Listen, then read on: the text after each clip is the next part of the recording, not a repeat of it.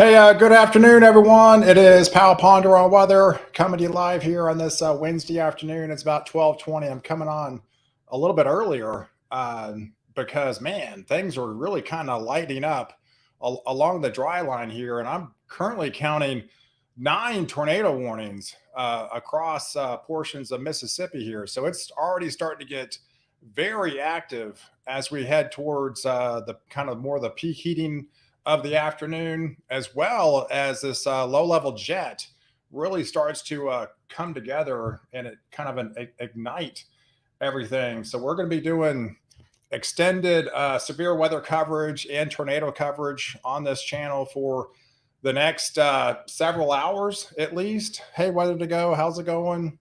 Good afternoon, everyone. So let's really kind of delve into the details. I mean, we've got numerous tornado warnings happening right now as this dry line and this low level jet really starts to get cranking in the heat of the afternoon. But right now we've got like I mentioned 9 tornado warnings out here across portions of Mississippi. So let me kind of catch you up to date on all these warnings that are over the portions of the state right now. So there's as of 12:17, a severe thunderstorm was capable of producing a tornado that was located near fields, moving east at 40 miles an hour. So it's a very dangerous storm. It will be near DeQuincy around 12:35. Things are starting to light up in a big way. So let's kind of extend the view and go a little bit further north and check out this tornado warning. Tornado warning for northwestern Brevard Parish and southwestern Louisiana. At 12:12, there was a severe thunderstorm that was located producing a tornado that was located near Bivens or Bon Weir, moving about east at 35 miles an hour. So definitely take cover and those locations. And like I mentioned, we just extend the view. We're just coming on board here and trying to play catch up with all these tornado warnings that are currently in place. At 12:14, there was another severe thunderstorm that was capable of producing a tornado over Leedsville, and that's moving east at 25 miles an hour. Locations in its path are going to be Fort Polk around 12:20, as well as Slagley at 12:35. How's it going, everyone? Hey, Stormy. Hey, John. Thanks for tuning in this afternoon. Hope everything, went all good at the doctor's. Excellent. That's always good to hear. So it looks like we've got multiple tornado warnings unfolding right now as we speak. This is a fairly new one that just got issued at 12:19. A severe thunderstorm was capable of producing another tornado that was located near 12 miles north of Montgomery or 14 miles northeast of Nacogdoches. And also locations in its path are going to be Clarence, Atlanta, as well as Grand Ecore. All those locations definitely need to take cover with this very dangerous supercell that's moving east at 55 miles an hour. All of these ones I'm finding right now, they're all radar indicated. I can't find one that's and again, I'm going through the list here. I'm sorry. I'm just kind of coming on board and playing catch up with the rest of you. But as I can see, most of them have all been kind of radar indicated tornadoes at the moment. But this squall line is definitely getting a lot more active. There was another tornado producing thunderstorm over portions 11 miles southwest of Jonesboro, moving east at 55 miles an hour. Another dangerous storm that's going to be impacting areas into Chestnut, into Saline, into Chatham, as well as into Dotson, as well as into Hodge here into over the next 20 minutes. So all those areas need to be in their safe shelter as well. And we can just continue along that same boundary here at again 12:02, another severe thunderstorm that was capable of producing another tornado near Gibbsland or 20 miles southwest of Grambling. That's also another storm that's moving at 40 miles an hour. It should be near Grambling in about 10 minutes, about 12:35, as well as Ruston at 12:40 this afternoon. So, yeah, if we could put the radar in motion on these particular storms, they're mostly traveling east northeast as we get into the afternoon. But we have another storm near the Jonesboro area, a severe thunderstorm capable of producing a tornado that was located 11 miles southwest of Jonesboro. That's also moving east at 55 miles an hour. This looks like we could possibly have our first tornado here, potentially on the ground, as this is moving northeast. It's moving east at 55 miles an hour with this particular supercell as these are racing across. So find the one.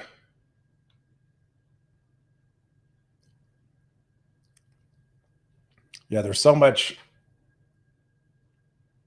happening all at once. It's hard to play catch up with all these tornado warnings that are happening right now. Hey, how many times have I experienced near death from a weather emergency? Nakadish. Okay, excellent, Lucy. I appreciate it. Thanks so much for the help. All right, so we go. Let's go a little bit further north. All right, so here's the one near Jonesboro. Let me see if we can see any rotation with this particular cell. All right, so just north of there. Yeah, it looks like there's possible rotation right here within this cell, moving east at 55 miles an hour. Here's the cone that this particular cell is going to be traveling over the next 20 minutes. So locations in its path are going to be the Jonesboro. Yes, that looks to be going right over the city of Jonesboro. So if you live in Jonesboro, you need to take shelter immediately with this dangerous cell that's on the ground right now, moving east at 55 miles an hour. Other locations in its path, it's going to be near the St. Rest, just close near the Vernon area. And as this continues moving off into the northeast, we'll have more areas into Mineral Springs. Let me give you a guesstimate around 12:54. So that gives you an idea of it could possibly be over Mineral Springs by the time we get into 12:54 time frame. That's in about 30 minutes or so from now. And this will just continue to eventually cross over Interstate 20 as we get towards the 1 o'clock time frame. But all these areas are extremely active right now as these continue to push off towards the east.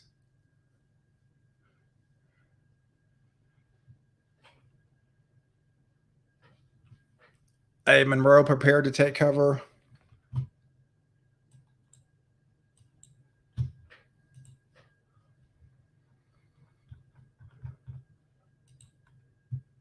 Yeah, I was going to come on a little bit earlier than I thought, but I had another engagement that was today. I didn't have on my calendar, so I was just getting back from that. But yeah, so we currently have 9 tornado warnings at the moment as this very active line. You have 1, 2, 3, 4, 5, 6, 7, 8, 9, 10. 10, actually 10 now, 10 tornado warnings in and around Mississippi here. So this is a very, very dangerous system as this has continued to race across into, it looks like they just extended, they have another tornado watch that just extended. That includes portions. This was as of 15 minutes ago. And you can actually see it here if we expand the view. So they just continued this tornado watch, extended it into portions of Memphis, does include the Jonesboro area, into Jackson, as well as down here into Columbus and Greenville, all the way down here into Alexandria and to Pine Bluff here. That's extending into the 8 o'clock time frame as these continue to race off to the east. You can see several tornadoes within this possible line. That's going to be the main threat with these systems. Very kind of like a wall of wind of anywhere from 70, 75 upwards to 80 mile per hour wind gust at times with these straight line winds. And then also you're going to have isolated tornadoes that are going to be popping up along this line as well. And some of those actually could be some of those EF2 or greater potential variety. And so that's the dangers of this setup, with those strong tornado potential, as well as that damaging squall line that's going to be racing across upwards to 50, 55 miles an hour at times to bring wind gusts of 60, 70, and some of the higher bow segments of 80 miles an hour. So an 80 mile per hour straight line wind gust can just do just as much damage as an EF0 tornado. So this is a very dangerous setup to be over, and this is all hitting towards kind of the peak heating of the afternoon. So you have a lot of the dynamics are really starting to come together now with this low level jet that we've been talking about that's really racing across into the upper levels, moving southwest, and then you have the low level shear moving south southeast. So you have that spin once it gets higher up in the atmosphere, and that's what causes the atmosphere to rotate on itself into the afternoon hours, and that's what's causing this dangerous setup unfolding as we speak, with multiple tornado warnings unfolding right now. All right, so tornado sirens are going off in Ruston, Louisiana, with an approach of a tornado warned squall line. So Ruston's a little bit further south. Hey, Stormy. Hey, 72 tomorrow in New York City.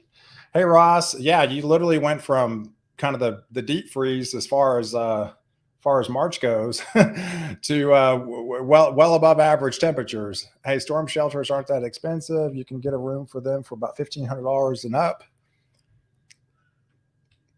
Hey, Snowies. Hey, yeah, thanks for hitting the like button and share this video too.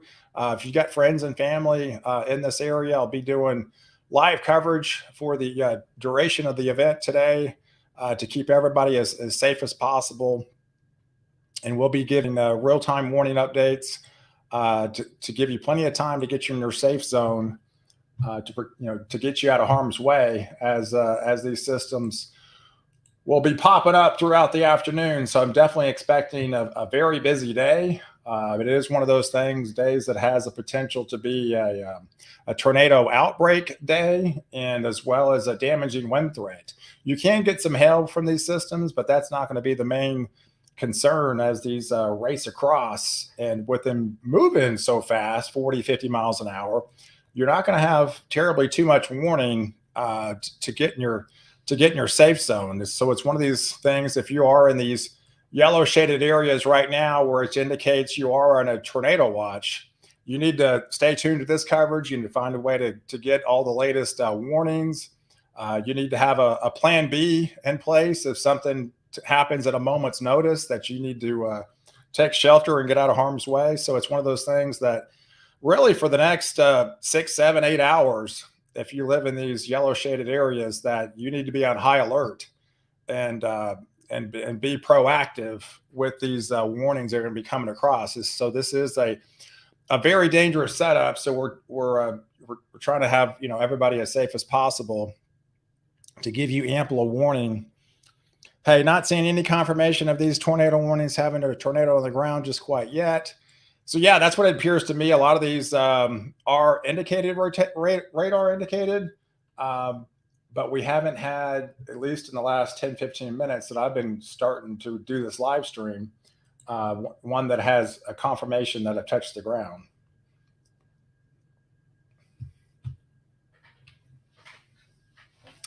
Yeah, so thanks so much for everybody hitting the like button and sharing this stream. Also, all the super chats that are coming in, and and ways to donate. So this obviously helps out the live streams and helps supports this channel in a big way. So I greatly appreciate it. Yeah, it took me years to save up for a storm shelter, but when I did, I got one. I used it several times in the last 10 years. Yeah, I think more and more people nowadays are getting the storm shelters. These storms seem to be a little bit more prevalent, and they just like it for peace of mind. If they don't have a basement, I know a lot more people have them nowadays than ever before, and it's always good to have. And once you get it, you'll never regret it. And there's several times that you'll need to utilize it and take advantage of it to get out of harm's way. And if you don't have it, then that just obviously increases the risk of potentially something happening. All right, so these mainly these storms are going to be moving northeast trajectory across Mississippi as well as Louisiana here. So hey, multiple power outages just west of Alexandria here, Louisiana. Number over 1,000.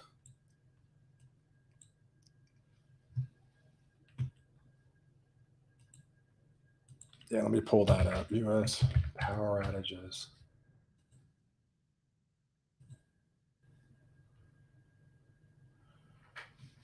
Yeah, I see that. I got okay. Right now, Louisiana has 30,000 residents without power.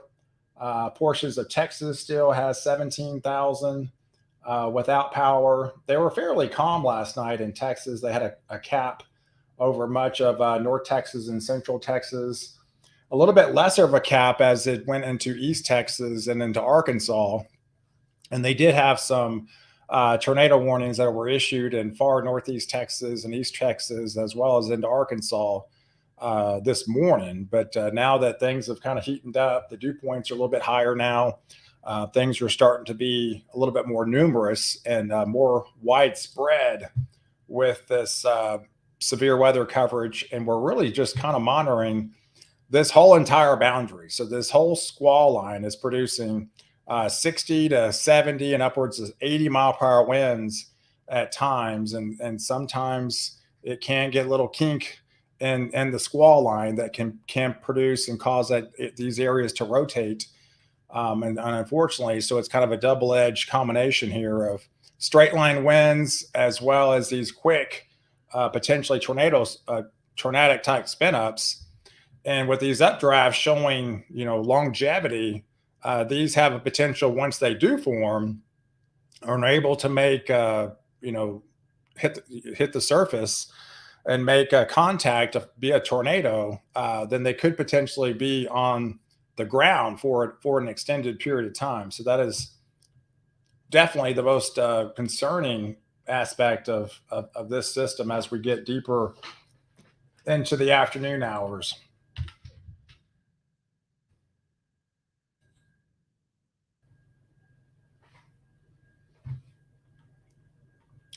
But yeah, I mean, the latest update from the Storm Prediction Center, they really haven't changed it over the last 24 hours. They pretty much have the entire state of Mississippi under a moderate risk, as well as a good chunk of Louisiana and going into Alabama here, as well as western parts of Tennessee and southern Illinois. Kind of that whole area. That's the most favored zone of seeing the greatest potential of these tornadoes of damaging winds, and those tornadoes, and some of those could be on the stronger side as we get deeper in the afternoon.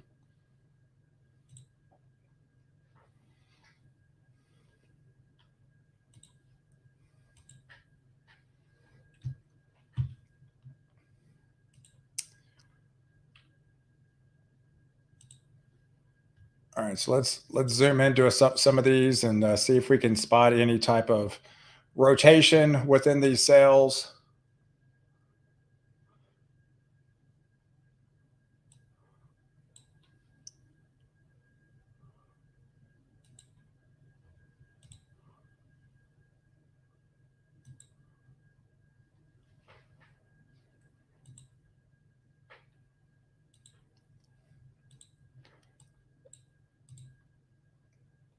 Yeah, you always want to look for like the mix of colors. Like this is zone right here, and that's coming out of Jonesboro. That was that circulation that was over Jonesboro. You always be concerned when they have these little kind of greens and reds kind of mixed together. That's typically the area of the greatest concern where it could be rotating, and that's the area that's moving northeast.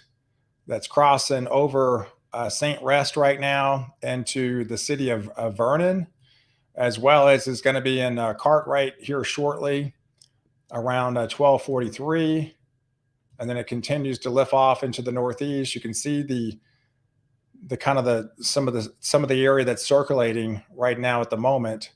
That's literally just crossed the city of Vernon here and into this afternoon. So it's 12:41.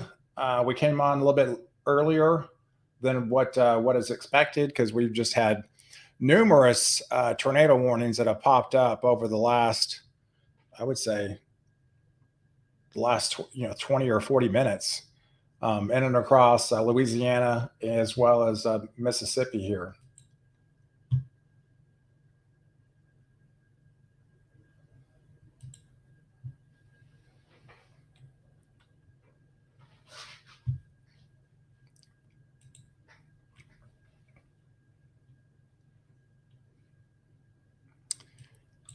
So we'll watch this area rotation as this continues to lift off into the northeast. You can see it just crossed the city of Vernon, and it's actually going to be over the city of Cartwright here shortly in the next couple of minutes. And that's the same rotation that's lifting off, going to be over Frosttown as well as into Point by your 105 time frame in about 20 minutes time frame. Hey, 7 injuries reported in Springdale, Arkansas tornado earlier today. No deaths being reported. Every time we have freaky winds here in New Mexico, crazy weather downstream. Yeah, so I mean, we had, hey John, that low level jet pretty much went over portions of New Mexico.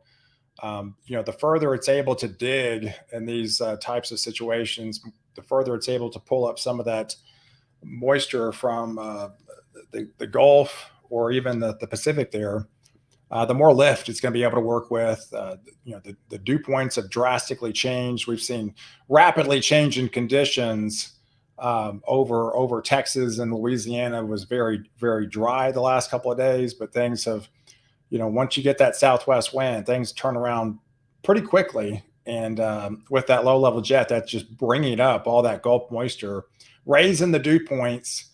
And now you're talking dew points and closer into the mid 60s to the upper 60s arena, and that's just adding the extra fuel to the fire for these storms. Hey, Ghost, how's it going, buddy? Thanks for watching. Hey, the other day when the tornado sirens went off, I had to go to a bathroom. I don't have a shelter. Yeah, you do the best you can. I mean, to get to the most interior portions of the house, particularly it could be a bathroom or it could be a closet for most people on the lowest level of your house. I know for me, I can pick one. I can pick the bathroom, or I can pick the closet and the living room area. Those are your two safest points in my house that we can go to get out of harm's way.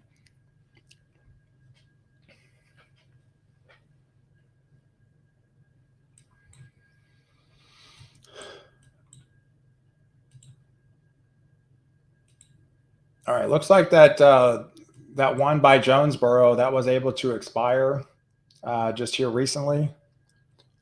So that was actually showing some rotation earlier, and they actually ended up letting that expire just in the last couple of minutes. But yeah, here's last count. Let's see, 1, 2, 3, 4, 5, 6, 7, 8, 9, 10. So right now there's currently 10. There's 10 tornado warnings currently right now as we speak. Yeah, so they let that one in Jonesboro expire, but they just extended it a little bit further. So at Going to 115, there was a tornado producing tornado was located near Jonesboro, moving northeast at 50 miles an hour. Locations in its path are many rural areas that consider Jackson into South Central Union, as well as Lincoln parishes, all the way down to Calhoun areas. All those areas needed to take cover. That particular cell looks to be the most likely to possibly produce the tornado. Yes, there is a lot of warnings happening right now. I don't have any children. I live in Fort Worth, but to my knowledge, they're all radar indicated at the moment. There is, let's see, there's one particular circulation. That's also another circulation near Winfield, moving east at 55 miles an hour. That's also another radar indicated tornado within this line that's moving across east at 55 miles an hour.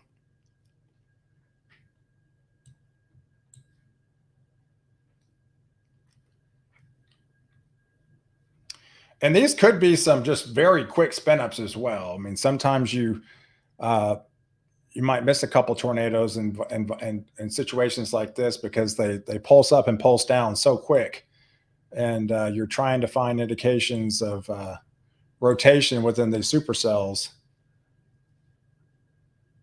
And a lot of these get kind of stacked up on top of each other, but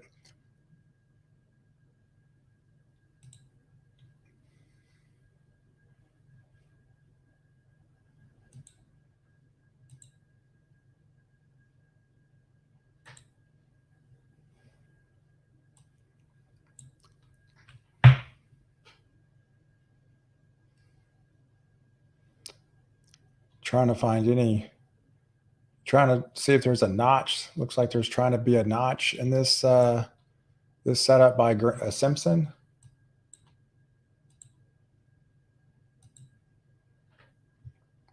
At 1240, there was a severe thunderstorm capable of producing a tornado near LeCamp, or 7 miles east of Slagley, moving east at 35 miles an hour. Tornado warning is for west central Rapids Parish and central Louisiana, and northeastern Vernon Parish and west central Louisiana.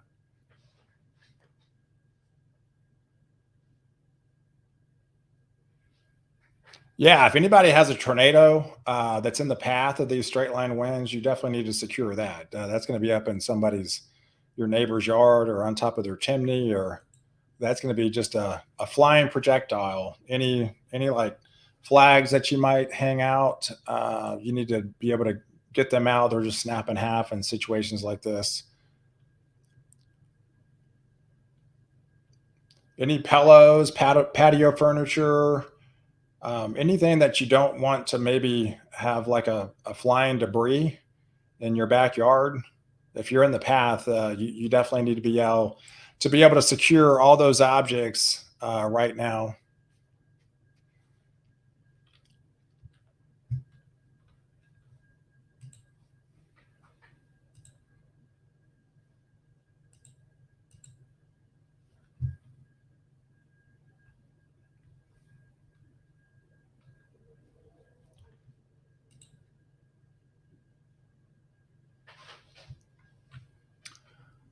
All right, looks like there's a new tornado warning that just got issued between now and 1 o'clock. It's for Atlanta, Louisiana, until 1 o'clock. Another radar indicated tornado. The radar is rotating, has some pea-sized hail associated with that particular cell.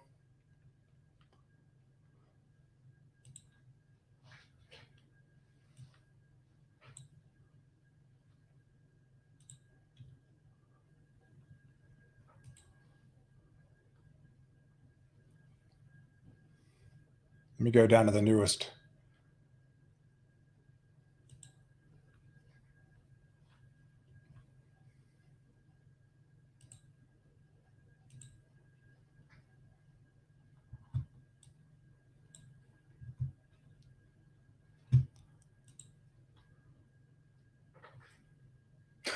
It's hard to pronounce all these parishes. Yes, I always get an education trying to pronounce everything. I'll do the best I can.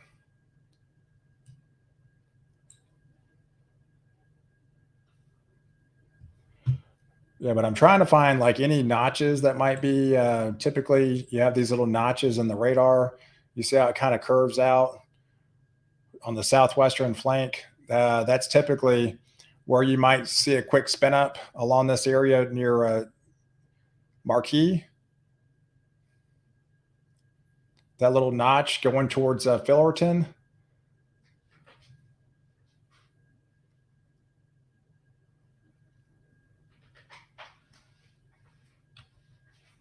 I just called my folks and Louisiana. Storm is past them now. Excellent. Cravens, Fullerton around 1 o'clock.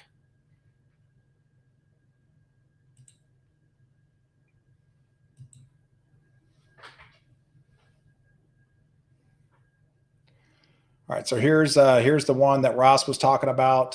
Severe thunderstorm capable of producing a tornado that was located near Rose Pine, moving east at 30 miles an hour.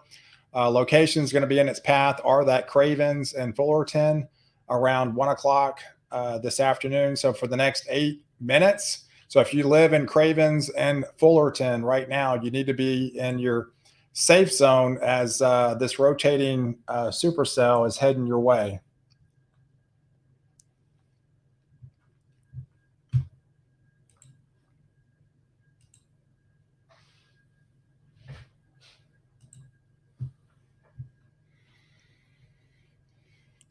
Hey, now is not a good time to parasail or fly a kite. Absolutely not. Protect the head can be a killer. Yeah, if you have a helmet, I mean, if you got, as well as going into in the tornado shelter, it's always a good idea, especially like on today's like today, where these storms can be even stronger than say of an EF2 type variety. That you need to have a helmet. You need to be able to charge your phones as much as possible, and have a helmet in place along with going in your safe zone.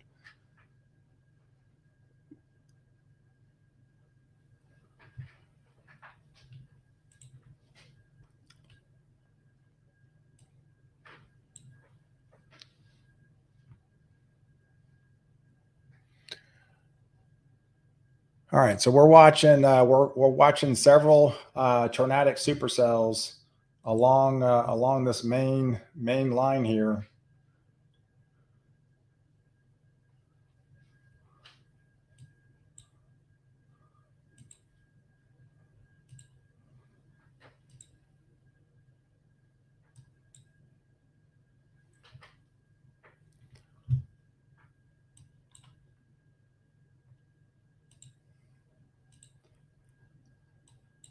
I'm trying to find one that's been confirmed. I haven't. Have y'all seen a confirmed tornado yet? Everything I've seen was radar indicated tornado. It definitely showed signs of circulation on some of these, but hey, bicycle helmet is better than nothing. Yeah, I mean, if you have a bicycle helmet, that's typically, if you got a hard hat, that's even great.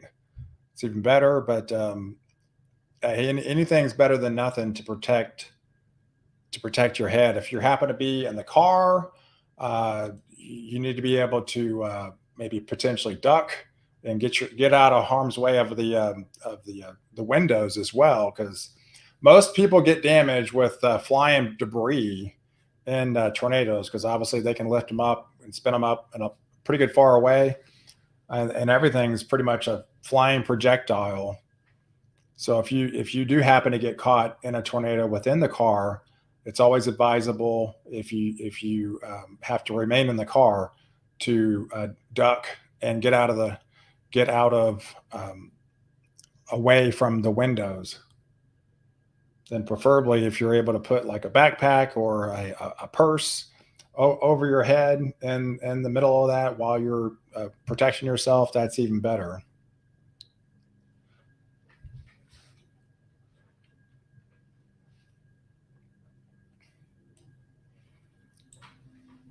I know one person mentioned a garage, and even though there's no windows in a garage is a terrible place to be within a tornado. That's typically the garage door is one of the first things it takes out, and once the garage door is gone, then obviously you get wind trapped up in there, and it's a little bit easier then to be able to do more damage and cause to potentially the roof to be lifted off of your house. So it's a combination, but yeah, definitely the garage is not a good place to be in unless you're able to get in your storm shelter underneath the slab there.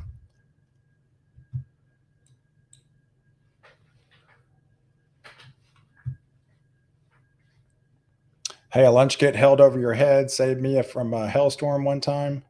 Yeah, I remember when I was talking to my wife one time, and she was within a big hailstorm. Best thing she could do is, um, close the sunroof and put the purse over her head. That particular event was just a big hailstorm. It wasn't tornadic storm, but it's always scary when you can see the hail blow out the windows with the cars in front of you.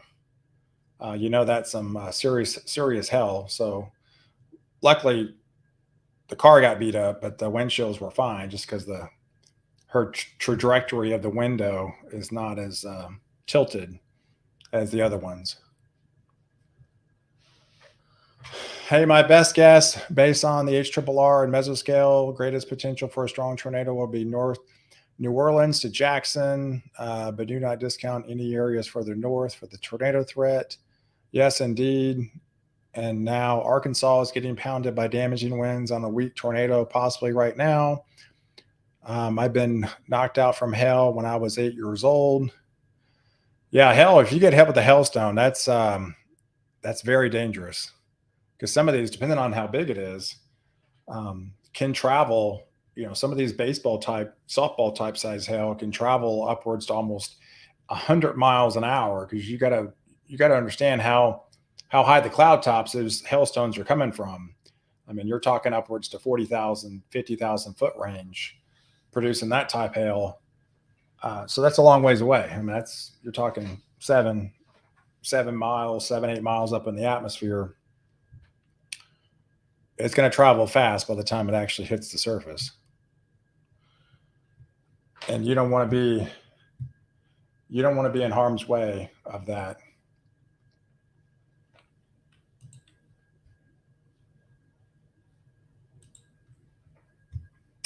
All right, so we have another new tornado warning that just got indicated, radar indicated. Areas include West Monroe, Louisiana, Claiborne, Louisiana, Sterling, Louisiana until 1:45.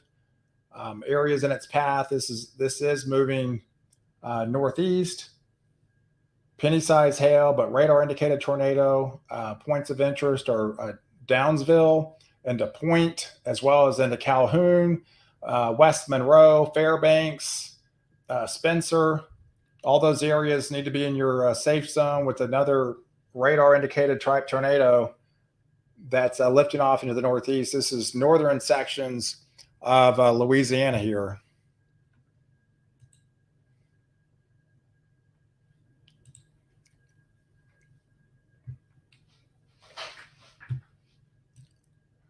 All right, so it looks like we have another area of rotation that's right here near Frosttown. This is the same circulation that went through Jonesboro earlier, if I'm not mistaken. It still shows it's somewhat intact here.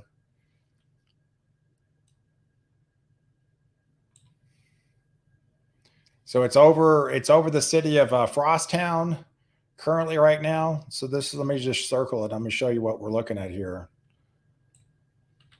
So this is an area of circulation that we're looking at near Frosttown, heading towards the Turles area, and these are all moving northeast.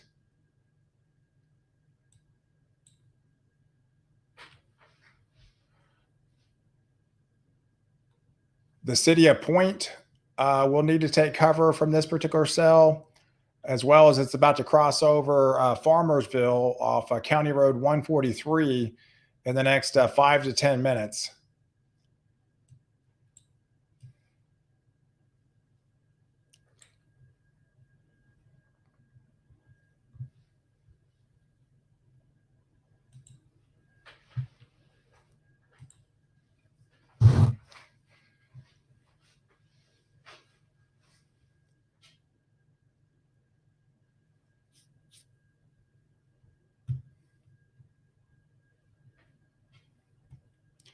Yeah, so what we're just watching is this leading edge. If we have any, say, kinks out ahead of it, just kind of like these little bow segments, kind of little curly cues. We're trying to find any kind of notches in this leading edge that might show indications of rotation.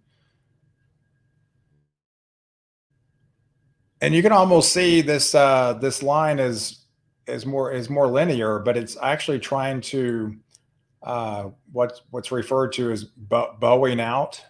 You can see it's almost trying to make a little bit of a turn here.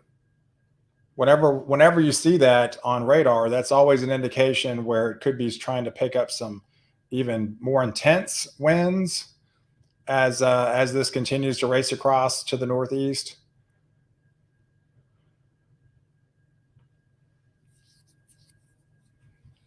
Hey, Ross.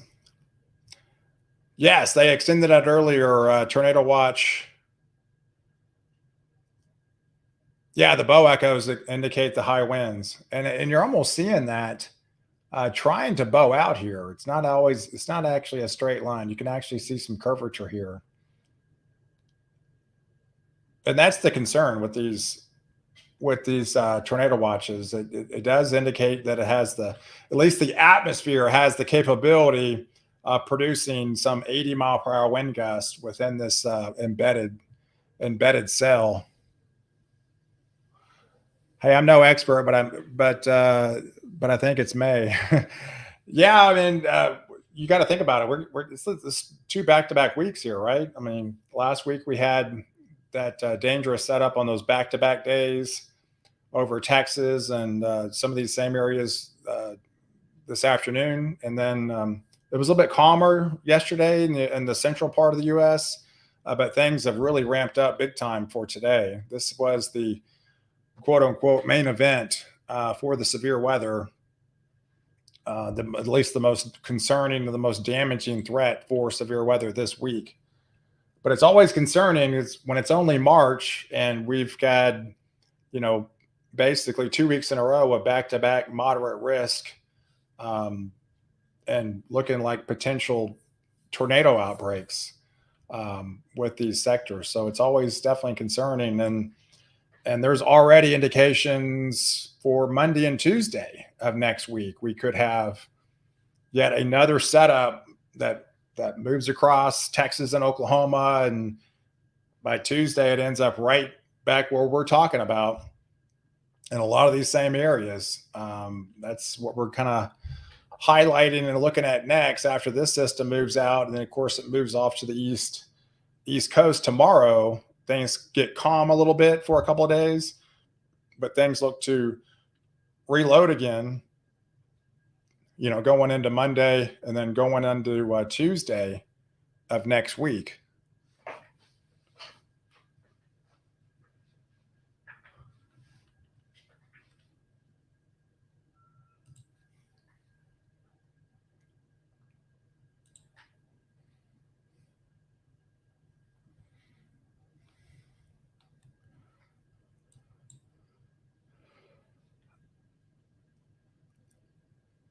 All right, so we're watching this embedded line here. It's got numerous areas along this line that's showing radar indicated rotation with anywhere along these lines. Hey, I've lived in Northeast Oklahoma for 53 years.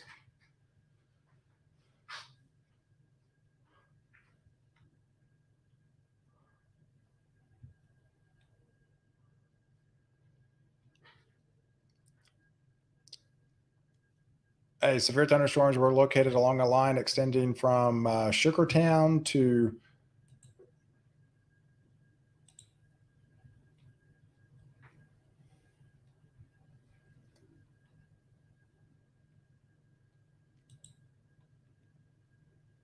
All right. So again, it looks like this area near Tellurus that came out of Frosttown. This area has been showing a history of producing some circulation into Mossie's Bluff area.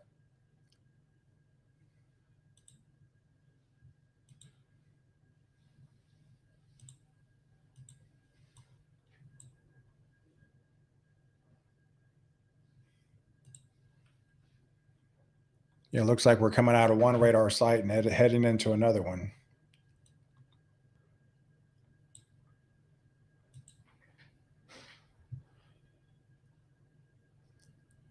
Yeah, but this is the area of interest that has some rotation with it near Terrellus and Point, near Rocky Branch here, heading towards that country road 143. It looks like it could potentially be in Linville here in the next 10 minutes, following along the same path around into Linville. Hey, I've lived in tornado threats my whole life. Memphis, next couple of hours. Prepare, please. Yeah, so this is all kind of heading up to the northeast. So Memphis is one of those areas that's on kind of the outskirts of these systems, but you can see the trajectory of these cells with these blue dots. This is all heading towards the Memphis, Tennessee area, eventually getting into probably a couple hours from now. You probably still have a couple hours before it hits your area, but definitely it looks to be an active afternoon as you kind of head towards getting towards your rush hour time frame, 4 or 5 o'clock in the afternoon. Things look to be a lot more active up in your neck of the woods. Oh, sorry, I was I think I zoomed in too much.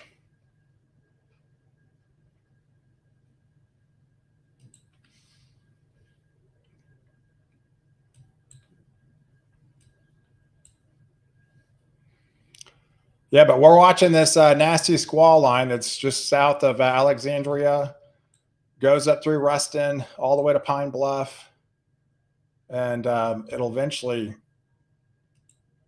head in towards the Memphis area.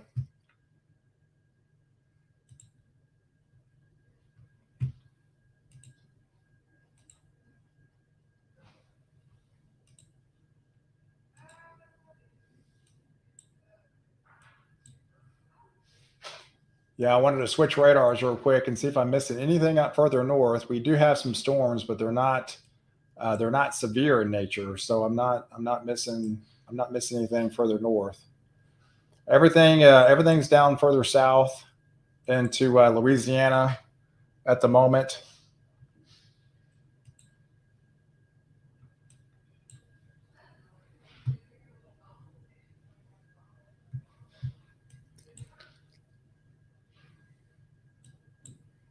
Looks like things have kind of calmed down a little bit. We're down to 3 warnings at 12:54. Severe thunderstorm capable of producing a tornado that was located 12 miles east of Ruston, moving northeast at 45 miles an hour. Claiborne around 110. That's essentially right now with this another radar indicated tornado. Hey, Michael. Thanks, buddy.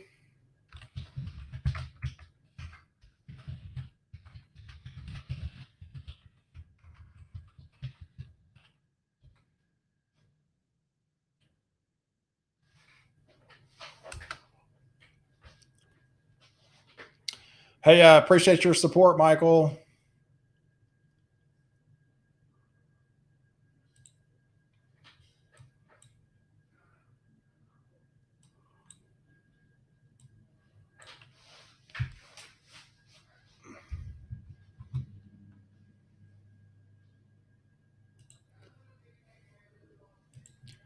All right, the one on the southern flank looks like it's about to expire in the next 5 minutes.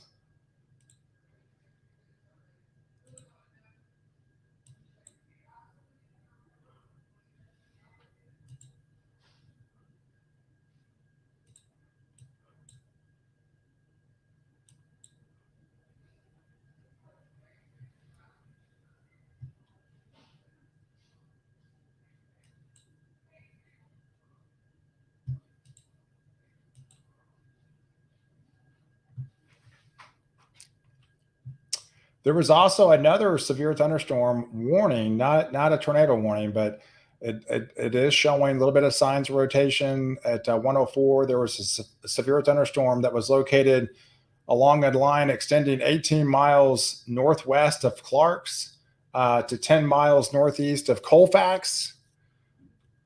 And as well as this one's moving near Boyce, moving east at 50 miles an hour.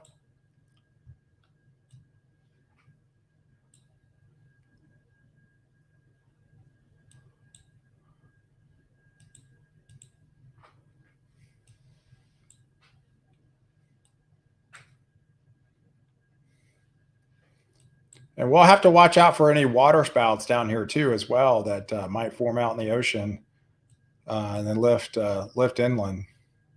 That's always a concern as well. So we'll have to watch this southern flank now that there's storms getting back out here in the Gulf of Mexico. We'll watch it. We'll have to watch these if they're able to spin up and come inland along the shores here.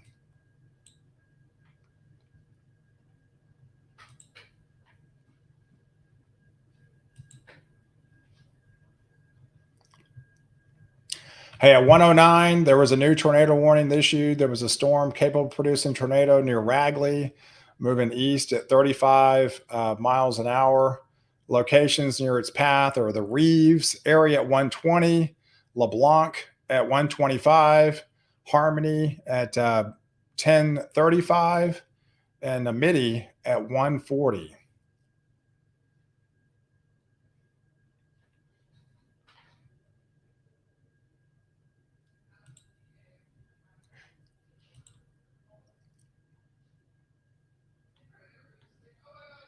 And it's all along the leading edge. It's right here where it kind of has that little about like C-shaped type activity. It's this area right here that's showing the rotation within the cell.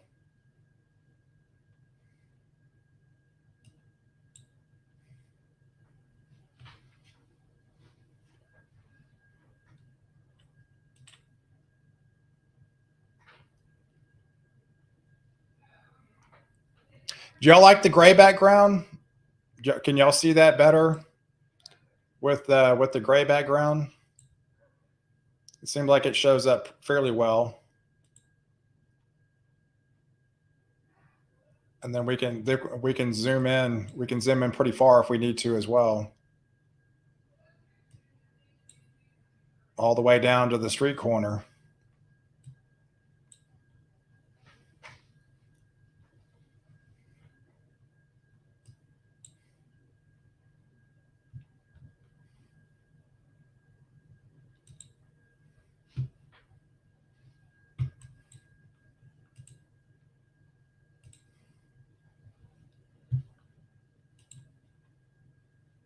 All right, let me get the this is the latest tornado warning they just issued. Up here towards at 107, there was another severe thunderstorm capable of producing another tornado 8 miles northwest of Claiborne, moving northeast at 45 miles an hour. Locations in its path are Claiborne into Sterlington, as well as Drew into Fairbanks, Perryville. Hey, Tammy. Yes, definitely hit the like button. That always tells YouTube that, you're interested, sharing, it's activity.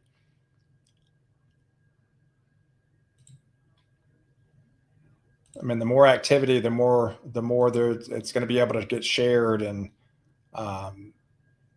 in that way, more people can actually view it, and more people can get the coverage that they need.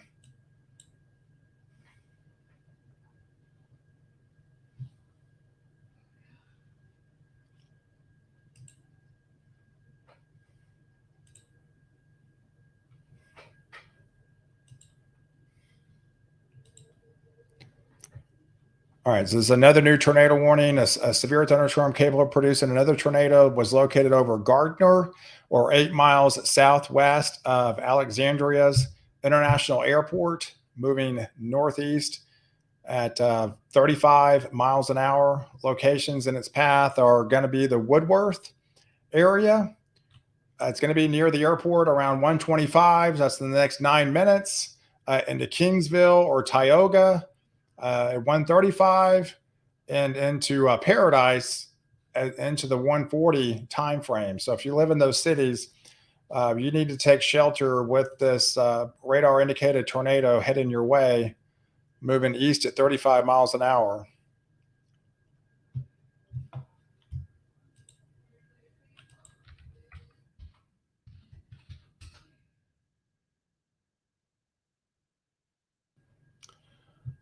Yeah, but thanks for coming on this afternoon and watching some of the live coverage. I plan on being here for an extended period of time. We got a pretty big event today.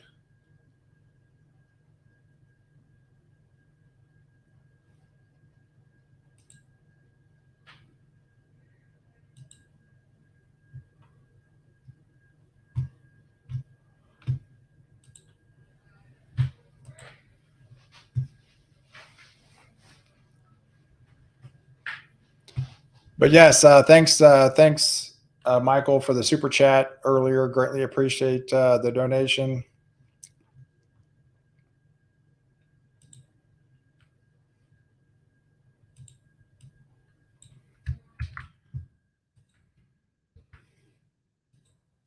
Yeah, and if you want to follow me on Twitter as well, I'll give you my Twitter handle. I'm going to be retweeting a lot of the warnings and watches that's unfolding, as well as any storm pictures that might be out there of any damage, any potential sightings of tornadoes. So you can click on that link that's on my Twitter page. So if you have Twitter, you can go on there and follow me. I'm retweeting all these watches and warnings as they come out, so you can get a visual, as well as any type of potential tornadoes or sightings or ground spotters, hail reports, wind damage reports. So as these come in, I'll be sharing as much as I can.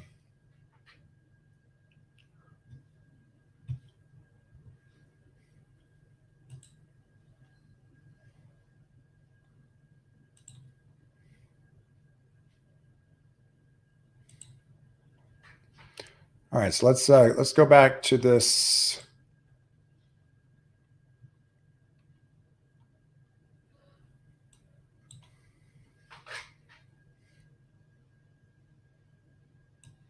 All right, so it looks like we might have some rotation with this storm near Alexandria, right here near south of Highway 28.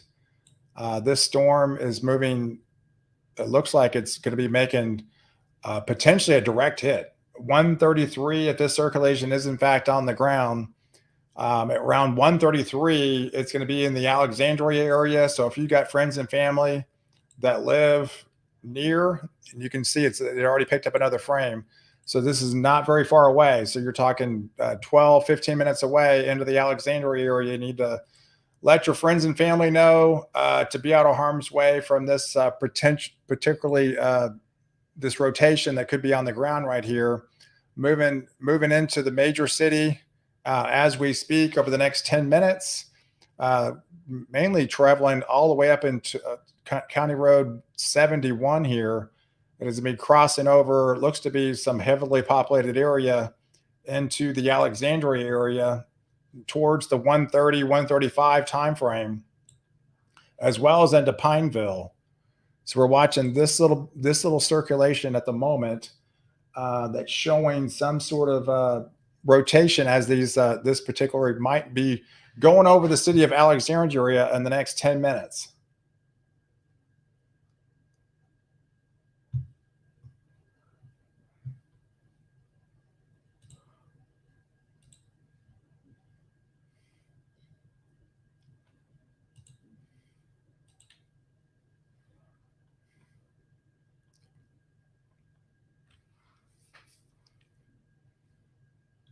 Hey, there used to be an Air Force base in Alexandria. My husband was stationed there.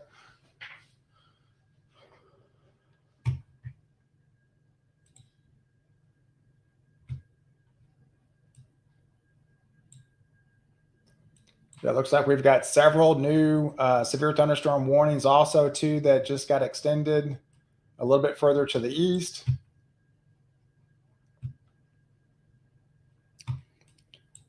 But right now we're watching this particular storm that's coming out of, this is around Highway 28 here, heading right towards the city of Alexandria with this area circulation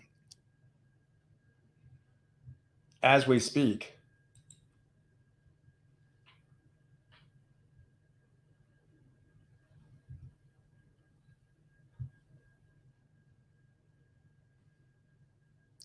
And this is the same one that's going to be going right over the airport here in the next 4 minutes.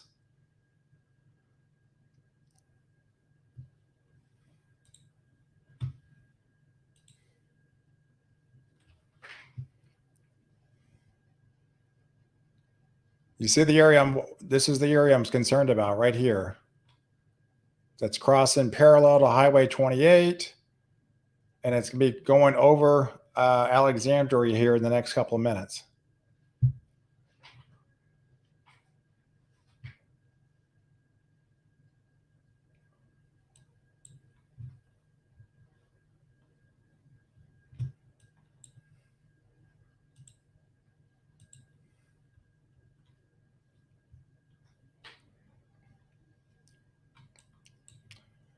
All right, let me go further south now. This is another brand new tornado warning that just got issued a couple of minutes ago at 1:18. There was a severe thunderstorm capable of producing a tornado that was located over Reeves, moving east at 40 miles an hour, LeBlanc at 125, Harmony at 130, Mitty at 135, Oberlin at 150. Those are locations in the path from this particular cell.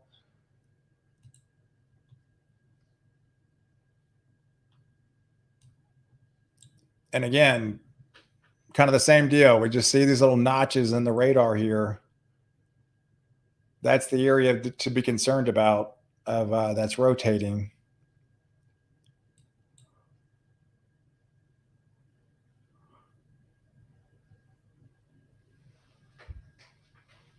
Hey, Kay. Hey, it feels like I barely got a winter break.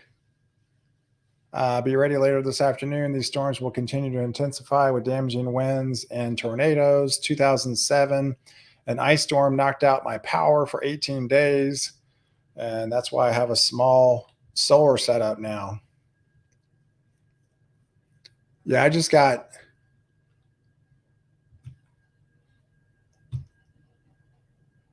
solar put on my house. It's still got to come connected.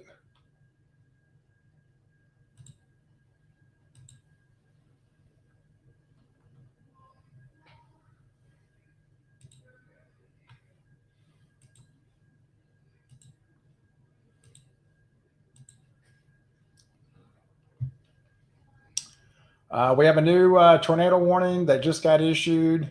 Another radar indicated tornado for Bastrop, Louisiana, Wilmot, Arkansas, and Bonita, Louisiana until 2:15.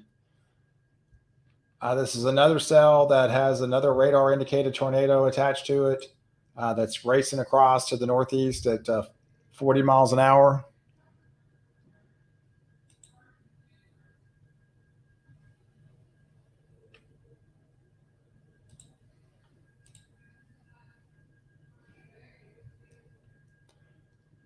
Yeah, it appeared to me when we were looking at soundings and a lot of the data earlier this morning, 3, 4, 5 o'clock. It seems to be there were a lot of PDS soundings this morning when I was looking at some of the data. 4 or 5 o'clock. So hopefully things don't get as bad as what some of the data showed by the afternoon. But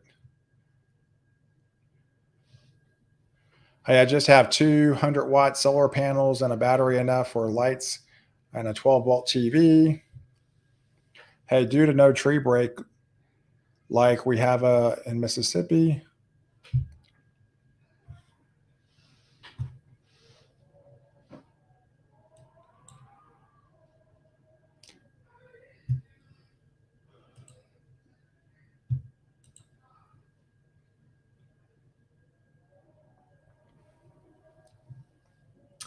All right, so a new severe thunderstorm warning until 1:15 or 1:45. That includes the Monroe, Louisiana, West Monroe, Louisiana, Claiborne, Louisiana, all the way through 1:45 as these storms continue to push off to the east northeast. I nailed a lot of these risk zones from the SPC this season. I was thinking they would upgrade to the higher risk, but supercells aren't as quite as a factor today as last week. Yeah, I'm kind of, they have such a huge area of moderate risk. I was thinking at least some part of it was probably going to go to higher risk, but once it gets to moderate, you're pretty much all in at that point, really watching that area. And any dynamics on a nowcast type with any type of sun coming out or clearing or the timing of the low level jet can all make a factor. But yeah, either way, I mean, it looks really active this afternoon. Texas weather can be unpredictable at times. A tornado spun up in Haltom City, and nothing was said about a tornado. It was a complete shock. And to Haltom City, yeah, some of those last night could be some straight line winds as well.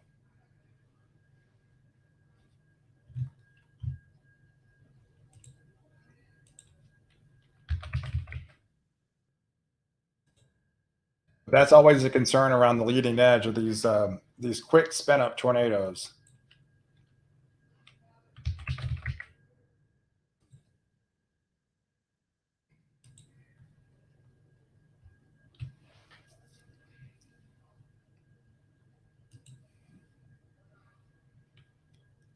Yeah, I'm just looking at the very preliminary storm reports right now. I'm just seeing a lot of wind reports, but these are very, very preliminary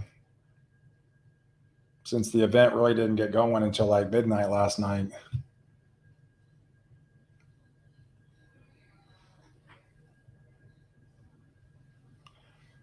One tornado reported in Missouri from last night's storms.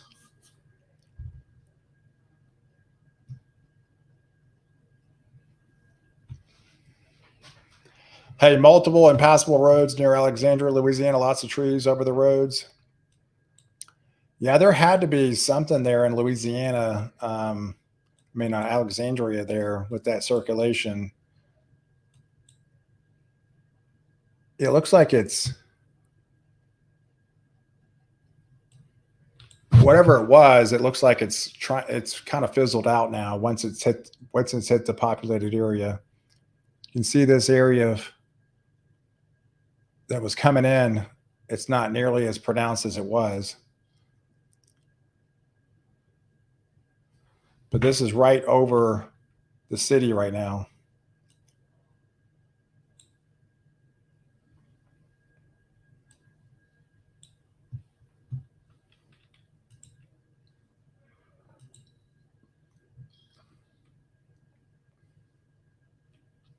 A new tornado warning that just got issued for Oberlin, Louisiana until 1:45. Another radar indicated tornado down there in central Louisiana.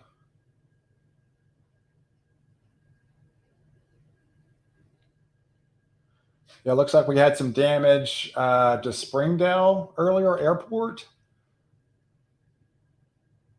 Yeah, no doubt a tornado was in the area. I'm looking at the correlation.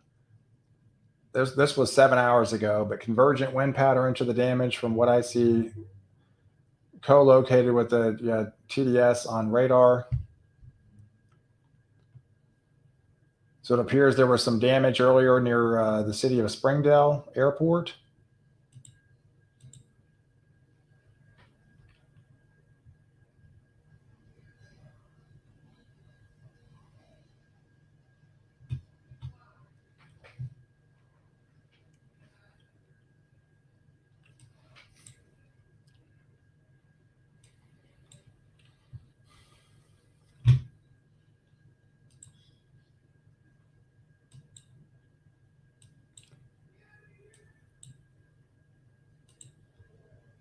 All right.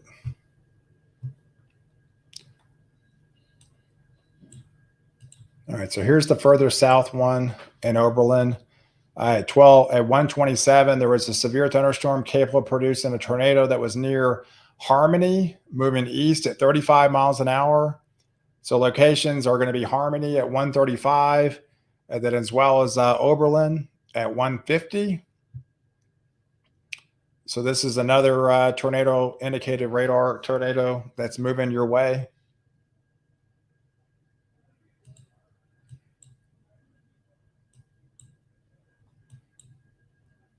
And we're seeing a lot of the same criteria, just these little notches that unfold out of the leading edge. That's what's triggering the tornado warnings. Whenever you see these little notches out in the leading edge of the front here.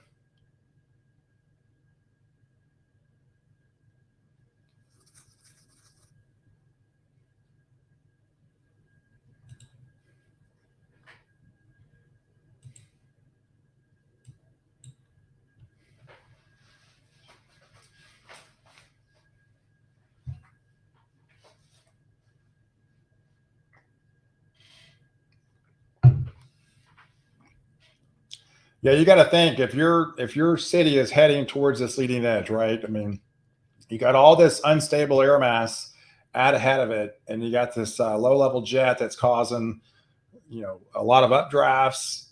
So right along that kind of the leading edge of the squall line, that's always the most dangerous within these cells. And if you have any storm that's able to maybe break away, kind of get separated from that particular cell, those are even more dangerous because those can be a little bit more discreet, and they don't have the squall line to work with, so they can actually form its own energy and actually even become more dangerous than the actual squall line itself. But yeah, you always have to watch storms that race out ahead of the main squall line as these are moving across into the afternoon hours.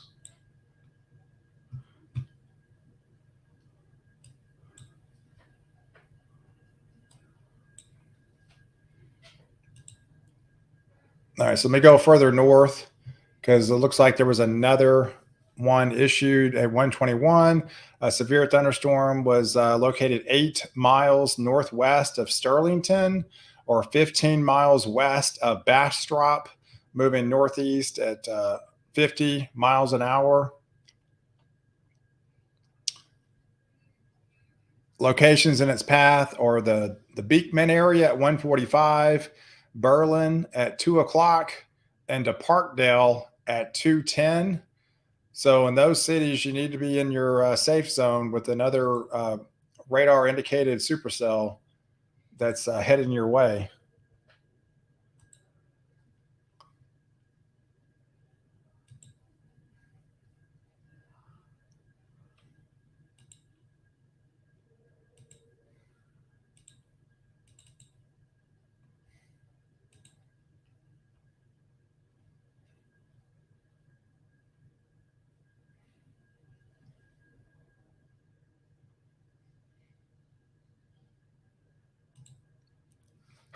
Hey, some of the Cape values in this line will be reaching 1,500 to 2,000.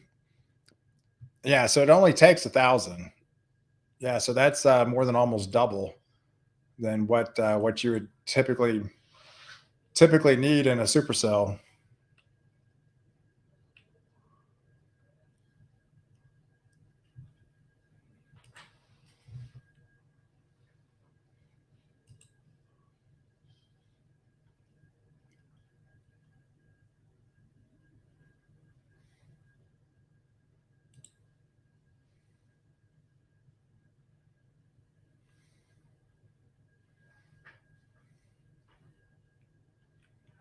It looks like we have another radar site down. All this intense wind chill will be more than enough to make up for some lack of instability on a day like today. Low level jet is kicking into it. Yeah, it looked like again the peak time was about 3, 4 o'clock, 3, 4, 5 o'clock. The low level jet was all going to be timing with the shear. That is by far the highest time frame of the most concerning weather. There's been numerous tornado warnings, but I feel as we get a couple more hours now, things are going to start turning back downhill in a big way.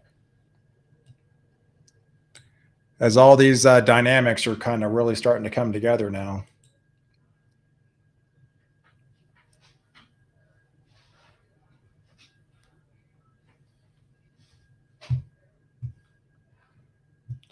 But currently, we've got 5 tornado warnings as we speak.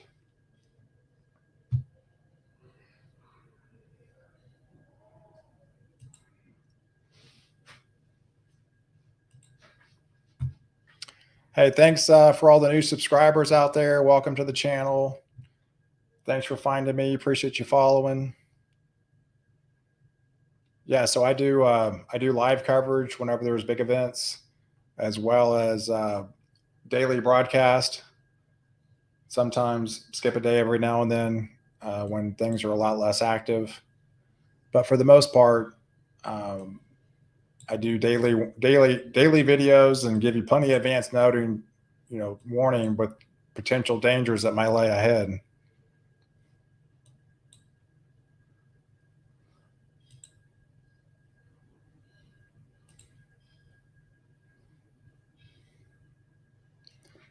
All right, so this new tornado warning at 1:33 was located 8 miles southwest of Richwood, or 10 miles south of Brownsville, moving northeast at 45 miles an hour. This goes on until 2:15. So for locations in its path are going to be the Monroe area at 1:40, the Richwood area at 1:45. So in those areas that you need to take shelter with this another radar indicated areas of rotation within this leading edge squall line here.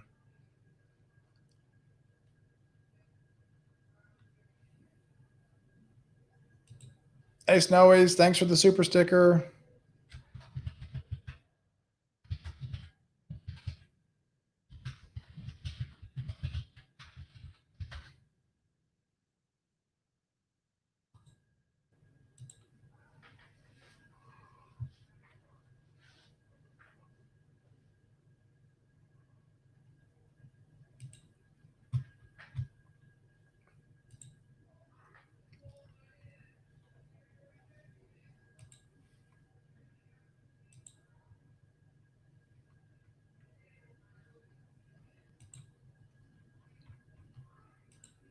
Okay, I see. I got some new followers on Twitter.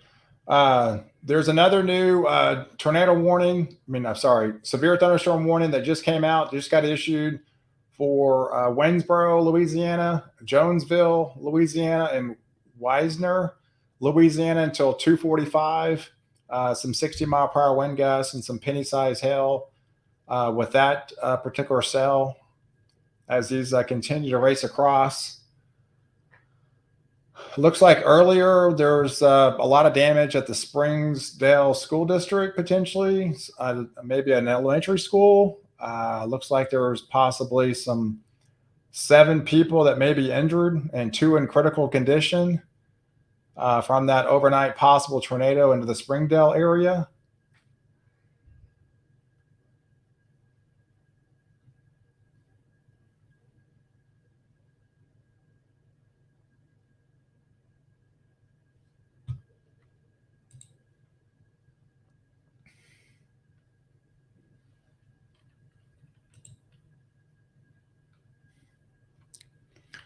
All right, so we got another tornado warning that includes Monroe, Louisiana at 1:33. That was the one I think I just read to you. That is showing some signs of rotation near the Richwood area.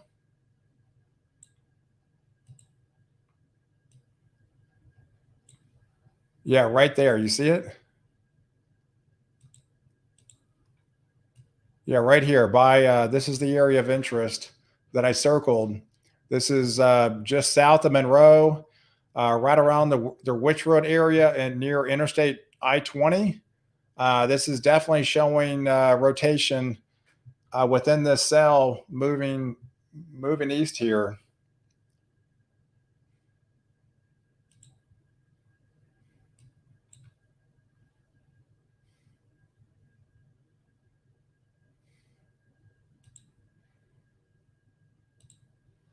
Okay.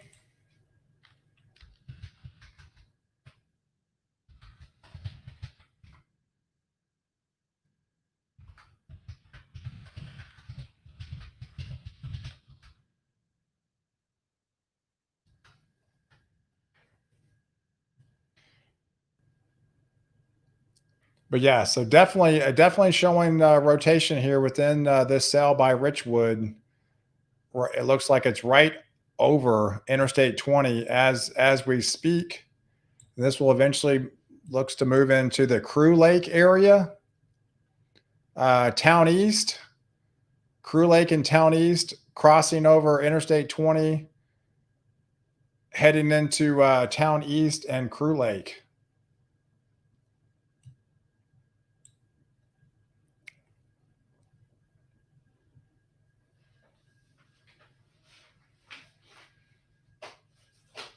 Hey, I saw an M class solar flare around 12:36. Really?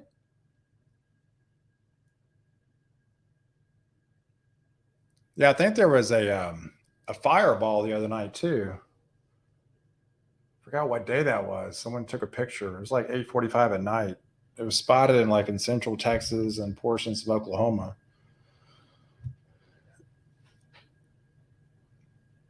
Yeah, we're spotting the circulation right now. This is heading towards the Crew Lake area. This is this is a dangerous supercell that's down here towards heading directly towards Crew Lake here with this circulation around Interstate 20, Town East into Crew Lake. Those areas need to take shelter immediately with this dangerous supercell.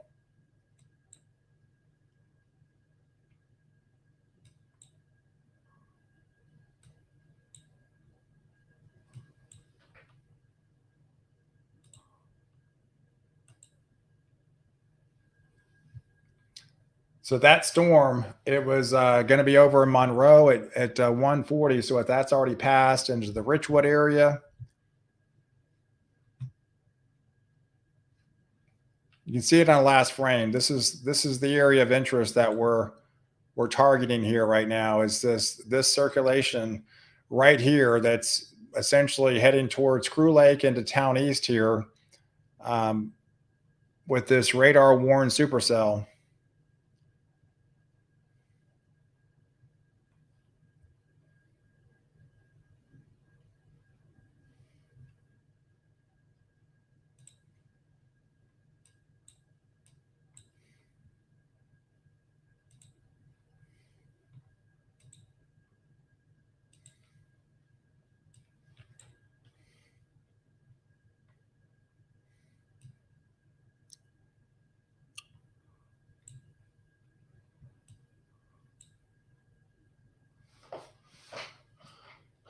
So yeah, so this whole circulation extends into the Mill Haven area now. It's crossing over Interstate 20 as we speak.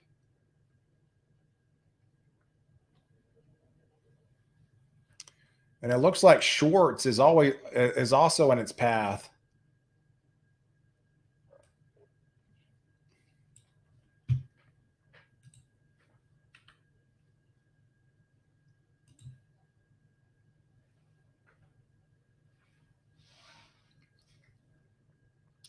Looks like we've got a new tornado watch that just got issued. I'll retweet it on my Twitter here for portions of Louisiana and the Mississippi until 9 o'clock.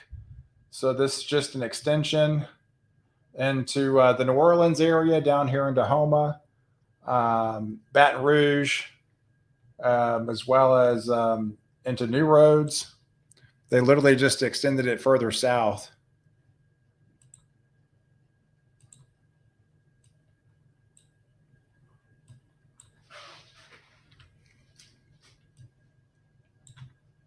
So this is the area that hasn't filled in yet. They just issued it like 30 seconds ago.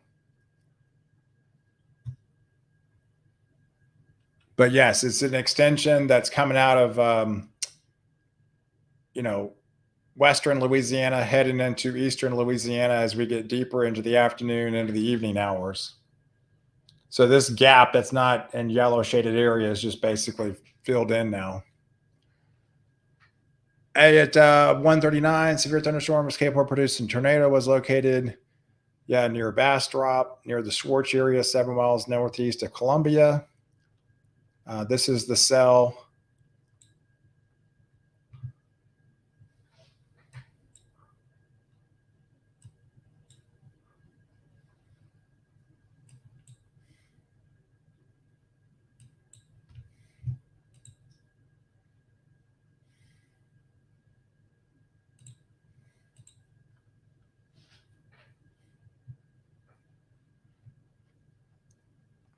All right, so now it appears that circulation is literally right there near Crew Lake.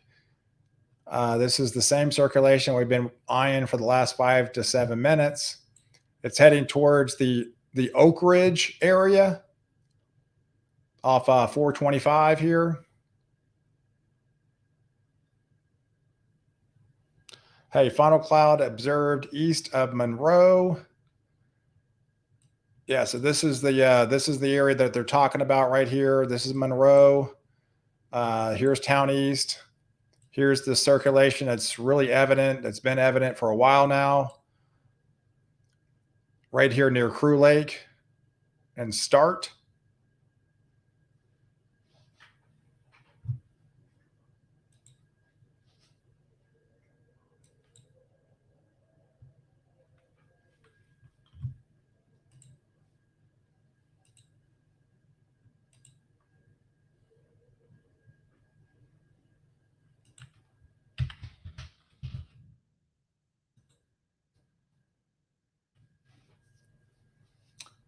We got a new tornado warning for Wilmot, Arkansas, Bonita, Louisiana, and Parkdale, Arkansas until 2:15. Another radar indicated tornado.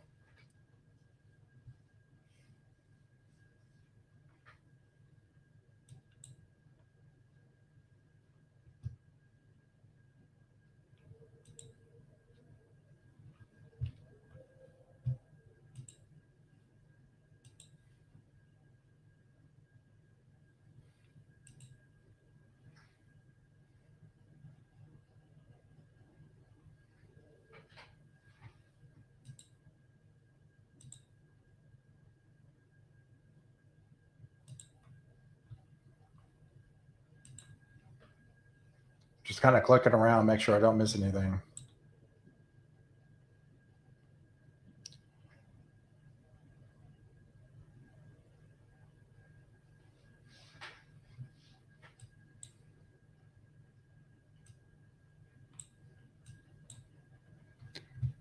Looks like they extended the one in Monroe. This is an extension of the one earlier. At 1:46, a severe thunderstorm capable of producing a tornado that was located along the line near North Crosset to 6 miles south of Galion, moving northeast at 55 miles an hour. Locations in its path are going to be your Jones area at 205, Wilmot at 210. So all those areas need to be in your safe zone with this cell racing across at 55 miles an hour. Hey, Tammy. Right here on Memphis, the Memphis and Memphis, Tennessee line.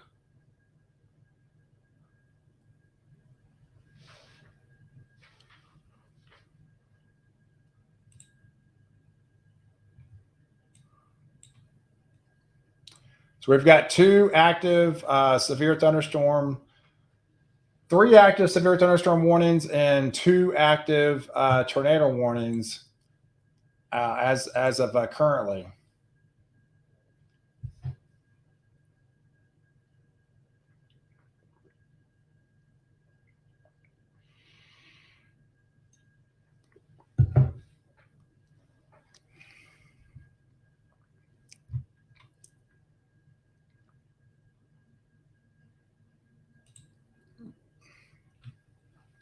Yeah, on nights like this, I didn't really get terribly too much sleep. I woke up about 1, was kind of like eyeing the radar over the stuff of, Oklahoma and Kansas last night into parts of Texas. So I was kind of off and on watching that. They didn't get terribly too out of hand. Um,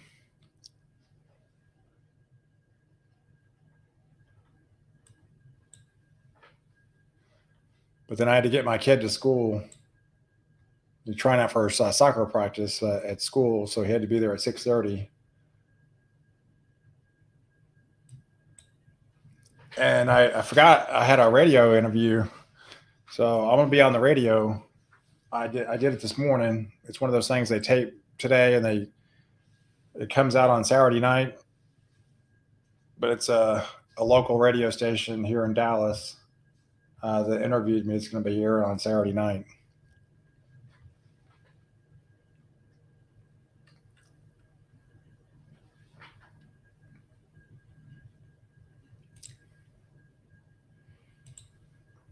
All right, so we have a brand new severe another tornado warning at 139 locations. I think this was Ross read out earlier, was extending from Bastrop to Swartz to 7 miles northwest of Columbia. That one's moving northeast at 55 miles an hour. Locations are going to be into the Goodwill area, into the Holly Ridge by 2:10 timeframe. Into Delhi as well as Warden around 2:20 from this particular cell that's racing northeast at 55 miles an hour.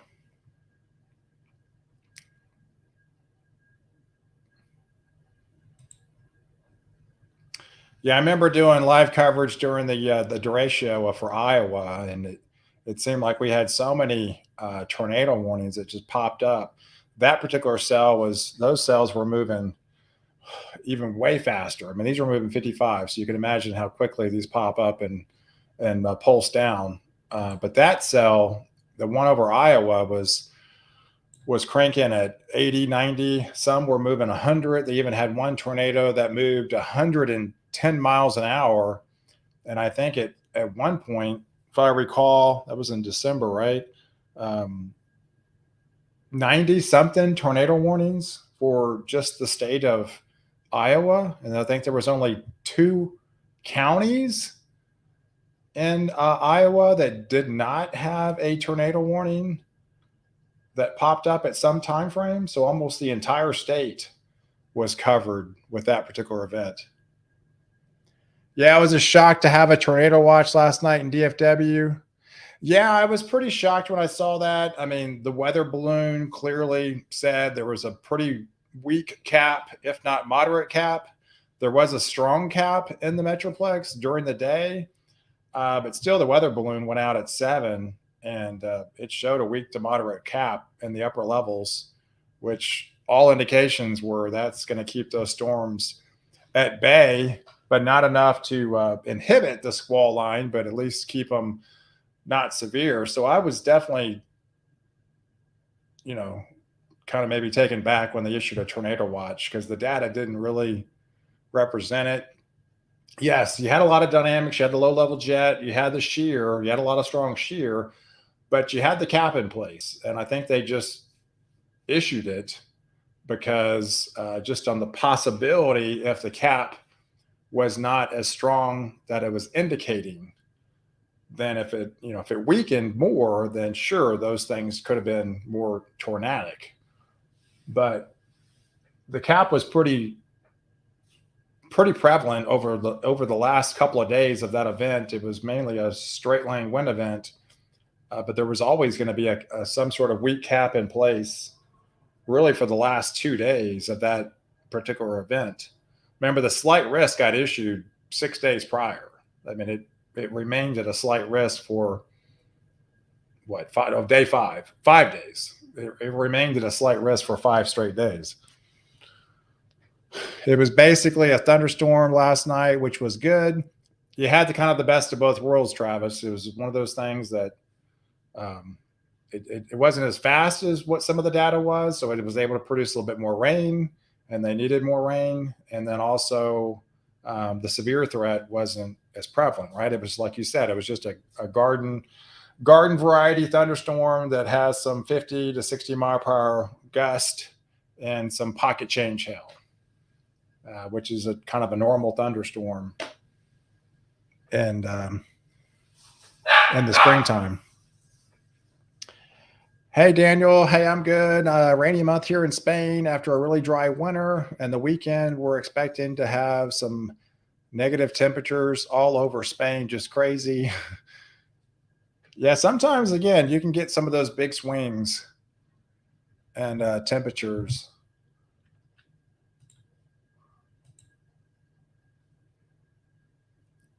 Yeah, so we have, yeah, looks like 56,000 people now without power in the state of Louisiana.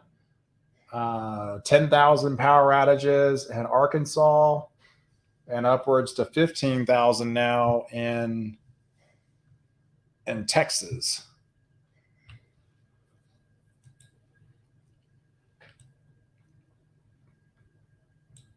Oh, you heard Sunny. Yes, you heard the pig. We had this thing called the, I guess it's called Bark Box. She gets like a little, well, both dogs do, really. It's this, I don't know, it's like this monthly service we can sign up for. And she gets a fresh plate of new toys. But there's like these little piggies in there that most of them she kind of tears up and chews out. But those pigs that they put in there are, yeah, she hadn't been able to tear into them. Hey, we are having a solar flare from the sun. That's why the weather is so bad everywhere. We are having a solar flare from the sun. Sunday was reminded everyone to hit that like button. Yeah, she'll probably come in here and pay a visit. I do have the door shut, so I was trying to keep her out of here.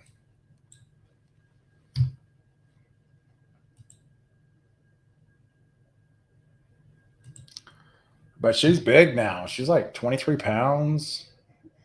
She's almost maxed out because it says she's about 27. 27 maxing out. Hey, a new tornado warning that just got issued as of 1 minute ago until 2:45. So this is a fairly big tornado warning that extends into Rayville and Delhi, as well as Start, Louisiana. That was that same system a little bit further south, as I recall, towards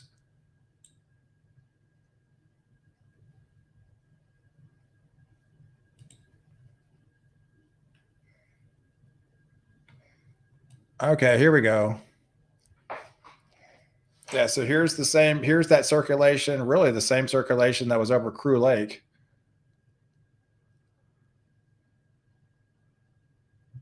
Yeah, so areas in its path or are the Rayville area. It looks like it's right over you at the moment. Oak Ridge and to Pioneer.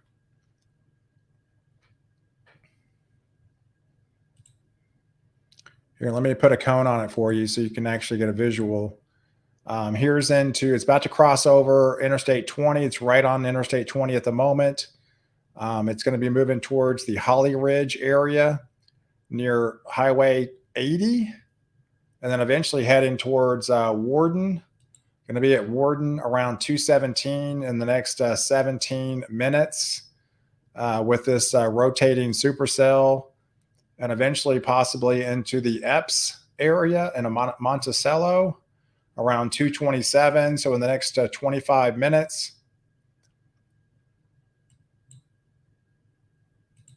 But yeah, you can almost see this cell is moving pretty quick at 52 miles an hour. The faster it's going to be moving, the more, I guess, closer it is with that low level jet. So I would imagine you're probably going to see some of these storms maybe increase in speed as the timing all comes together with these cells. So it just increases the danger factor even higher as we get into the afternoon. With the increased speed, you have less warning time. You have even potential higher updrafts with closer into the low level jet. So that is the concern over the next several hours as things are starting to come together here.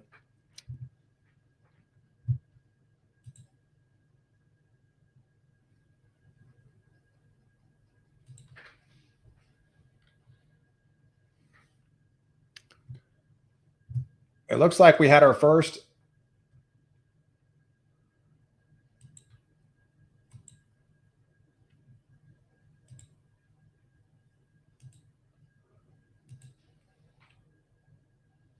Looks like we have our first observed tornado in Rayville.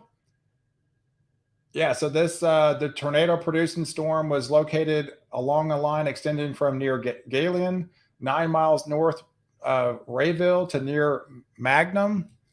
So this whole area right here is showing rotation, and it looks like we possibly have our first observed tornado that's on the ground right now. Tornadic storms will be near Goodwill and Holly Ridge at 2:10, Delhi at 2:15, and to Warden at around 2:20. From this damaging tornado, tornado warning remains in effect for Central and Morehouse, Richland, West Carroll, and northeastern Franklin parishes.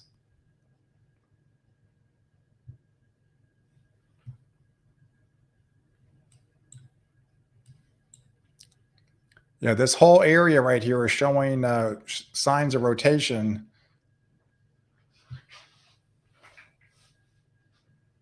Is it buffering too much, you're saying?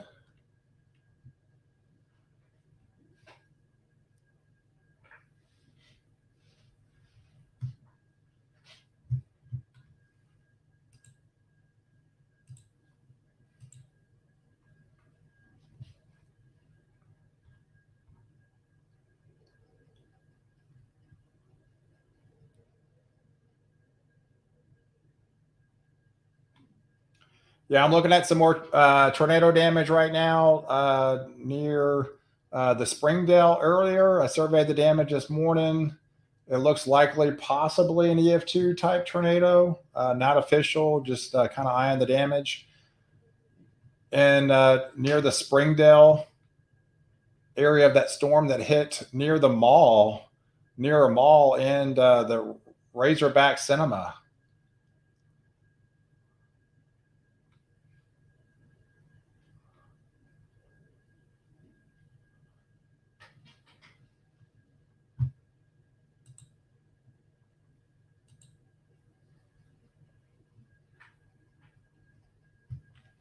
We have a new tornado warning that just got issued for Hayes, Bell City, Louisiana until 2:15. Another radar indicated tornado. But we're watching this observed tornado near Rayville. So if you live in the city of Rayville, it's basically right over you right now. It's heading towards the Delhi area into Epps. Another area that's of concern is into the Bear Skin, potentially the Oak Ridge, into the Forest area. These are all moving east. But this is the area of rotation that we're concerned about.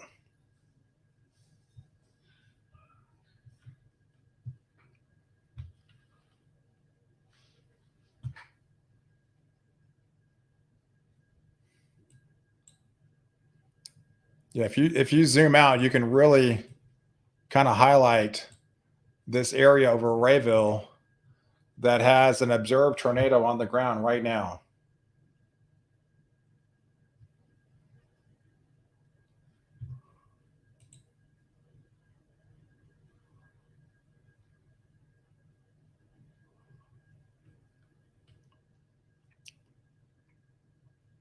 You can definitely see in the last couple of frames here, it's gotten more pronounced as these frames come in.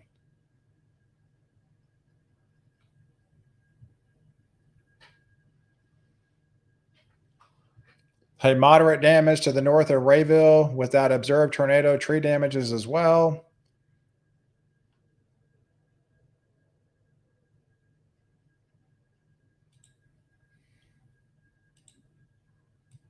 Yeah, it looks like the circulation is essentially right over north of Interstate 20, north of Interstate 80 here, in between County Road 80 and 134, heading towards the Holly Ridge area. This is the area that's showing rotation.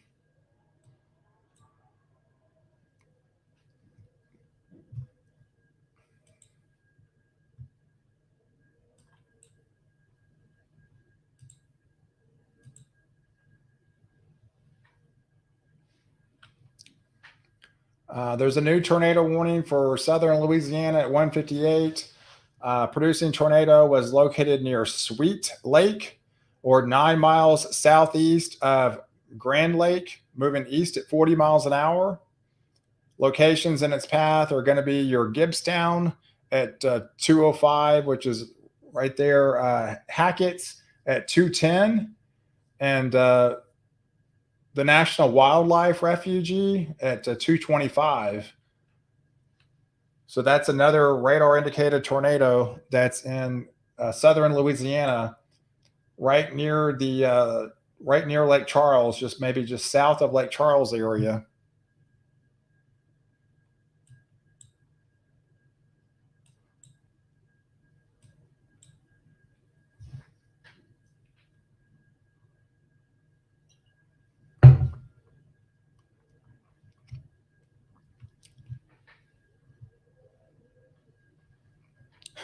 I can't keep up with all the streams. This is intense. Yeah, we knew it was going to be a busy day. Sometimes it's hard to track all these tornadoes if I'm trying to do all this by myself. So I'm doing the best I can, uh, tracking all these things for you.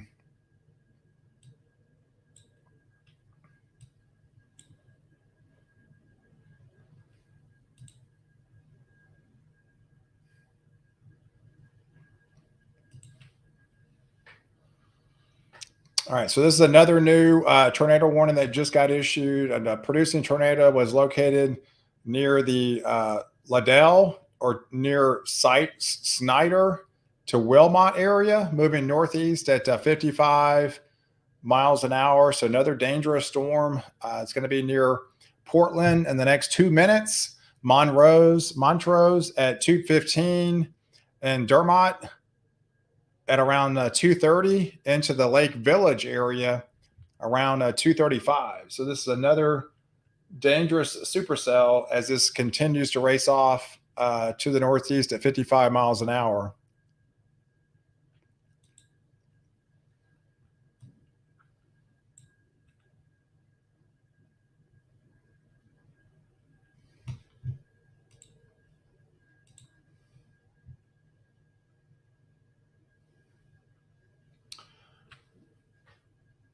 All right, so another brand new tornado warning located, it just issued for Delhi, Louisiana, and Epes. So this is that same system that was over Rayville, that just extended. So this tornado warning just extended.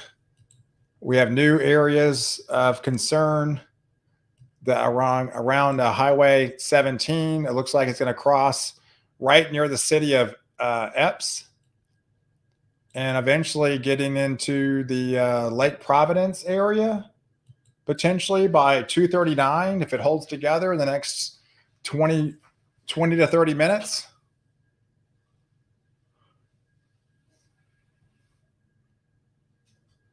Hey, I'm surprised I didn't issue a high risk this morning.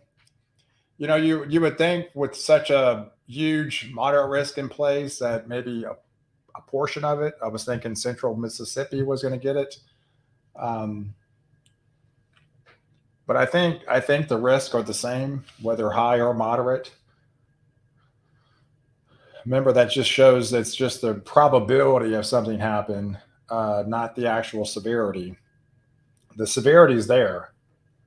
The certainty is there as well, just maybe not as pronounced as a high risk would warrant. My iPad and phone are less than 10%, but they are now charging actively. Awesome. Yeah, I've got my phone charging right now.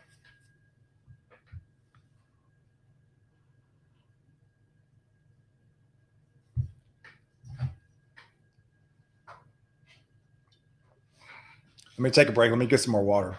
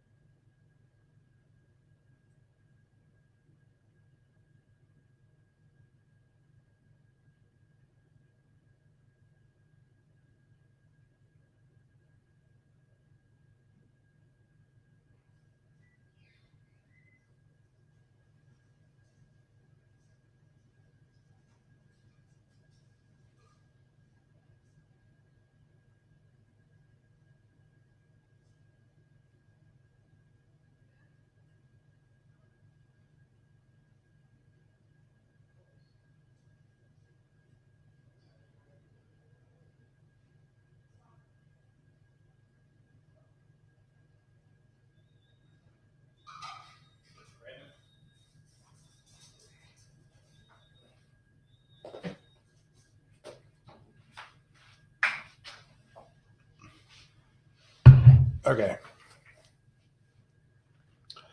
Filled up my water. Okay.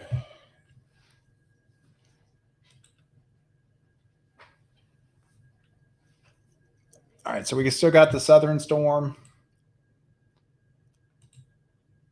So we've been watching that same storm come out of Rayville that has another tornado warning.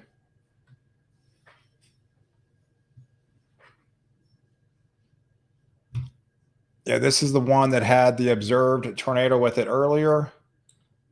That's still looking, that has the rotation with it, with those mixed colors. Still heading northeast. Going to be near the city of Darnell at 2:19. So in the next 5 minutes, into the city of Darnell.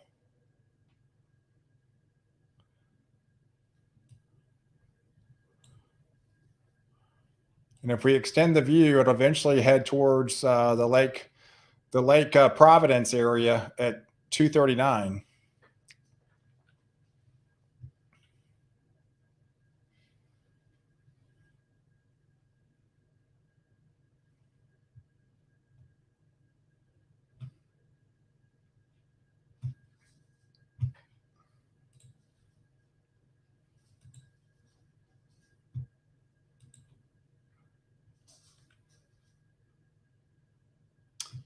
Yep. So that one got extended to the Lake Providence. That's the new tornado warning. That's the same system that's showing areas of rotation that just got extended. That includes the Lake Providence area in Louisiana, Eudora, and then as well as Rolling Forks, Mississippi until 3:15. Another radar indicated tornado that had an observed tornado. It's going to be impacting these areas. So it still has some circulation with it. And so we've been tracking the system for a while now as is coming out of Rayville. We had a confirmed report from a tornado. This did in fact touch down. We've had some damage. Looks like just north of Rayville here. And that circulation continues to extend into the Epps community and eventually get towards Pioneer into Darnell, Floyd area. And this is that same system that's been showing the circulation that they extended the tornado warning for.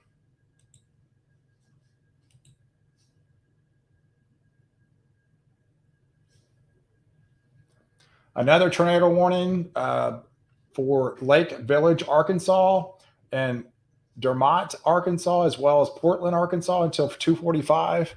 So for the next 30 minutes, we have new areas that have entered the tornado warning criteria.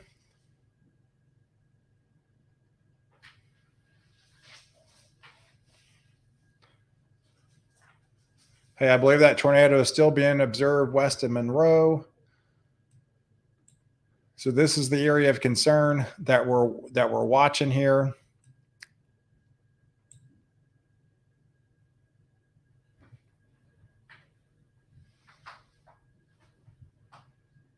Hey, Coca-Cola team here.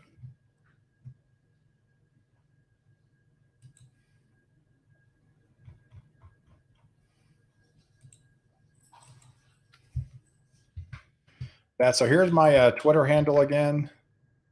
So for those that don't follow me on Twitter, you can certainly check me out there. I'm retweeting all the watches and warnings, as well as any storm damage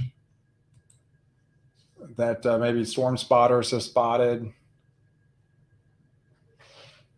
And by all means, if it's safe, I mean, if you've got, pictures, if you got some video, you can also tag me on Twitter as well, or you can send it to my Instagram. You can always email me. Here's my email.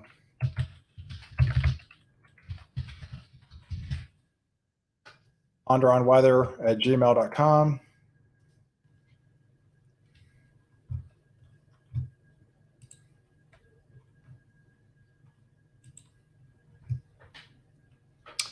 A new tornado warning issued for Hayes, Louisiana, Bell City, Louisiana, until 2:30. So for another 12 minutes.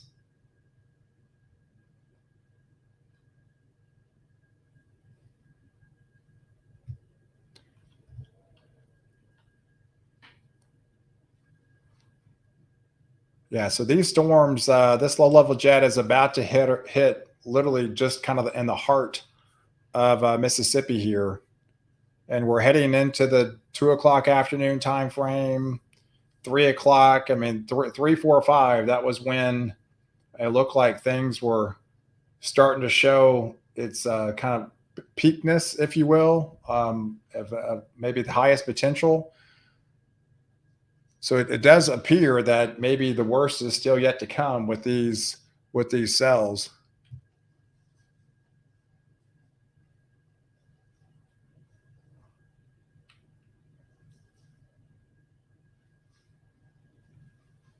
Hey, I mentioned you the last time you did a live stream, Roy. Maybe I'll have a retweet later.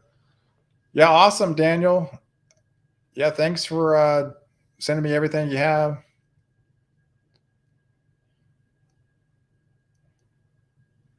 And I appreciate you tuning in here. Terrible damage being reported in northwestern Arkansas.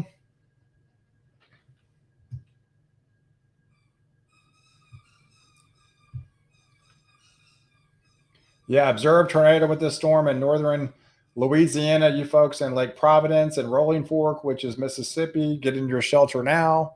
So this is that same system that's coming out of Monroe that's heading towards the Lake Providence area, and this is the circulation that they're talking about right here near County Road 17. And there's heading over the Oak Grove and the Forest area.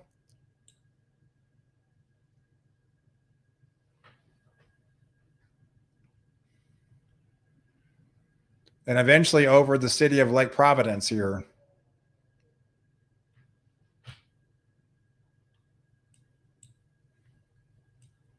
All right, so here's the circulation right here. So if we can circle this, this is definitely the area of interest. It has possibly that observed tornado into County Road 588. There's County Road 2. And if we zoom out, there's the city of Pioneer. This is the area of concern that's showing the area of rotation right now. So it could very well possibly be that tornado that's on the ground. Locations in its path are Forest into Fiskey, Oak Grove, into Chickasaw areas as this dangerous supercell continues to lift off into the northeast.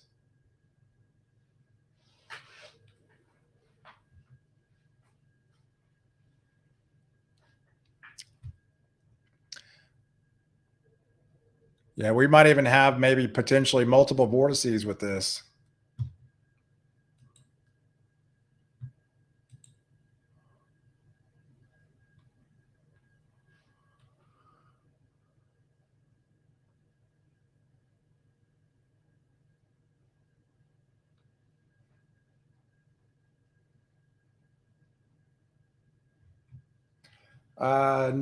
North National Weather Service in Tulsa, our survey team has found damage, EF2 category within the Springdale damage pass. Survey continues, but this tornado was rated at least an EF2. So we're getting confirmation from the National Weather Service that we did in fact have a EF2 tornado earlier that did a lot of damage towards some, so it looks like a mall, a cinema, and maybe an elementary school there.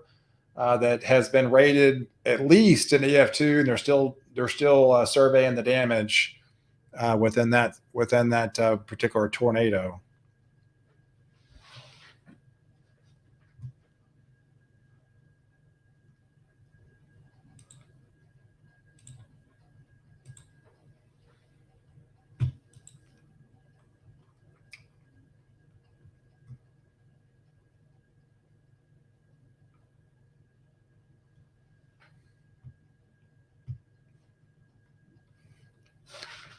All right, so we're watching this main line start to light up now. We've got 1, 2, 3, 4. Looks like we have 5 separate tornado warnings currently right now along the squall line that's extending all the way towards south of Alexandria here.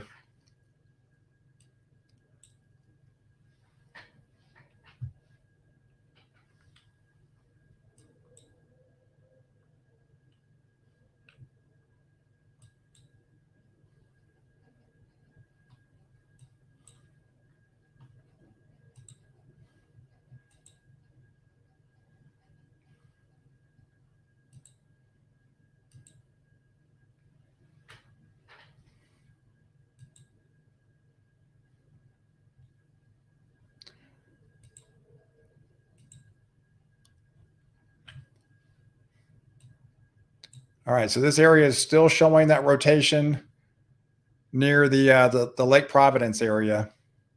Hey, my cats are around 11 and 12 years old. Yeah, Springdale preliminary EF2.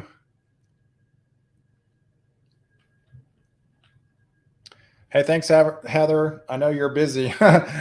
You're on multiple channels right now, so I know it's definitely a busy day for you.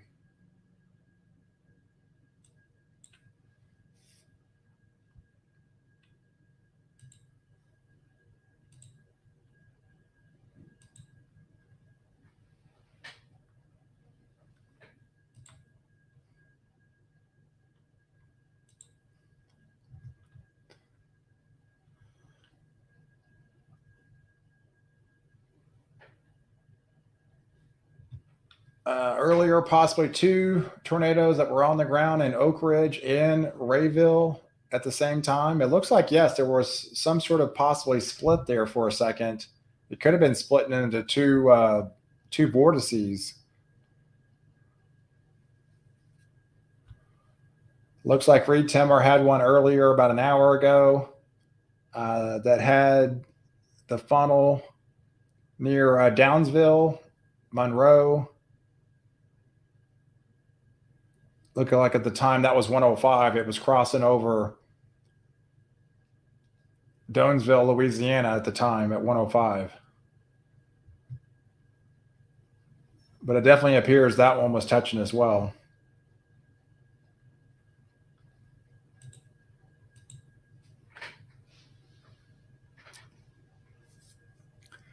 Hey, how long will you be going live? Hey, Jake. Well, it's been 2 hours now. I mean, it's a really active day. So, and it looks like my son's soccer practice got canceled because it did rain a lot here last night. So I think the field's all muddy. So that got canceled at 6. They're all at school right now. But yeah, I plan on being here for I mean, at least 4 or 5 more hours into the evening hours. Is anyone buffering? Yeah, I don't know. It looks like it's the same. I'm not seeing any problems on my end.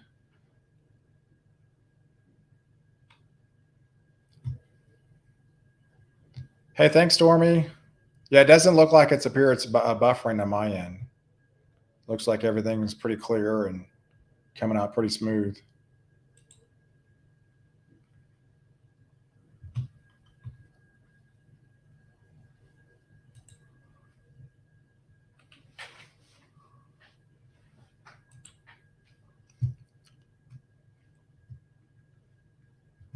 All good. Okay, cool. All right, so yes, we're definitely concerned about that one cell that continues to show rotations near the Lake Providence area. That's had a history of an observed tornado.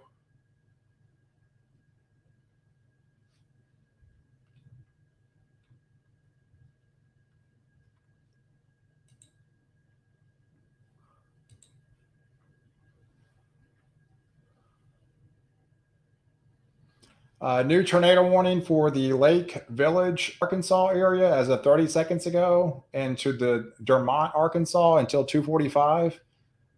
This is just an extension, and then as well as another extension for the tornado warning into Marksville, Louisiana.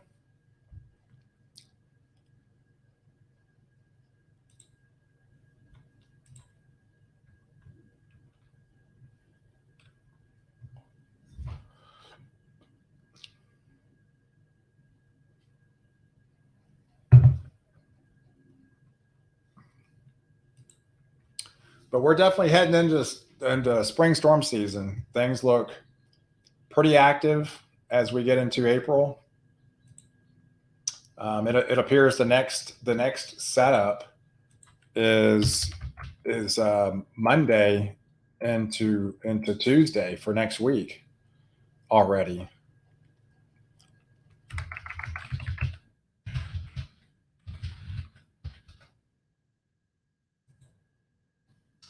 We're gonna have another trough that's gonna be digging out west.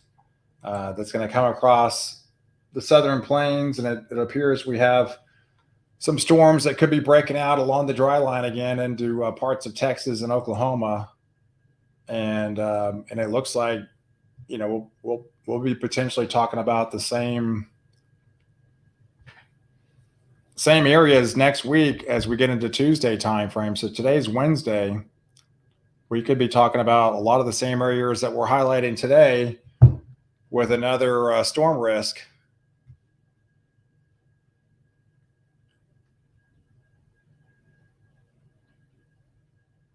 Live stream difficulties? I'm not sure. I'm not seeing any hiccups on my end.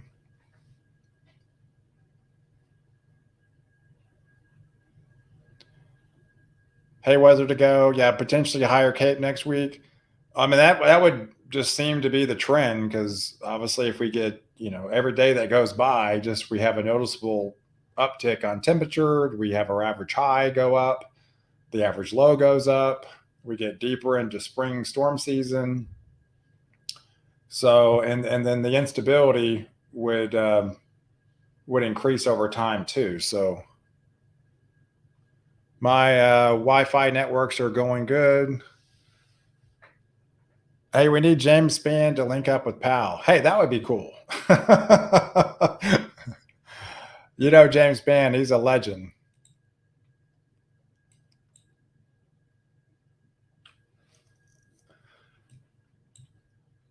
Yeah, that would be cool. I could roll up my sleeves with him any day.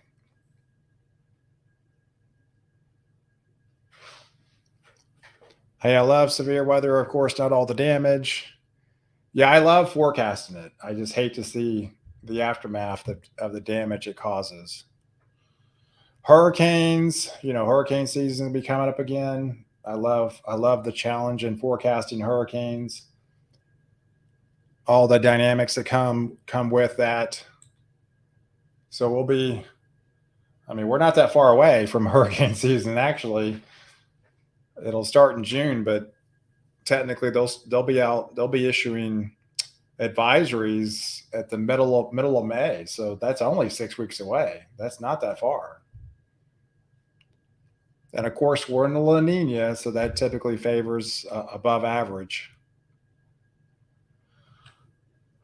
And I don't know how many years we've had an early season storm between the middle of May and June.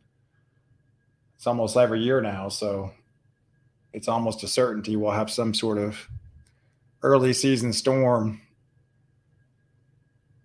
by by June 1st, before the season actually kicks off. They talked about moving it up to match up with the Pacific. I thought for sure they were going to do that this year, but I guess they decided not to, just to issue the updates on it, not do full reports. But either way, hurricanes can happen any time of the year, whether the season officially starts or not.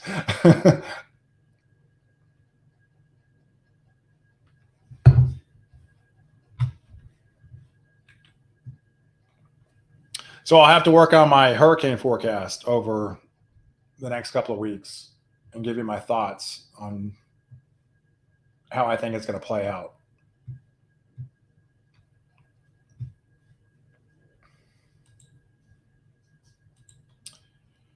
Yeah, to me on the surface, it looks like Florida is a hot spot. Florida's not a hot spot every year, but this year it looks like, with the way the setups are, it's a little bit more favorable than other years.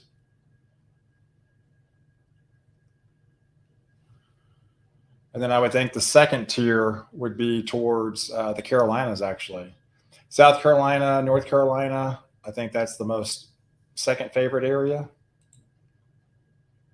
And the third favorite area would be Louisiana. Those are just my initial thoughts.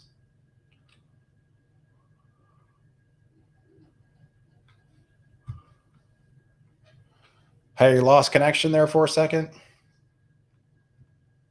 I don't know. That's weird. I'm just fine. I'm not. There's no hiccups or on my end or anything.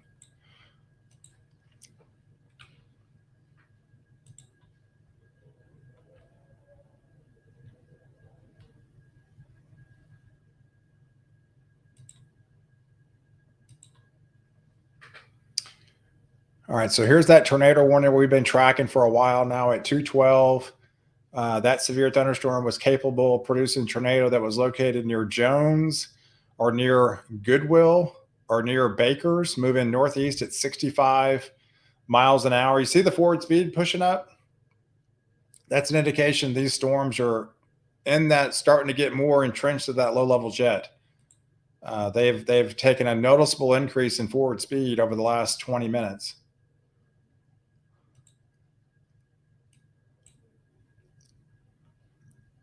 And it's that same area that's shown a history of producing a tornado. How your live coverage reminds me of summer with severe storms. I have this feeling of a strong derecho when a major heat wave breaks down in the middle of the country in June, July, and August. I mean, yeah, everything I'm looking at a hot summer. I can't imagine this not being a hot summer this year, with all the dynamics in play, with the back-to-back La Nina, active storm season.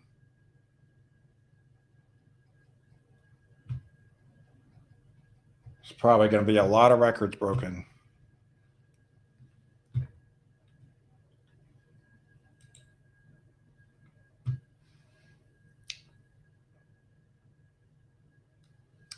A very strong wind gust out of Mississippi. Strongest wind gust so far is near Tupelo at 53 miles an hour.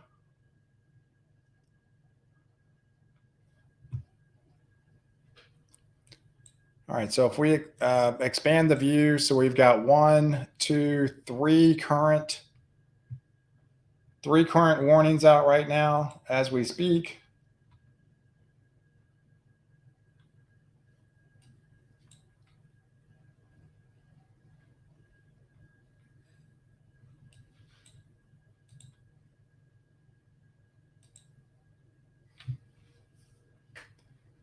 Here's a new severe thunderstorm warning that just got extended at 2:30. So as this same line continues to push off into the northeast, we have that severe thunderstorm is going to be located over Scott at 2:45, Greenville at 3:05, Shelby at 3:10, Shaw towards the 3:20 time frame.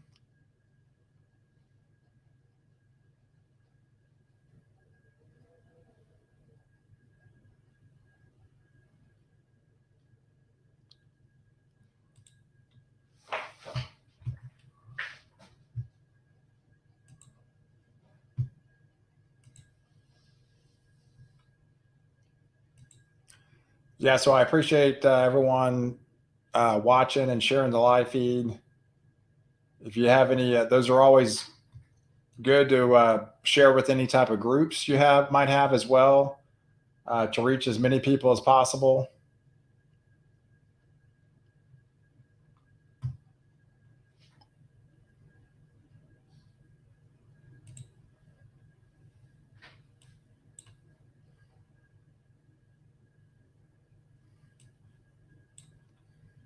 And you can see now if when these yellow shaded areas, that those are the extension of the tornado watch.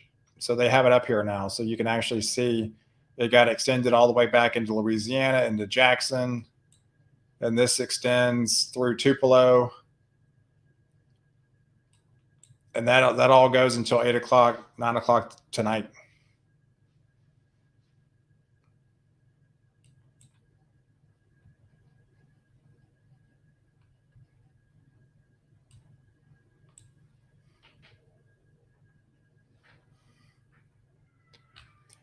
So we've been watching this stuff since it's been coming out of Shreveport.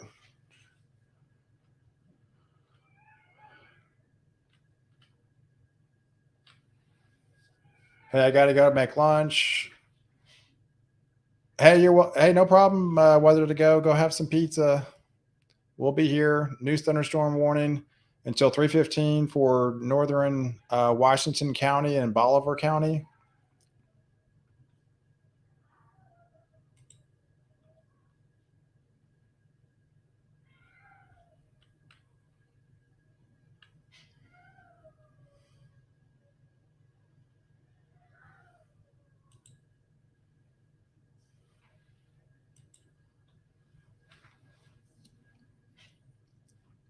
Yep. So that's the newest one.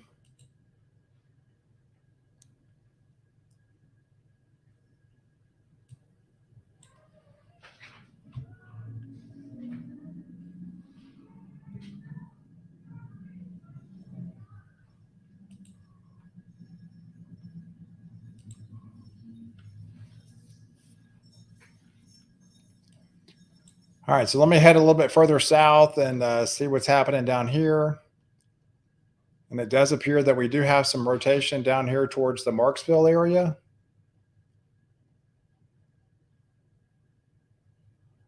And the Mansura, just north of Cottonport here.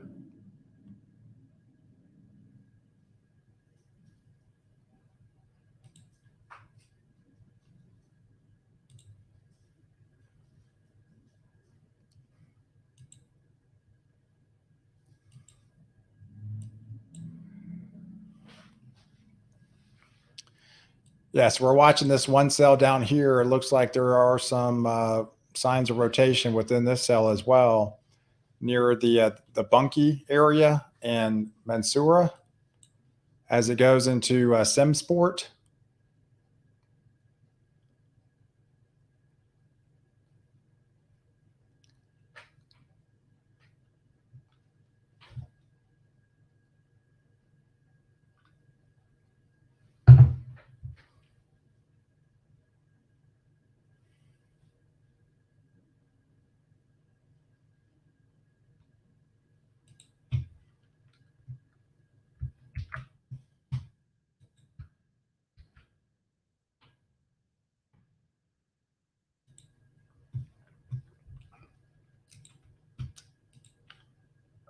All right, let me catch up here.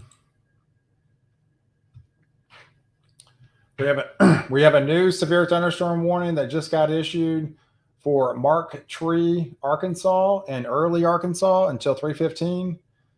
So this is just an extension. It has some 60-mile-per-hour winds associated with it as these continue to lift off into the northeast.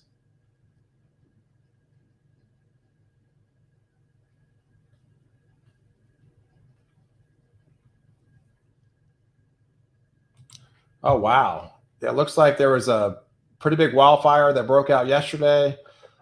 It's got some 30,000 acres and only 10% contained near Roberts and Hemphill County towards, that looks like the Texas Panhandle area.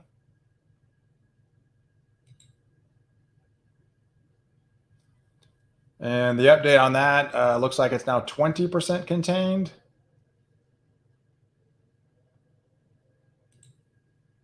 But it looks like there was an active wildfire that's burned almost 30,000 acres that around Pampa and the Canadian, that is near the Texas Panhandle, near the Amarillo area.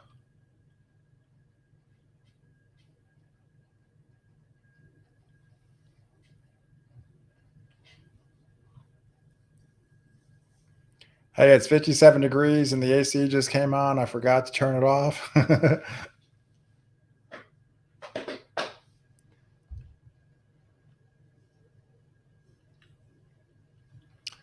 I would say at the peak, Jake, yeah, that 90 miles an hour is probably pushing it.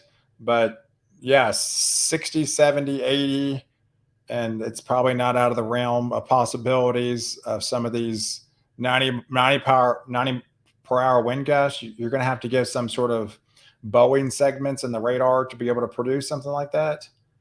But it's not out of the question as maybe the everything kind of merges together here shortly. We're about to get into the peak time here.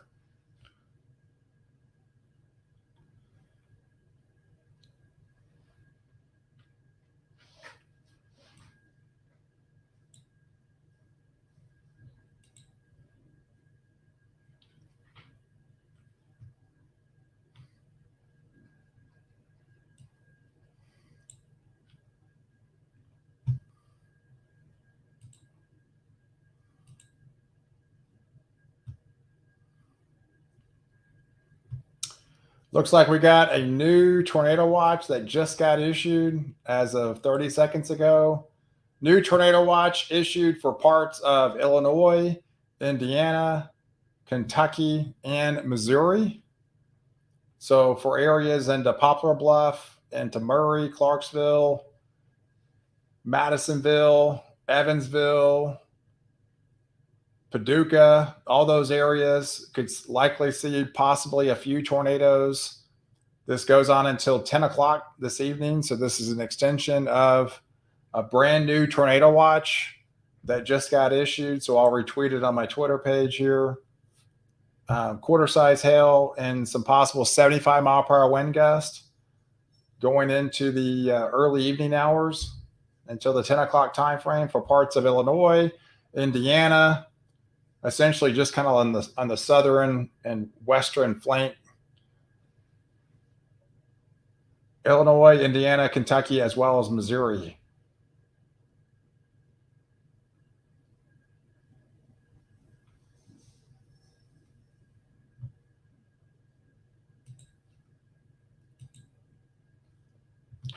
Here's some updated power outages. It looks like currently we've got 61,000 residents in Louisiana without power. We've got 15,000 in Mississippi, another 12,000 in Michigan, and another 11,000 in Texas without power. So we almost have almost upwards to 100,000 now, it appears, without power across the U.S.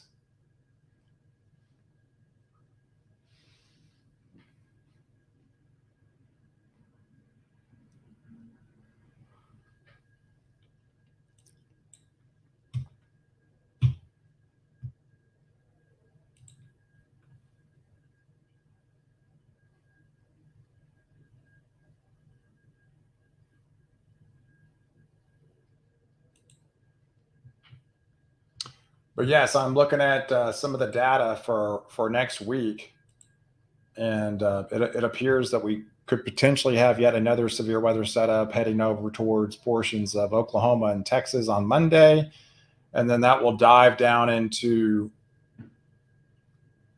portions of Louisiana, Arkansas, Mississippi, and Western Tennessee again, with another potential severe setup on Tuesday. And this extends further southeast as we go into possibly Wednesday of next week. So it appears we do have a little bit of more severe weather to contend with for tomorrow as this pushes east. And then things will kind of go calm for a little bit. And as the atmosphere, what I refer to as resets itself and kind of reloads, as we're going to have another trough coming in across the southern plains that could kick off another round of severe weather.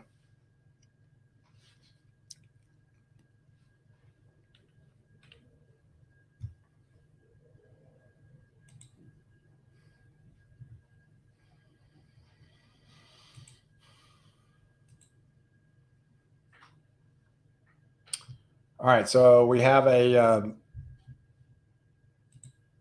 this tornado warning right here at 12:42. A severe thunderstorm was capable of producing a tornado that was extending along a line from Junction to near Alceda, moving northeast at 60 miles an hour.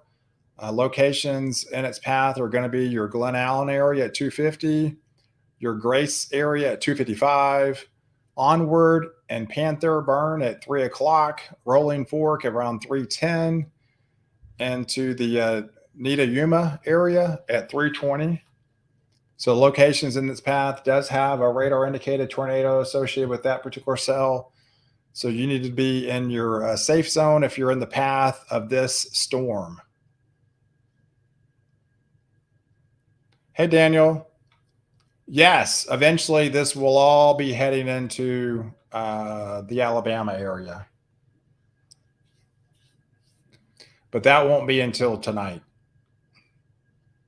Later on tonight.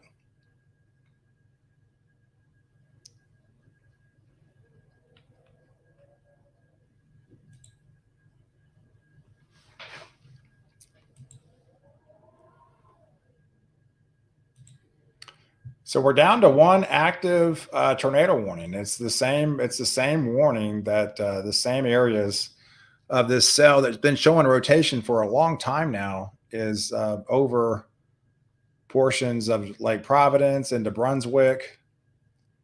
This whole area has been showing a history of rotation,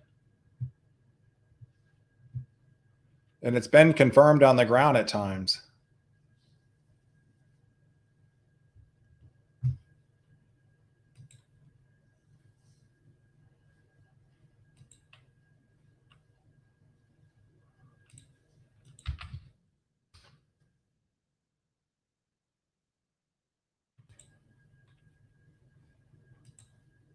Um,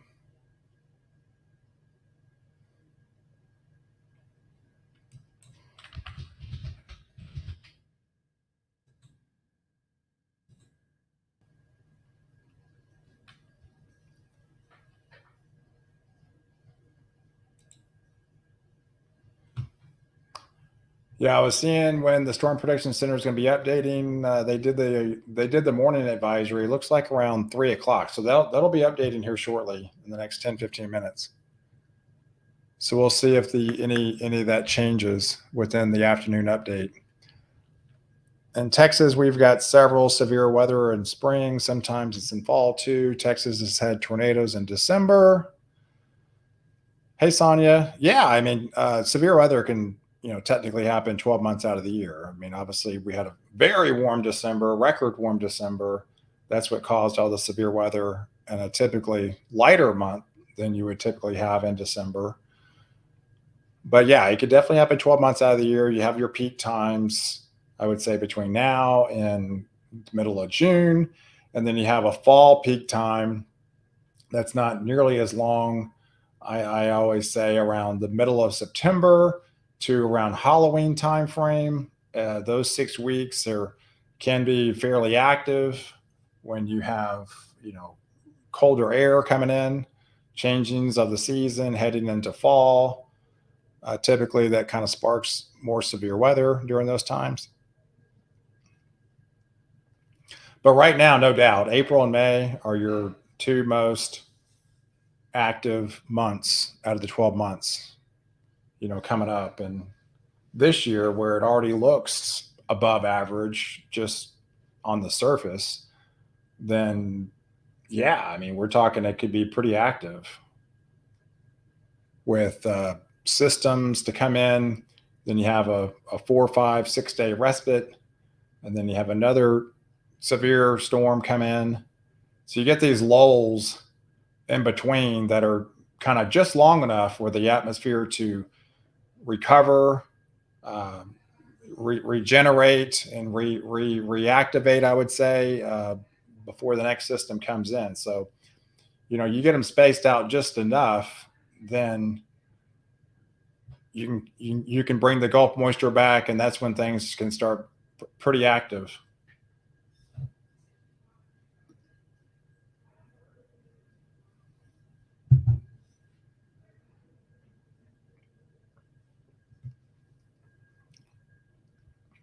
Yeah, so that's that new tornado watch I retweeted earlier.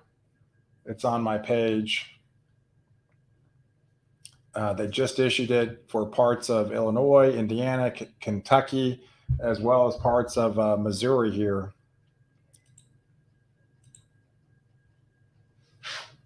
And that goes on until 10 o'clock as it's just expanding in coverage now.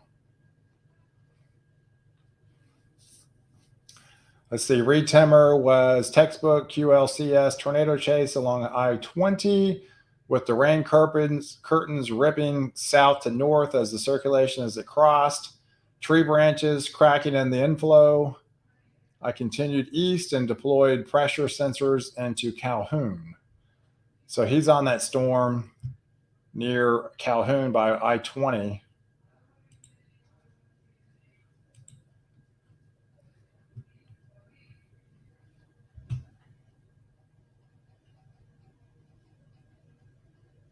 Yeah, that was as of 7 minutes ago. That definitely has a lot of rain wrap rotation within that cell.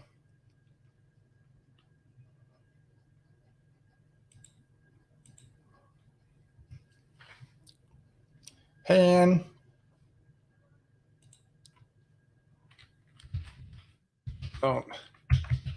don't forget to like and share.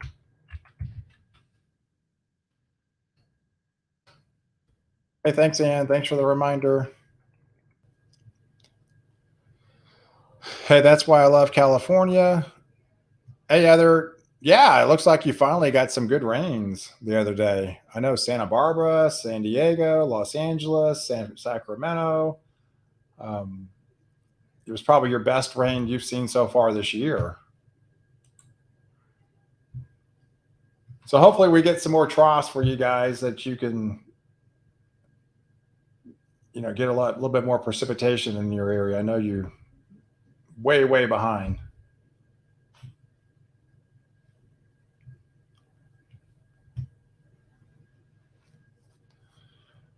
But it's pretty sunny all the time in California. You get a lot of sun.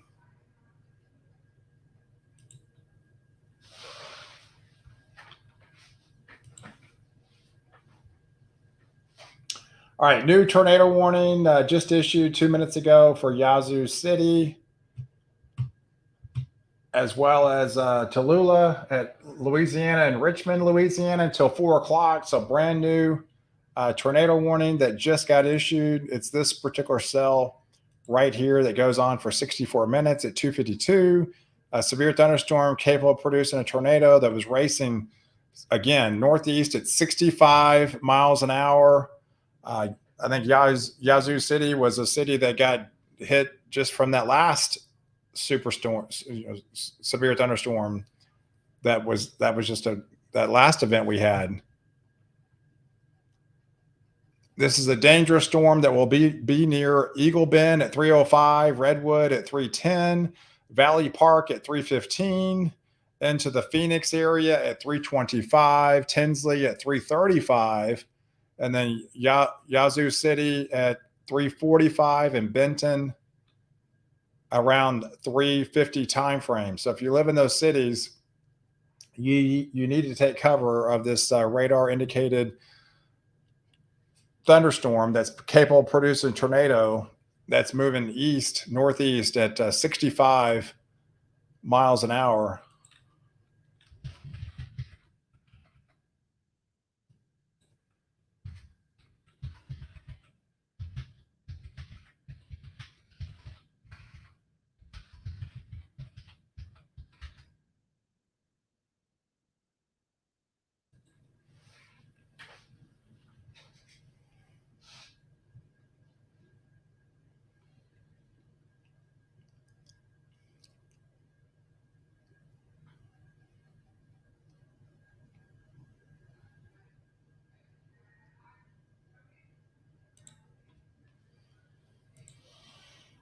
Hey, these tornadoes are moving faster and faster now. Yeah, when we first came on, they were 35, 40. I think the low level jet, right? I mean, it's they're this is 3 o'clock now. We're right at 3 o'clock. It's 4 o'clock Eastern time, but we're right in the thick of it now. So the faster these things move, the faster they're near that low level jet. So right now, this storm is moving at 65 miles an hour off to the northeast.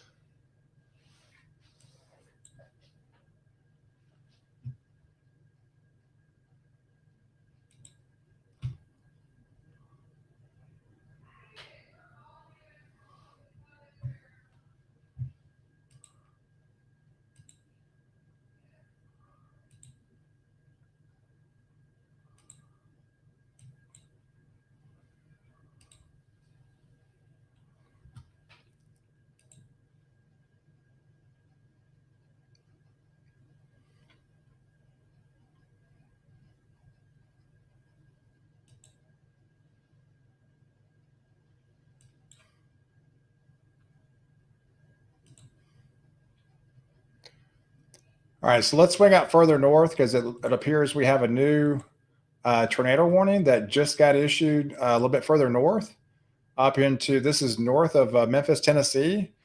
So this is a new area that we have to be looking out for until 3:45 at 2:53.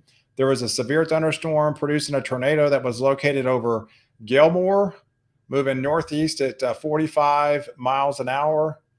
So locations in its path are Wilson, Gilmore, into Winton, as well as into the Golden Lake area. And you can see this is just north of the Memphis, Tennessee area. And if we zoom in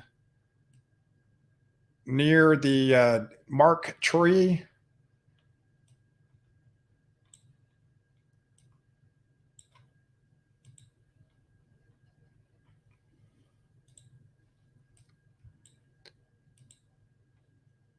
all right, so this is some estimated times when this area of circulation is going to be within that zone. And these are racing so fast now.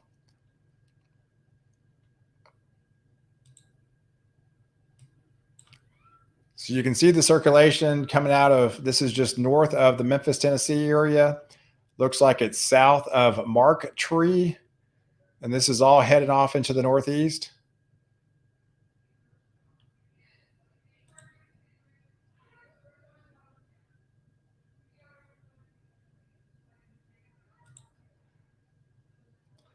It's got potential max size hail at 1 inch, 80% probability of that happening. But the main thing, this thing is racing at 90 miles an hour now, as it looks like it's going to be, right on top of that low level jet now. Hey, just mention me on Twitter.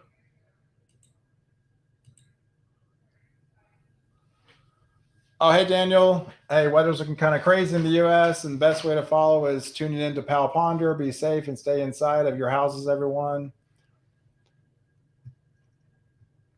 Hey, I appreciate it. Thanks for sharing.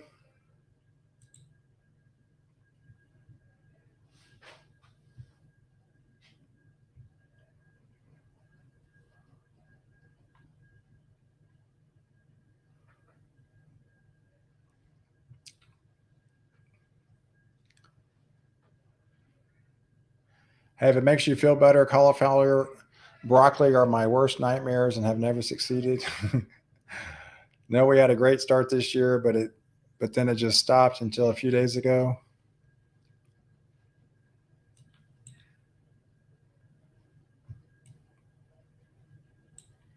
So yeah, so we headed up north into Memphis, Tennessee. This is a new area that as things continue to lift off into the northeast, areas of interest, and then we also have that radar indicated tornado warning near further south into Mississippi, near the Yazoo City area. That's also showing that same circulation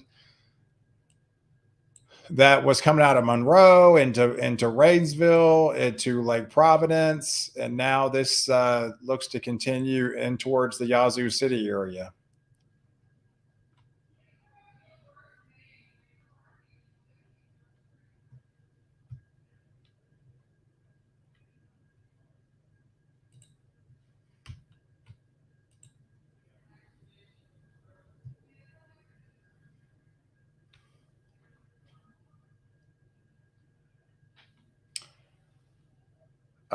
Spotter 6 miles east of Paragould, Arkansas. There was a large rain wrapped circulation crossing his location with debris lifted in the air. This was 6 miles east of Paragould.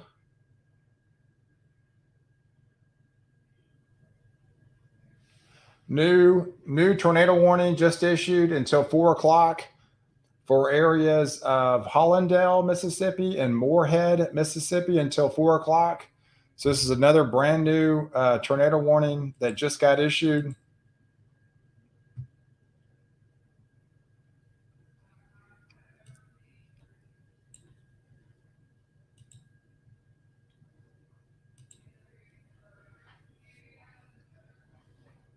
And here's the parameters on it. So this will likely be near the Hollandale area at 320, the Murphy area around 325, the Indianola area at 330. So those gives you some locations and some times of where this is going to be unfolding. Thanks for the excellent weather coverage here from West Texas. Have recommended you to all my friends. Hey Sharon.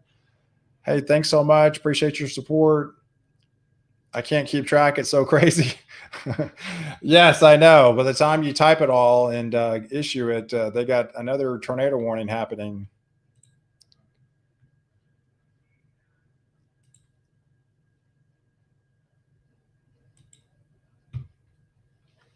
All right. So right now we've got one, two, three, four, five, five tornado warnings currently as we speak.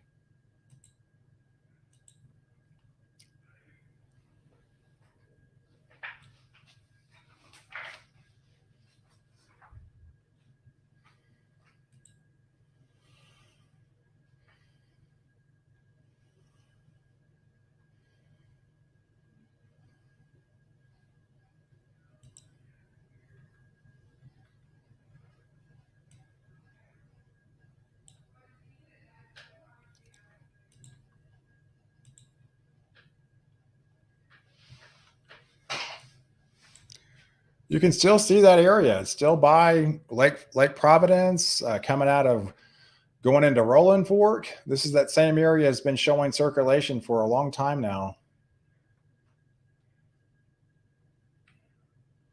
Hey, Mark. All right, the party can start now. I'm here. Thanks for watching, Mark. Thanks for tuning in.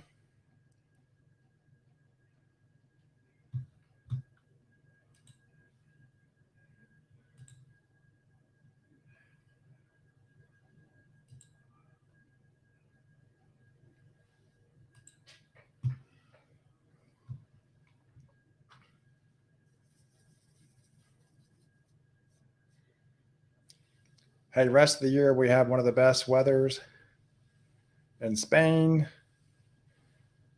Hey, 50 degrees and sunny here in Ross in New York. Yeah, I think the other day you struggled even to get above freezing there.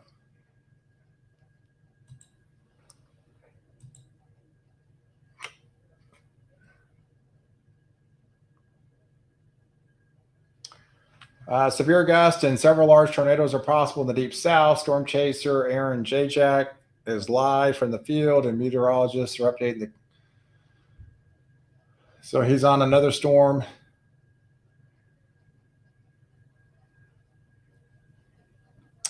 There's a brand new severe thunderstorm warning that just got issued for Forest City, Arkansas, Mariana, Arkansas, as well as Hughes, Arkansas, until 3:30. So that's another severe thunderstorm warning that just got issued.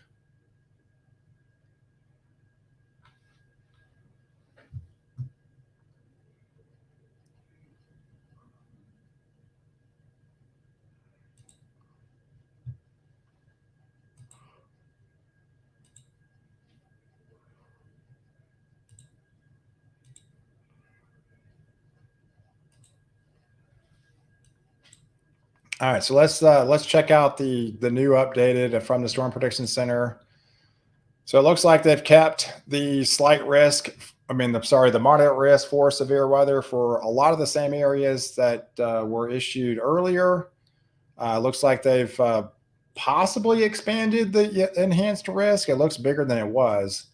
This extends all the way into Evansville, into Nashville, and the slight risk now. I know that extends further north, and to more portions of southern Illinois, southern Indiana, as this will continue to lift off into the northeast, and it will get further north as we go deeper into the afternoon, into the evening time frame.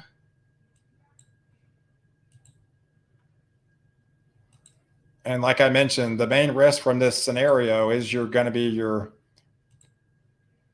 tornado factor, where it is kind of rare that you have such a huge area of real estate from essentially enhanced to moderate, from New Orleans to Montgomery to Birmingham. I know someone mentioned Birmingham earlier. They are included in the slight risk, but that's not going to be until later this evening. Up here towards Jackson. But even the slight risk extends all the way up into further north into Illinois now.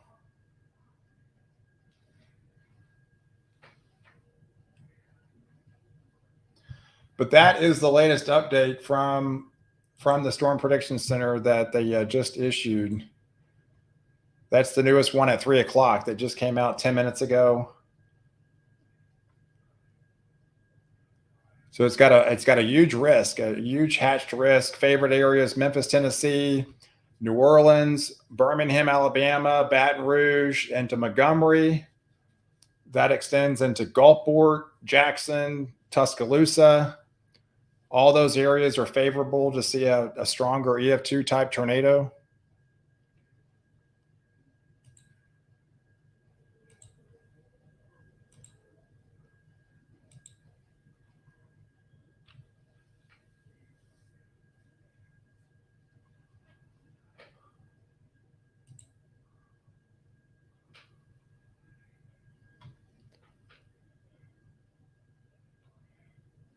So I just clicked on one of these.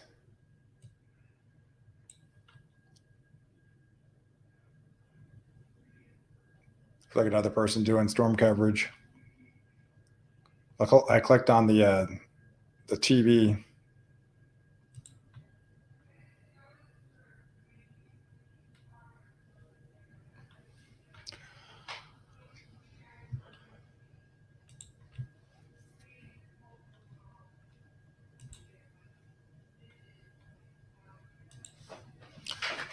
All right, so let's go back to that one cell near Yazoo City that we've been watching for a while now.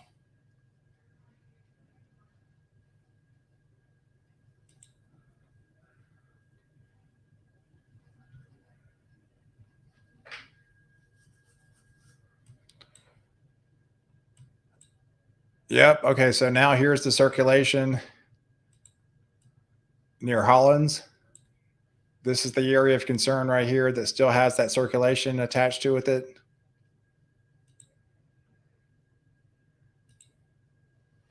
Moving northeast at 67 miles an hour. These things are really picking up speed now. And locations in its path are going to be the Hollandale area, the Inverness, as well as Indianola. Approximate time in Indianola is around 3:26. So 3:26 this afternoon in the next 12 minutes. Going to be approaching the Indianola area, as it definitely has a prominent circulation attached to it. That's coming out of Marathon, coming out of Chatham. This is right along Highway 12 here.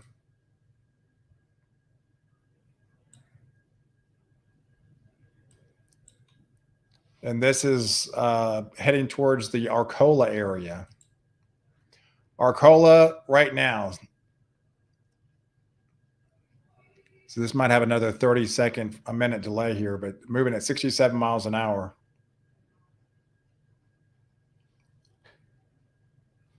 So we're zooming out.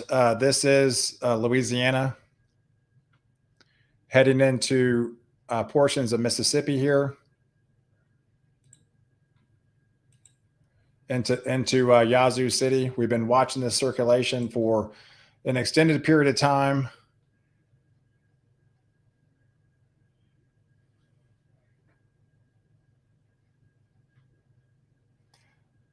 Tornado warning for southern Sunflower County, Mississippi, central Washington County, northwestern Yazoo County, as well as Humphreys County in central Mississippi, Sharkey County in west central Mississippi.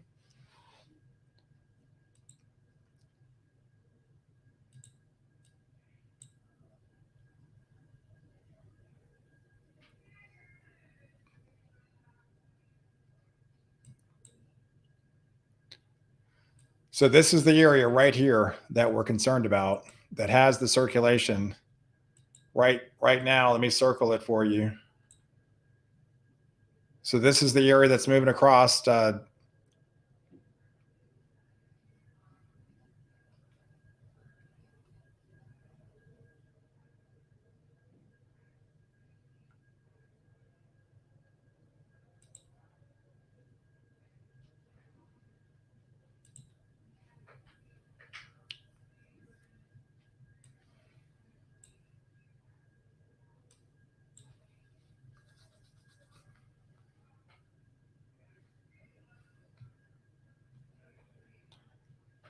So yeah, if you're just tuning in, they kept the moderate risk for severe weather for pretty much the entire state of Mississippi and half of Alabama into the evening hours.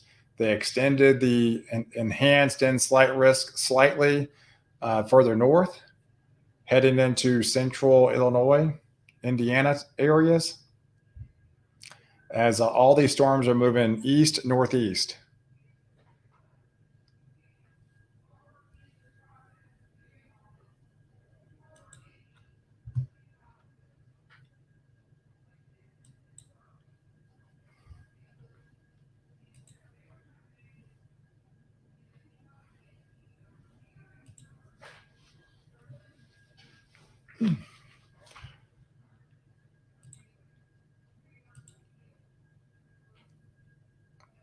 Um,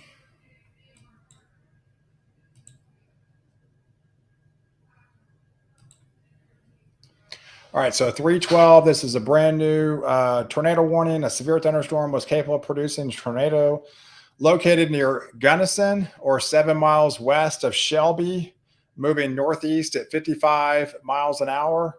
So locations are, you're talking northeastern Bolivar County. Locations in its path around 315, which is basically right now Shelby and Deason. Other areas may include the Duncan and Pace area. And these are moving northeast at 55 miles an hour. It's a brand new Tornado warning for this cell located right here.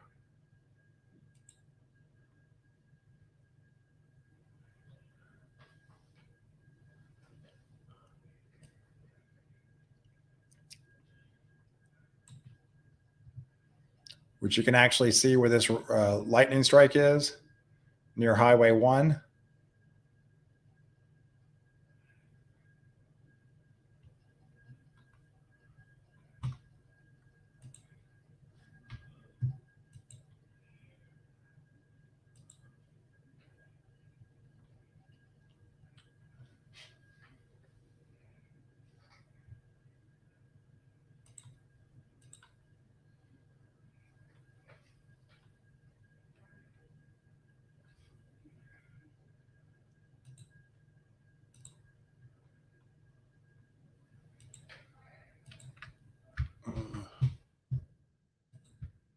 Hey, Michael. Yes, we've had some observed tornadoes at times. We've had a lot of radar indicated, but there's areas that have shown circulation for an extended period of time, and we've had several observed tornadoes. That bad weather has moved east of you at this point. That's a good thing.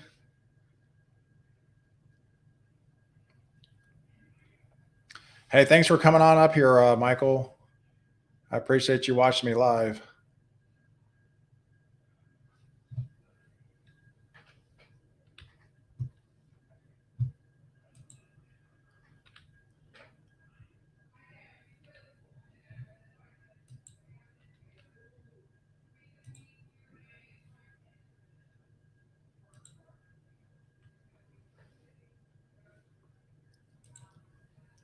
All right.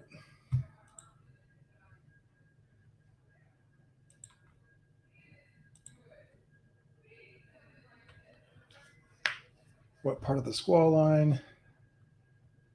Storm Prediction Center.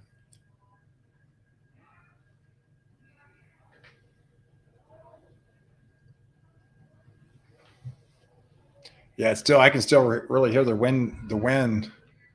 Hey, glad I popped in. I can still. It's so windy, right? I mean, there's that low level jet. Regardless if the storms have passed, I mean, it's so windy outside. I can hear my windows rattling. Hey, this one looks serious. I know they were calling for 50-mile-per-hour winds here tonight in central Ohio, but it looks even worse elsewhere. Hope not too bad. Tornadoes pop up. Yeah, the thing about these systems, Michael, is these things have been moving so fast. 50, 60, upwards of 65 miles an hour.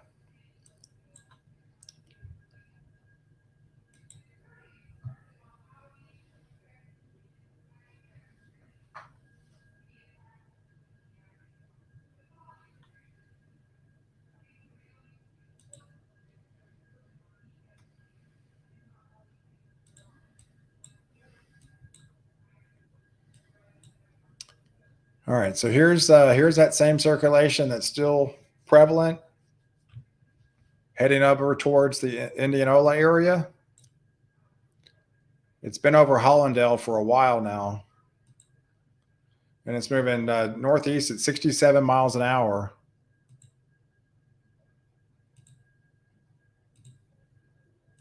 So if I take this off, you can actually definitely see, where the rotation is within the cell as this continues to lift off into the northeast.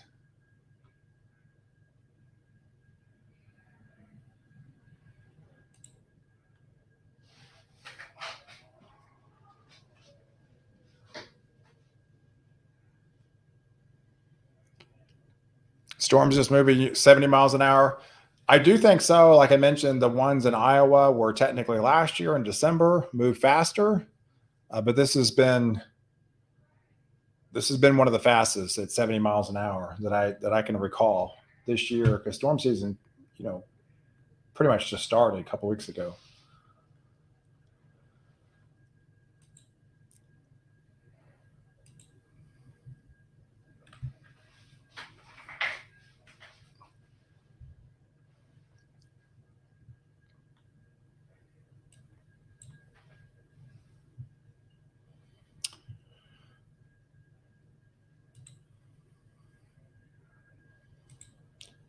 So we'll just click on this tornado warning. Within this tornado warning, you're likely to see several tornadoes within a couple, maybe possibly intense tornadoes that are likely, widespread damaging winds, excessive, upwards to possibly 80 miles an hour wind gusts. This is what the atmosphere is, say, capable of. We've seen some 70-mile-per-hour winds, so it's definitely not out of the question. These could elevate a little bit more as all the dynamics are really starting to come together towards the heat of the afternoon now, as everything, the low level jet, the wind shear, all the Cape values come into play. You get higher dew points come into play. So this is the time frame that we really have to be even more concerned about possibly bigger spin ups into the evening hours.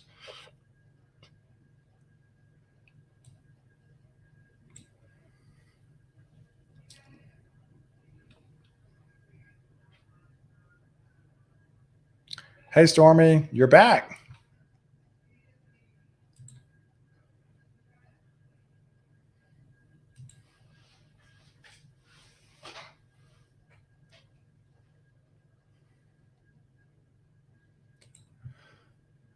So we still have this tornado warning further up north. They're probably seeing this near Shelby. This is the area that prompted the tornado warning down here in between Shelby and Duncan, right here. This is the area that I circled here near Highway 61. So these are all moving off into the northeast.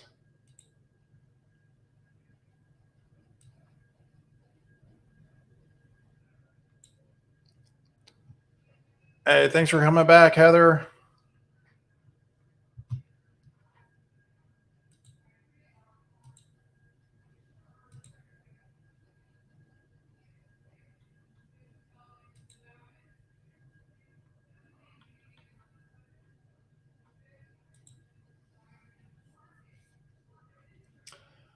Looks like a new tornado warning that's just the extension. Tornado warning till 4 o'clock, Indianola, Mississippi, Hollandale, as well as Moorhead, Mississippi, of that same cell further south that's been showing that rotation for a while now. Areas of interest are the Holly Bluff, the Inverness, Indianola, Moorhead, Isola areas. Those are the areas that are going to be under the gun of this radar indicated tornado that's going to be impacting your area here shortly between now and 4 o'clock. This is shown a history of producing tornadoes with these particular cells as this is racing across. We have another tornado warning issued, severe thunderstorm capable of producing tornado located near Valley Park. This one's moving northeast at 60 miles an hour. Another dangerous storm, possibly some tree damage for areas near the Yazoo City area around 3:50 time frame.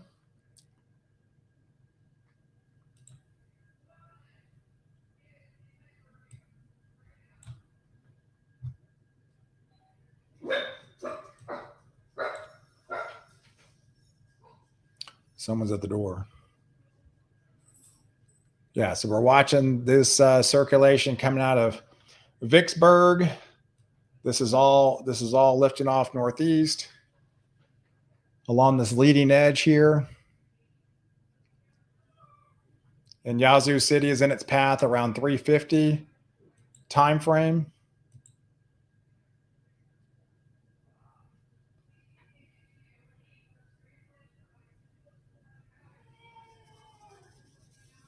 Hey, Sunny needs a POW t-shirt.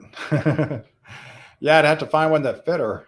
I guess I could get like the small and see if that works, but she's pretty tiny.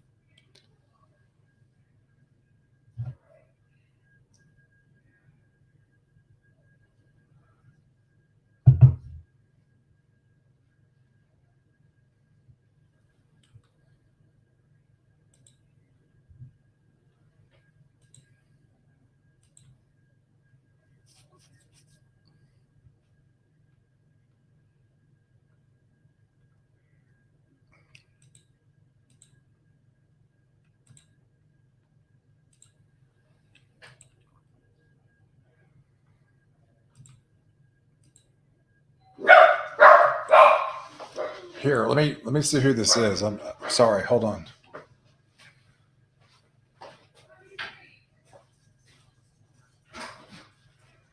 Hey. Sorry. Can you get this? Who is it? I don't know. Hey there. Can we help you? Hi. Okay, yeah. Yes. Do you need the garage opener now? Okay, you're good. All right, thank you. Jesus. What is it?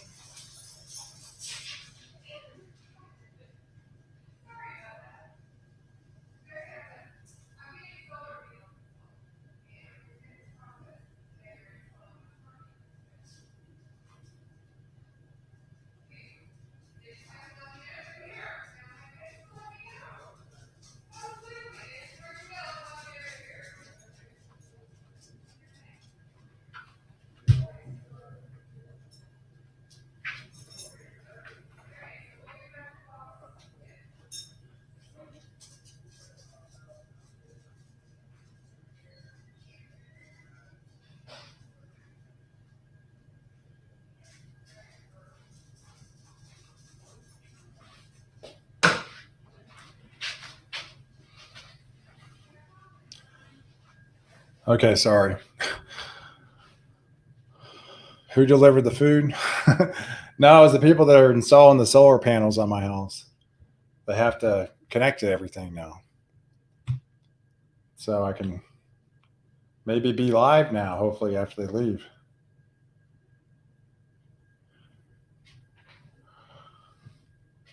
He's just knocking on the door saying he's here ready to work on the outside. It's like, well, you can work on the outside. It's outside.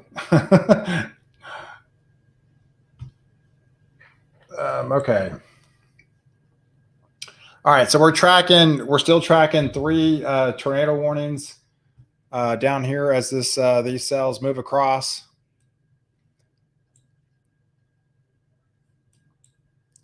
Just kind of maybe zoom out and you can, it's pretty solid line here. I mean, we got a pretty solid line extending from Baton Rouge all the way up into basically Memphis, Tennessee. I mean, this is a pretty big squall line that extends hundreds of miles as these continue to push east, northeast over time, racing 50, 60, upwards to near 70 miles an hour at times. And these are all heading towards the areas that are already extended into the tornado watch going into the early evening hours. So as along the leading edge here, as this taps into the more unstable air mass, it's going to be able to produce more severe thunderstorms, and some of those could be rotating. And then we're seeing numerous tornado warnings being issued along like the leading edge of this line here. And some of these have actually been observed tornadoes that have been on the ground. At least the same circulation has been on the ground for, at times 30 minutes to 45 minutes. That one out of Yazoo City seemed like it's been been circulating for an extended period of time now. And it's still showing it. This whole area into Hollinsdale that's about ready to go into Indianola is still showing rotation here. Hey, when do you think we'll get the first hurricane of the season? Well, you got to get a tropical storm first. That's probably so far off.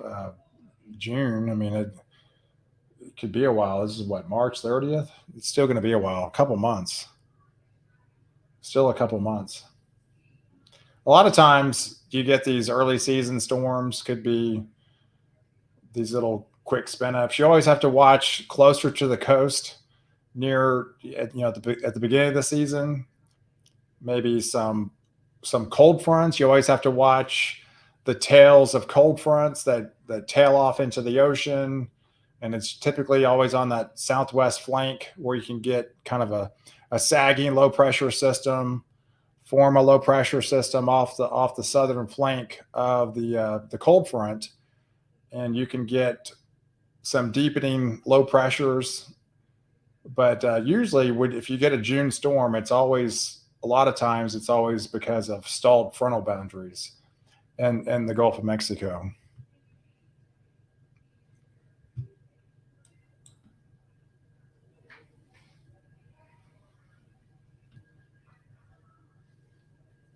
But we went back to back seasons, right? We went through the entire alphabet 2 years in a row, and I mean, there's probably every bit of indication that's probably going to happen again this season because the averages have bumped up. Now it's 14 storms. It used to be 12.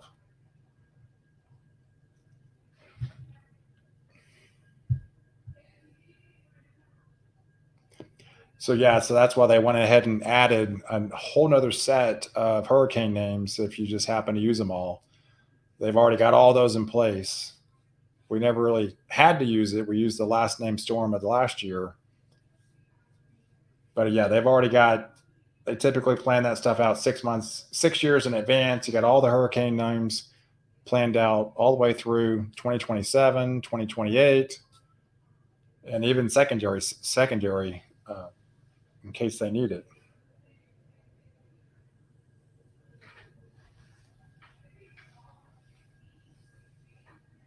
Oh, John Hope, you talking about the hurricane director at the Weather Channel?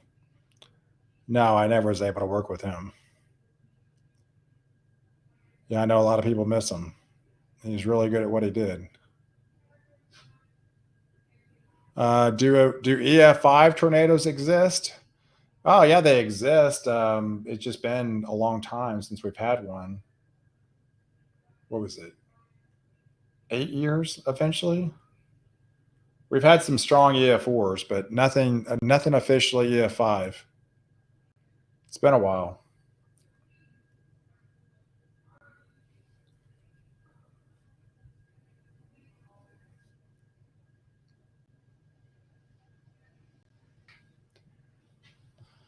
Anna was the first named storm last year, May 23rd. And I think there was an early season storm, what, 7 out of the last 10 years? Something like that.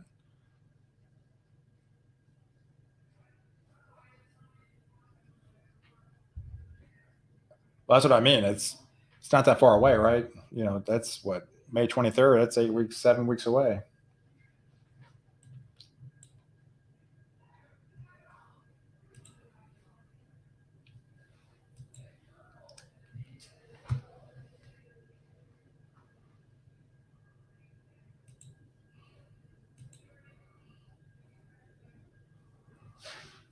All right, so here's some new power outages for Louisiana. We have about 53,000 now. Tennessee now has 28,000 power outages. Mississippi 18,000. Texas 15,000, as well as Kentucky has another 13,000 folks without power. So we're starting to get more and more. That's probably over 150,000 now. 27, 45. Yeah, that's about 150,000 people without power now in the United States. Not counting, there's some in Puerto Rico.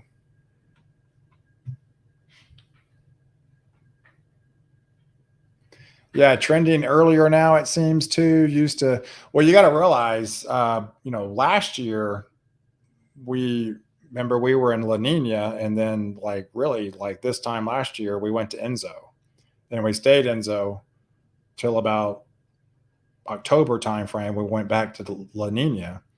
This year is a different beast because we're still in a La Nina, if not almost a moderate La Nina, and we're expected to continue in La Nina through spring and summer. So, and typically La Nina favors active seasons in the Atlantic, less shear. So yeah, it's looking every bit as likely we could have an early season storm again this year, with just looking at the surface of what we're working with the atmosphere. Yeah, I mean, on a widespread basis, it appears that we have a above average severe storm season. We have a hot summer. I'm thinking a very hot summer, and that would be uh, it, an above average hurricane season as well. That's kind of the expanded view from what I see.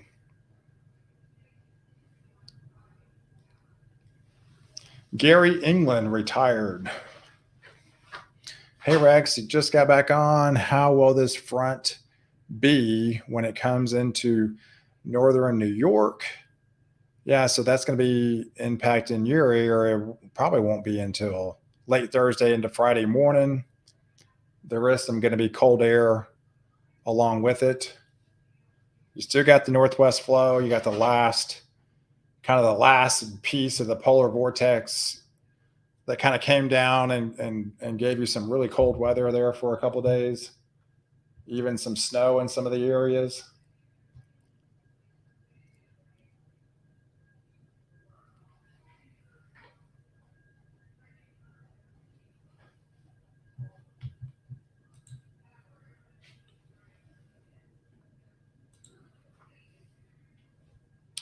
We have a new tornado warning for Canton, Mississippi, Flora, Mississippi, and Kearney Park, Mississippi until 4:30.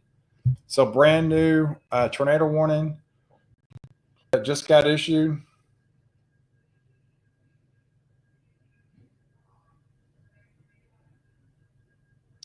We might have another. Oh, really? That was this morning?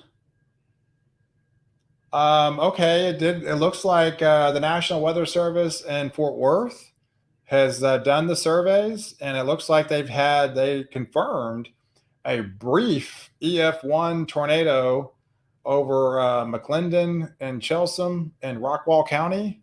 Maximum winds were 100 miles an hour. The tornado lasted 2 minutes, and it was on the ground around 4:35 this morning. So they did have a tornado watch in place for North Texas, and it looks like they did confirm. Although 2 minutes, it was on the ground for 2 minutes, but we had 100-mile-per-hour winds, EF1 tornado in Rockwall County around 4:35 this morning.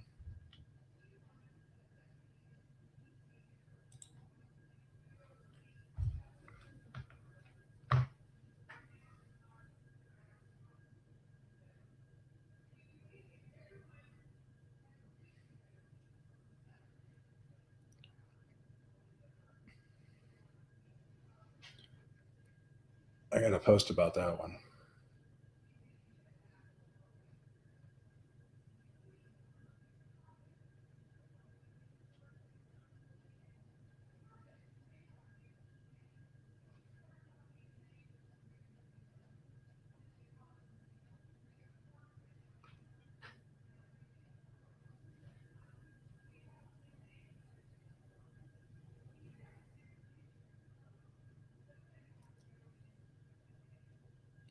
Sorry, I'm posting about this one.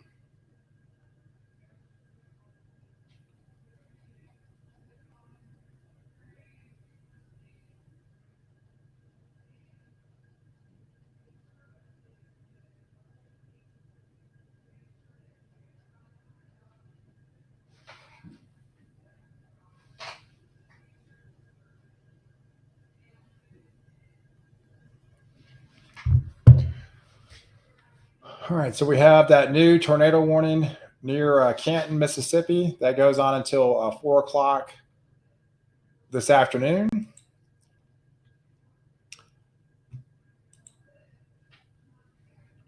Looks like we have another tornado warning that just got issued for Wilson, Arkansas until 4:30. So this is another brand new tornado warning that just got issued for Wilson, Arkansas until 4:30 p.m.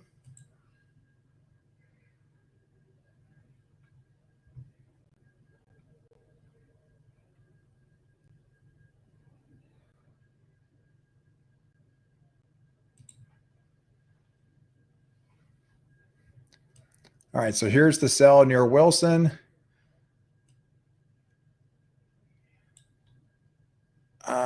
Looks like this rotation that's coming, just crossing into the warned area. I would say it's right here by Highway 55 near the Gilmore area.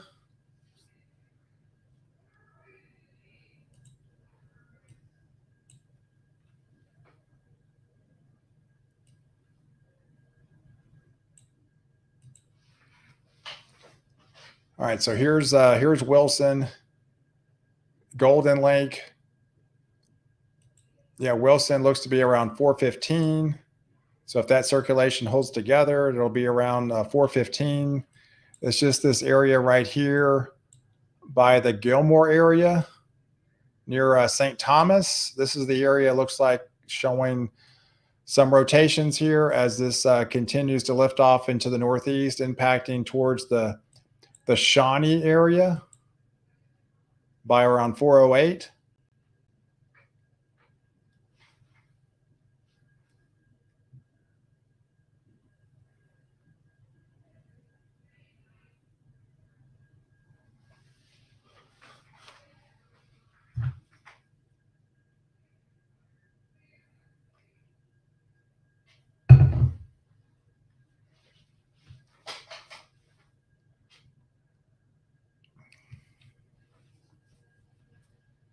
Mine was buffering a minute ago.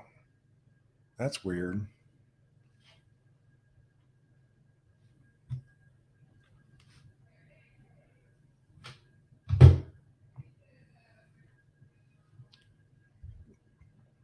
I know sometimes during the day, my wife is here. She works from home. She does a lot of huge graphics herself for work. So I know she takes up a lot of bandwidth. Hopefully that's not the case.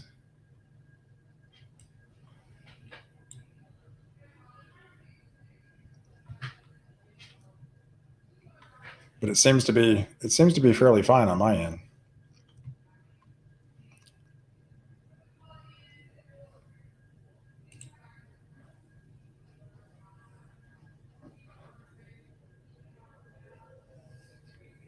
Oh, Wilson, you talking about the volleyball? The movie? I'm having connection problems today. Yeah, you're probably streaming, watching too many channels.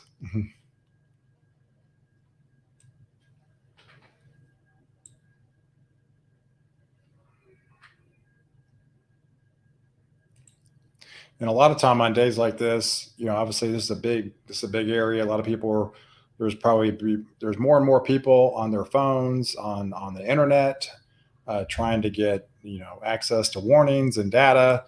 So yeah, it's not out of the question that you got people out of power. That the signal strength can get bogged down on times like this when you have just so many people trying to access information.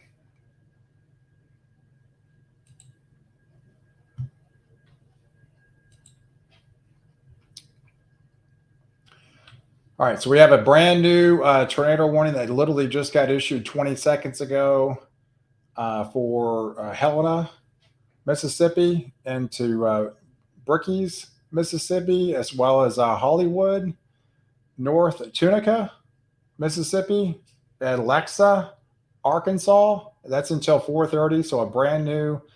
Arkansas is a landlocked state in the south central region of the United States.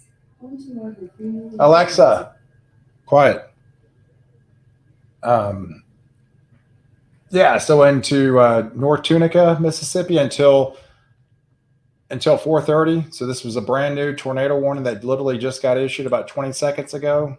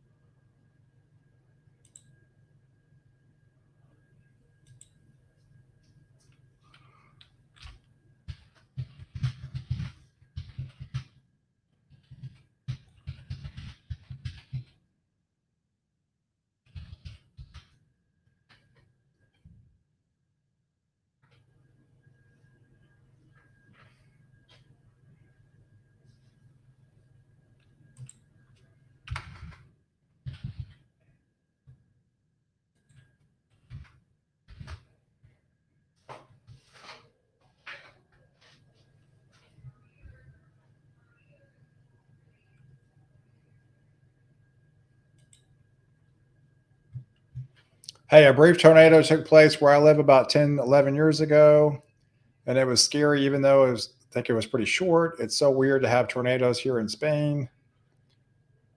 I think I have our snow over a tornado anytime. We got 6 inches last Saturday, going up to 70 tomorrow, but a chance of light snow Saturday.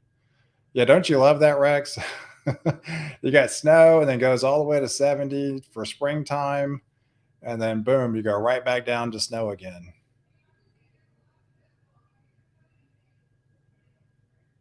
I've got my thinking face on. Yeah, I've been waiting on my glasses to come in. They've been mailed, but yes, I've needed glasses for 2 weeks. I ordered them, but they're in the mail. But yes, I've can't see as good as I used to, so I'm waiting for my glasses.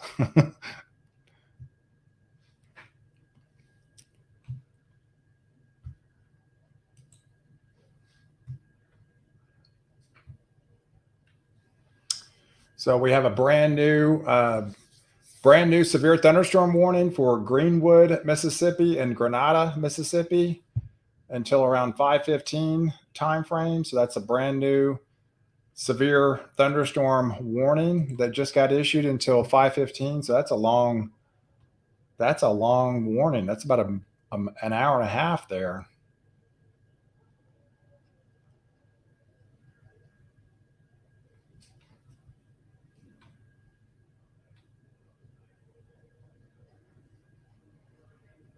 You're legally blind, but yet I can drive, read small print, and print books. Go figure. I saw an advertisement for eye drops that will let you see close without bifocals. Oh, really? Oh, eye drops. Yeah, so we'll see how this is like progressive lens, and I've got the kind of the blue tint shade on them, and I don't know, got all kinds of stuff. I've never really had to wear glasses before, but I'll be 47 next month. My birthday's coming up in a couple of weeks.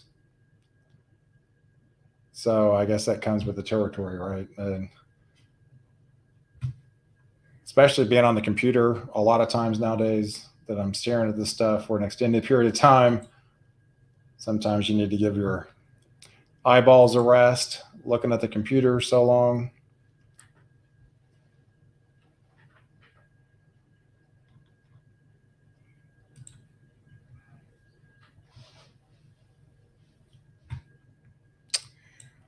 Looks like we're back down to Yazoo City again. We have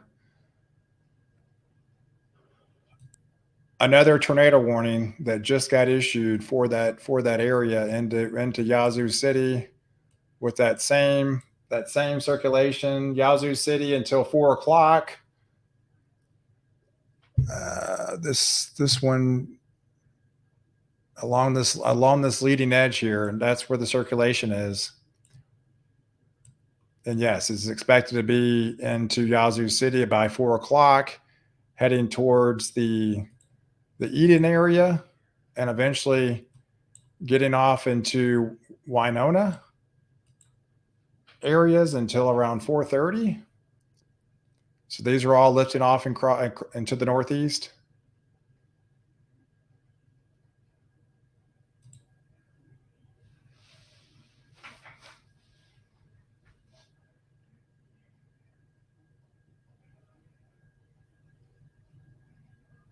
Yeah, is it me or storms keep hitting the same places?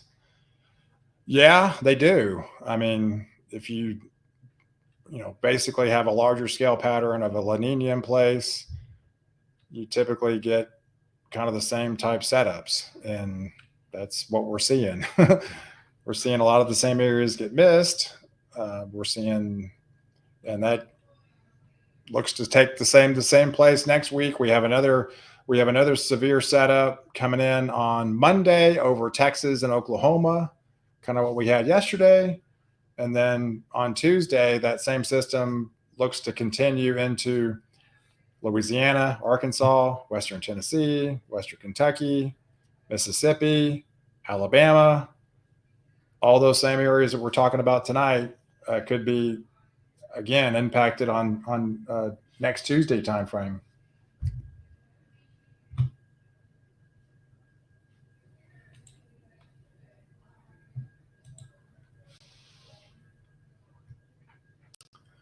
Hey, some storm damage in Richmond, Louisiana earlier. Looks like Nashville had a confirmed wind gust of 53 miles an hour into the Nashville, Tennessee area at the airport.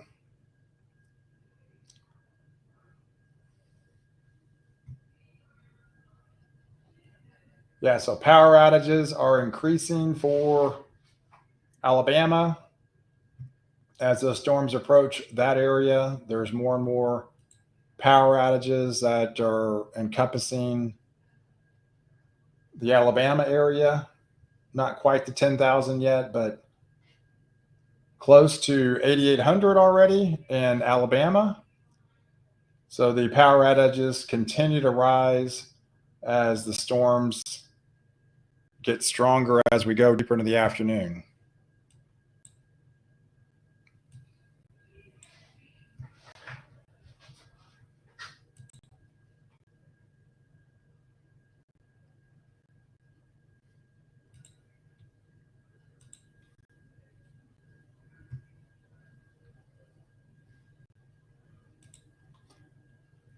So they extended that tornado warning for Yazoo City through 5 o'clock.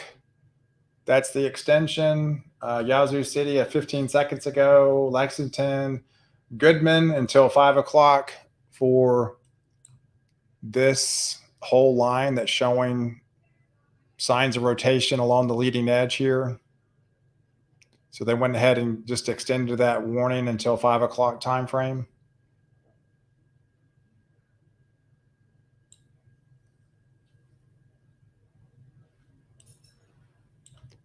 It almost seems like this line is producing probably one of the strongest wind gusts of the afternoon, as this is really trying to kind of take on some boa segment features here.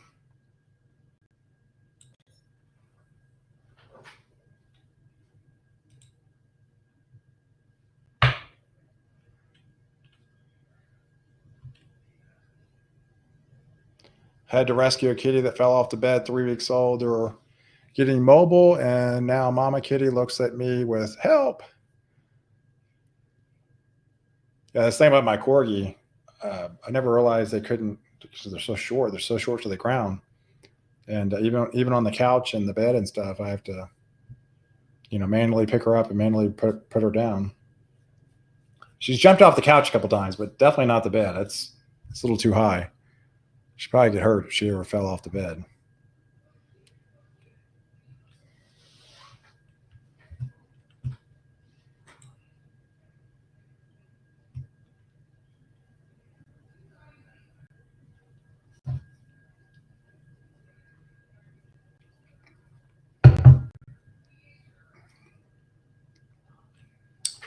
Des Moines, Iowa, winter weather. Yeah, because you have the northwest side of this low too. So, yeah, Des Moines, some areas still going to be picking up some snow from the system on the northwest of the low. So it's definitely not out of the question that Des Moines up here could pick up some snow on the backside of this system, where all the cold air is.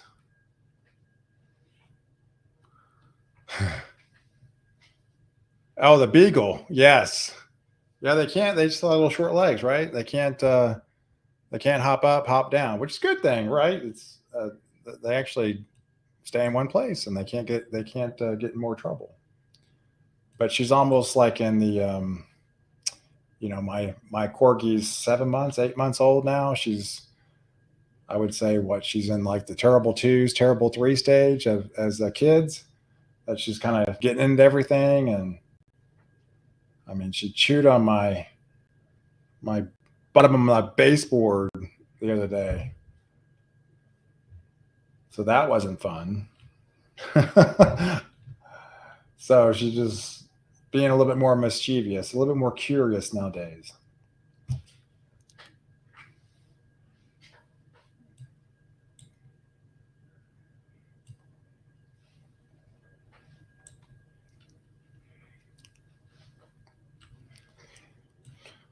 All right, so if we really zoom in here, we can definitely see this massive squall line that's really starting to take shape now. And it's really the most where the weather is right along this leading edge here. So they basically start off with some straight line wind damage of that 60, 70 mile per hour wind damage. And then some of these have been known to see some quick spin ups within along this leading edge. And that's what we're finding as this is continuing to bow out as it gets deeper into the afternoon.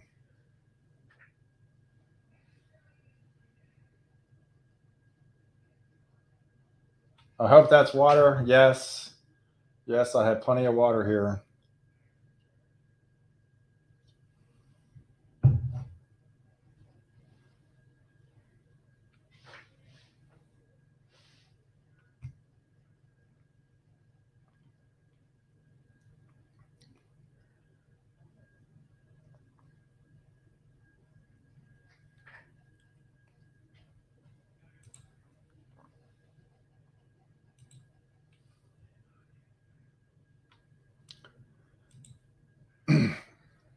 Yeah, my kids usually get home around 4:15, 4 o'clock time frame.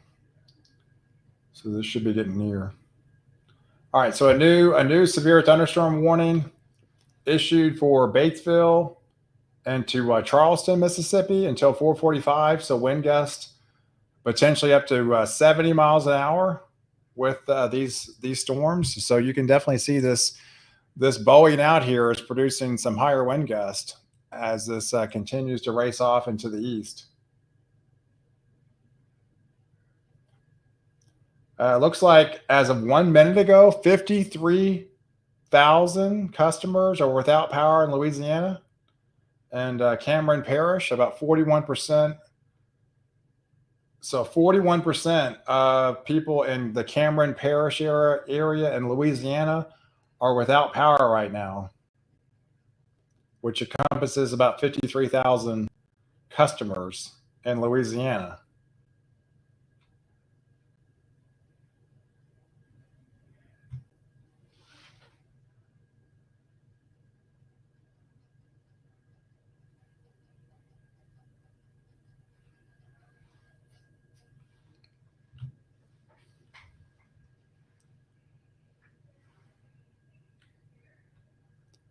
Hey Mark, hey, your mods are really awesome. Hey, awesome. Well, hey, it's great to hear the feedback. They do a phenomenal job. I know Heather does all kinds of channels. She's 7 or 8. I'm not sure. But yeah, she's definitely busy today. Stormy, snowies. Yeah, I'm they really helped me out a lot. Hey Ross, you're back. Welcome back, buddy. You're on your best behavior because you're new. Well, good. I'll take it. No, you do great. I appreciate it.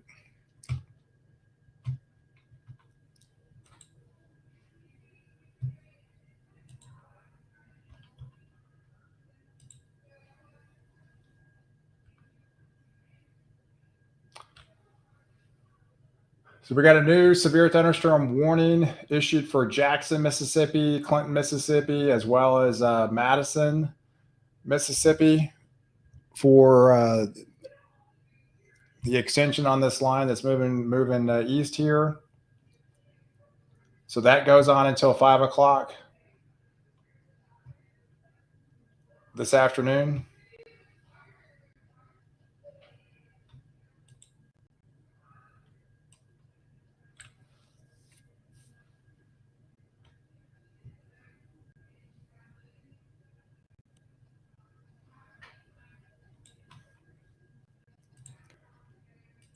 Let me put the other radar on.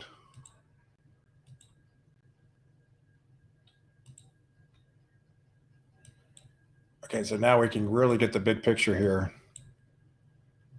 Okay, so if we really extend the view here and watch what's happening, so this whole line extends all the way into Baton Rouge here, goes into Jackson, into Memphis, all the way up into St. Louis, into Springfield. Gosh, even going into Chicago here. Not severe. The severe threat stops right around southern and central Illinois. But you can see just in the northwest of there, right? So this is the northwest. You got towards Milwaukee, you've got some winter weather advisories up here in Duluth, into Marquette, winter storm warnings. So that's the cold side. That's where you've been getting all the cold air. You got some snow in the high elevation ski resorts into Santa Fe, New Mexico.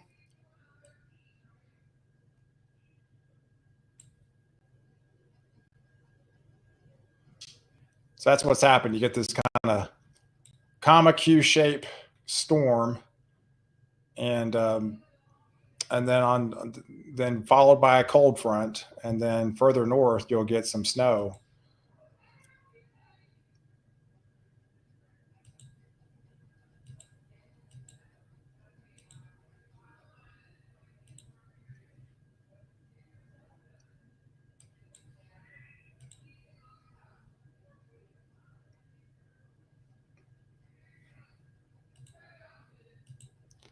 I'm just looking at the latest satellite.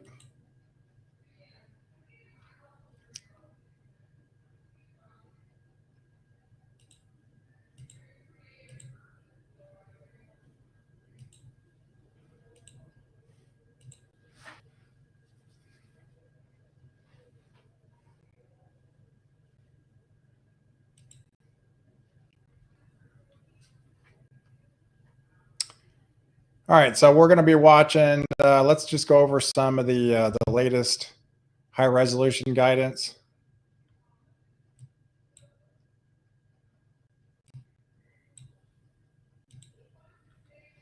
All right, so here's what the radar could look like around 5 o'clock. So you got some storms, some snow breaking out into Santa Fe. You got some back building stuff in Oklahoma City, not severe. This is about 5 o'clock, so an hour from now, these storms are right over the heart of where these severe thunderstorm, the tornado watches are. So there's a 7 o'clock time frame. So 7 o'clock time frame, these storms extend from essentially New Orleans. So New Orleans could get hit again potentially. So we'll be watching for that, into Jackson, into Tupelo, down up into Clarksville, Evansville, all the way up into Lafayette. Pretty massive squall line racing across into the evening hours. There's your 9 o'clock time frame that just continues shifting. I think that's when it starts to enter gets near the Birmingham, Alabama area, the Tuscaloosa area, into Hattiesburg, towards New Orleans. This is into the evening hours. Here's your 11 o'clock. So what we're looking at is your latest high resolution guidance from the HRRR model, heading into Montgomery by then, into Chattanooga, as well as into Bowling Green, all the way up into Indianapolis.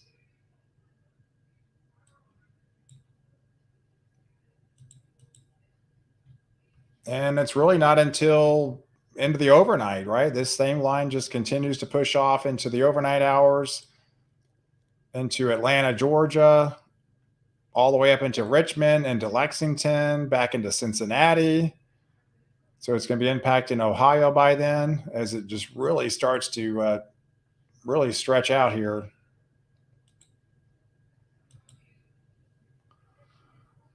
And then kind of the same deal from last night, as you saw in the Southern Plains. Once you got into the overnight hours, I mean, typically your overnight threats aren't as active because you lost some of your daytime heating. So we still have a squall line though. And of course that ends about 8 o'clock tomorrow morning.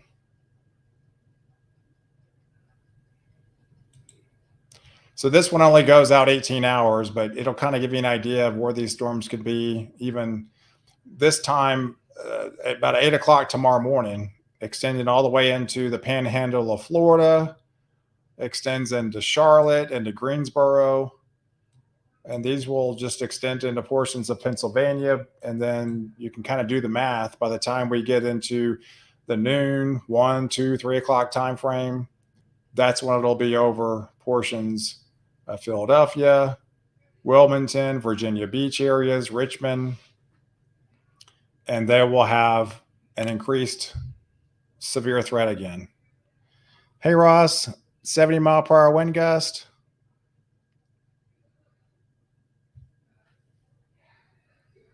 So that's the latest on the high resolution guidance, how I can see these storms going to be playing out over the next 18 hours.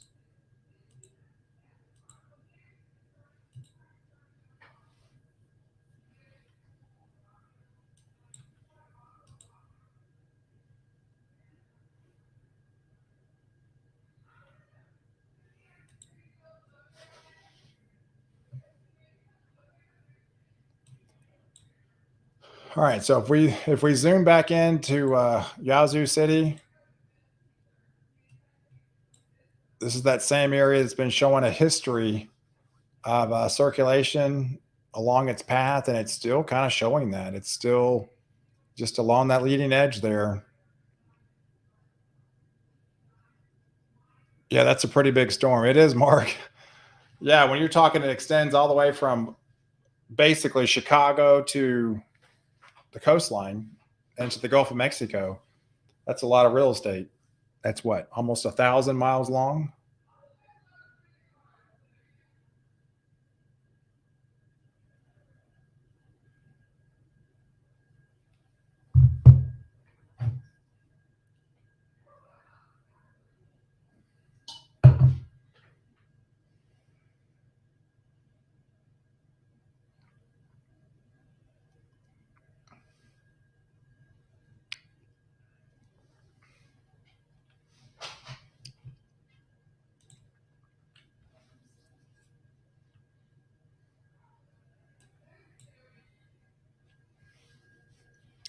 Hey, I would love to stay here because man, it's looking active, but it's been a very long day and I'm tired.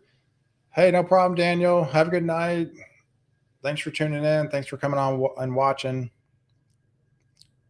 Be safe out there. Hey, at 354, severe thunderstorms capable of producing a tornado were located along a line extending from near Thornton to near Tinsley to near Brownsville.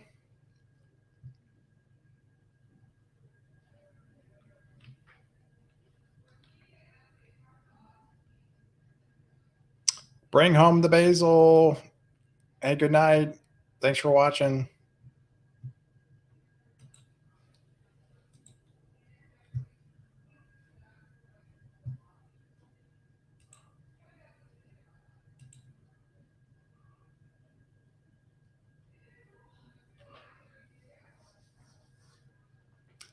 Chasers have confirmed a tornado near Benton. That's the Yazoo City tornado.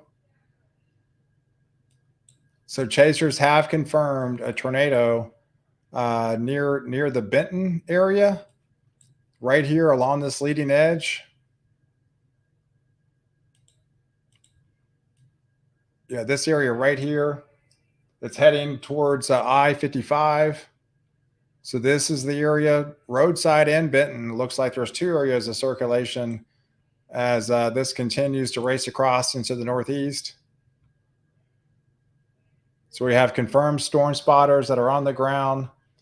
That same circulation that came out of Yazoo City is heading towards the Benton, and you can actually see the last couple of frames here.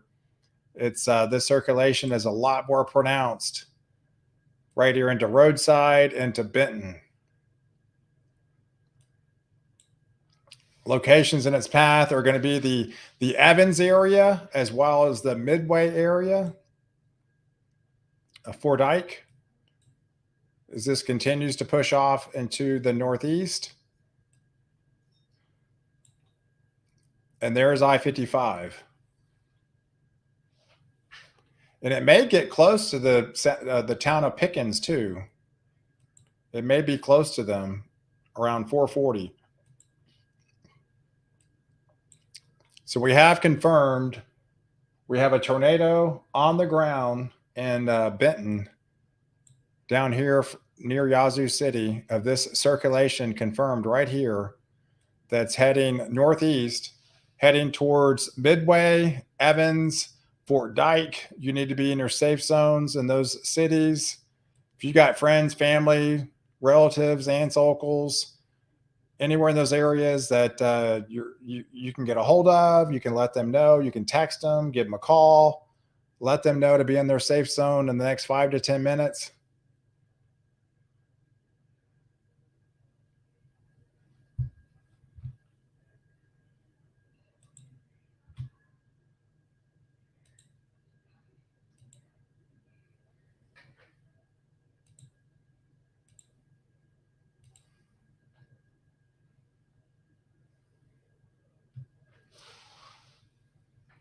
Yeah, tornado producing storm was near Benton to Flora, moving northeast at 50 miles an hour. Other locations include the Howard area at 415, Coxburg at 420, into the Franklin area around 430, Lexington at 435, Vaughn 440, Pickens around 445.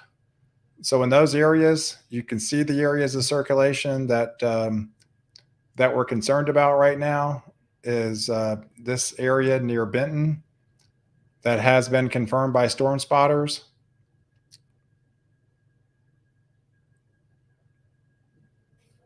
Hey, Dickie. Yeah, in California, no tornadoes or hurricanes. Yeah, typically not. It's hard to get a hurricane up in California. The water is just so cold off the coast, and you typically don't have tornadoes either. You have them. It's not out of the ordinary, but they're very, I would say, rare to happen in California, but they happen.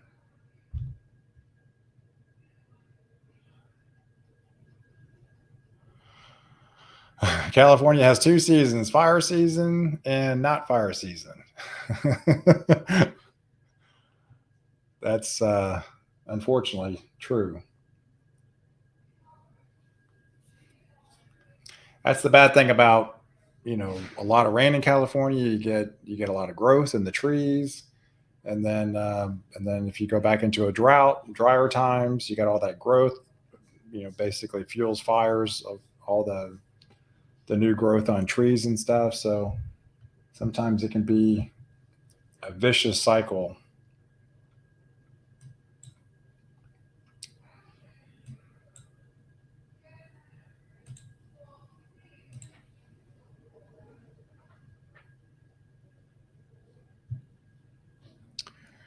All right, so we've been following this storm. Hey, Dalton.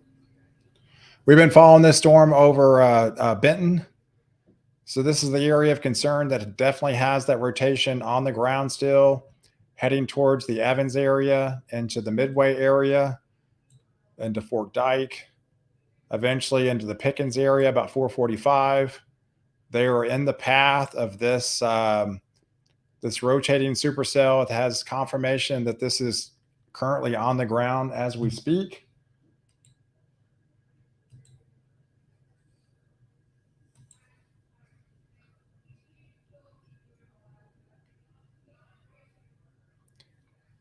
Which they've extended the tornado warning now. This just extends a little bit further. This is just the extension, which includes new tornado warning: Lexington, Mississippi, Goodman, Pickens until 5.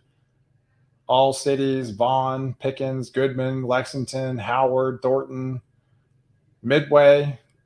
All those areas are under the gun or in the path of this tornadic supercell that continues to race off to the northeast. Yeah, you see that 62 miles an hour. So we have a potential tornado on the ground that's moving 62 miles an hour.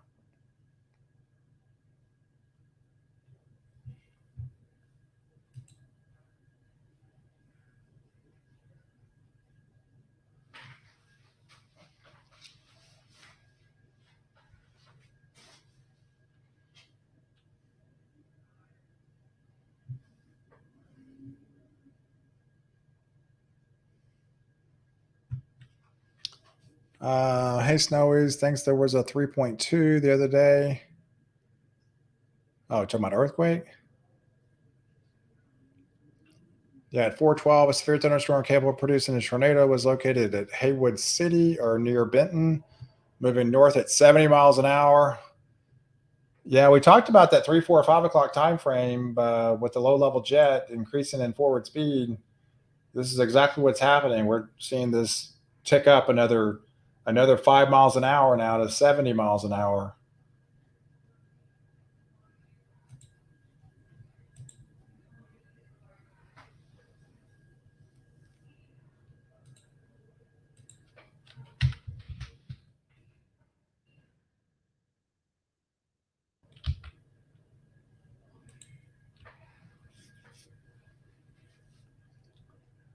Let's see another new severe thunderstorm warning a little bit further south into Louisiana. That includes the new Iberia area, Youngsville, as well as Saint Martinville, Louisiana, until 5 o'clock. So those areas will be under the gun to seeing some 60-mile-per-hour wind gusts and some quarter-size hail with that particular system.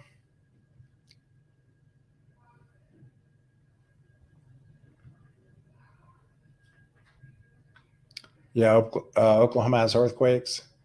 Yeah, I'm not. I mean, I know Texas does too. I mean, they can still have some 3, 4, 5 on the Richter scale.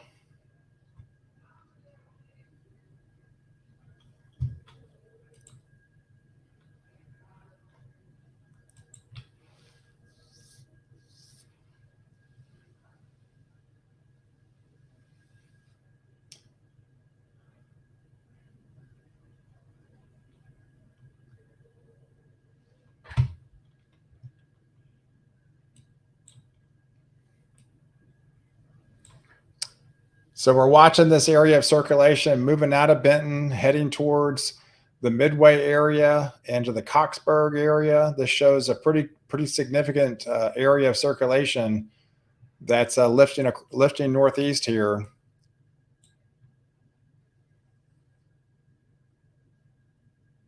And it may travel just northwest of Pickens.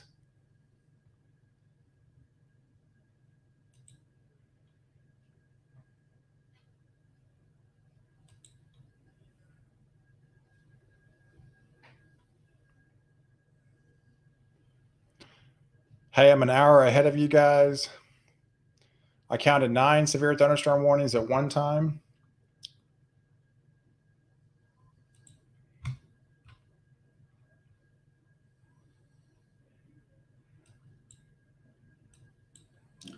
Well, let's see. 1, 2, 3, 4, 5, 6, 7, 8, 9, maybe 10. Maybe it looks like 10 severe thunderstorm warnings and 1, 2, 3, 4 tornado warnings.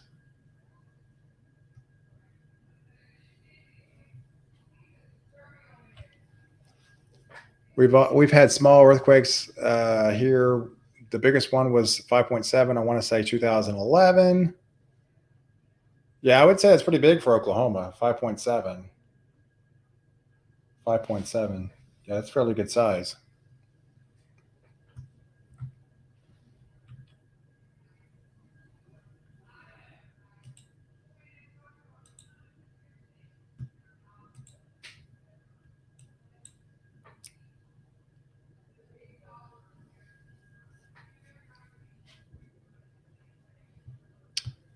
Yeah, earlier, Heather, they were up to 8,800. I know they were really climbing on the power outages. Let's see where they're at now.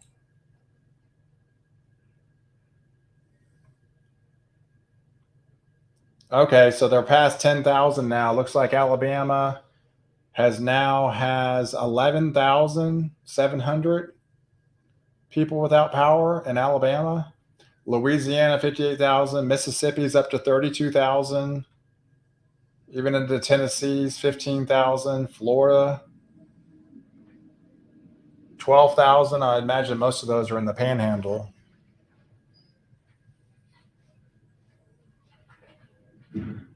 Hey, you're welcome, Stormy.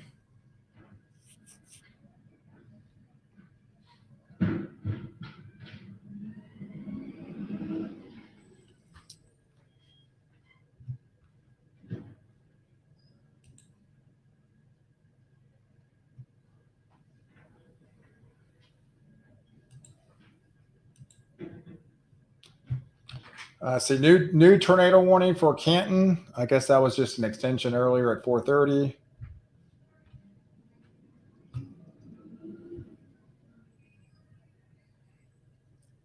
And here's the one by Benton.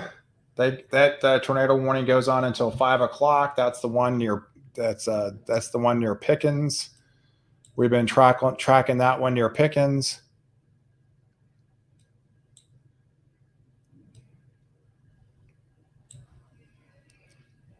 Yes, we have one tornado warning heading into Canton here, and then that secondary warning heads into essentially Pickens and Lexington.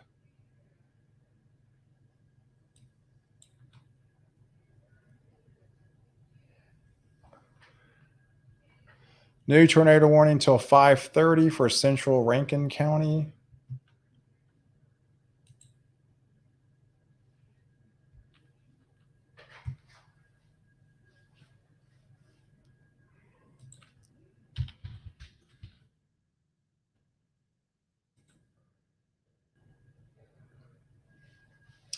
Yes, that includes Jackson, Pearl, and Brandon, Mississippi, until 5:30. New tornado warning just issued 30 seconds ago.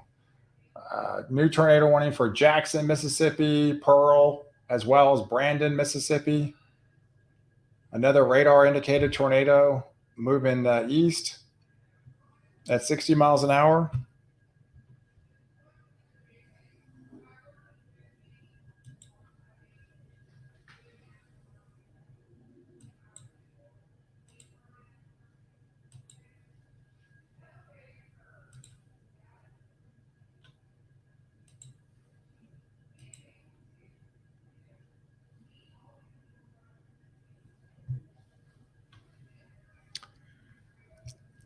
So it still appears that circulation by Pickens is still on the ground.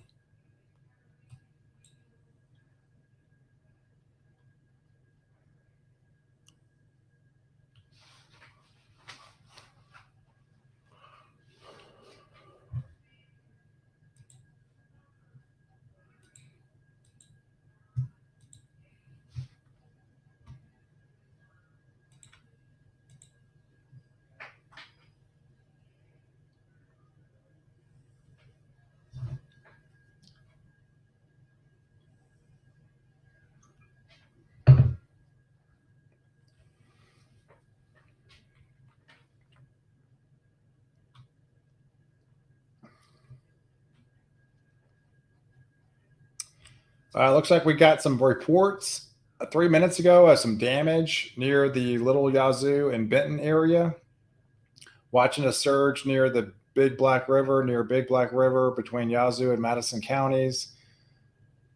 That was the rotation that's been on the ground for a while now. So this is that same area that we've been tracking into Pickens that looks to still be on the ground, doing some damage in its path.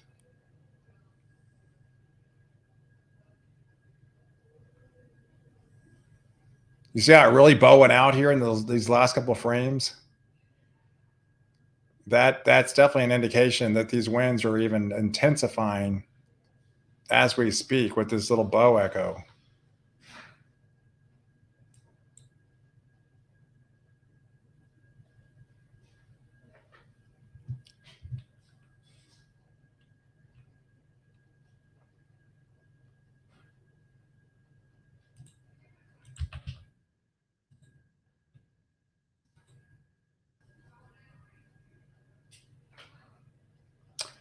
The forecast for central Kentucky Well, these storms would just continue to race across to the northeast, and then eventually we'll be heading into more of Kentucky as we get into the evening hours, into the overnight hours.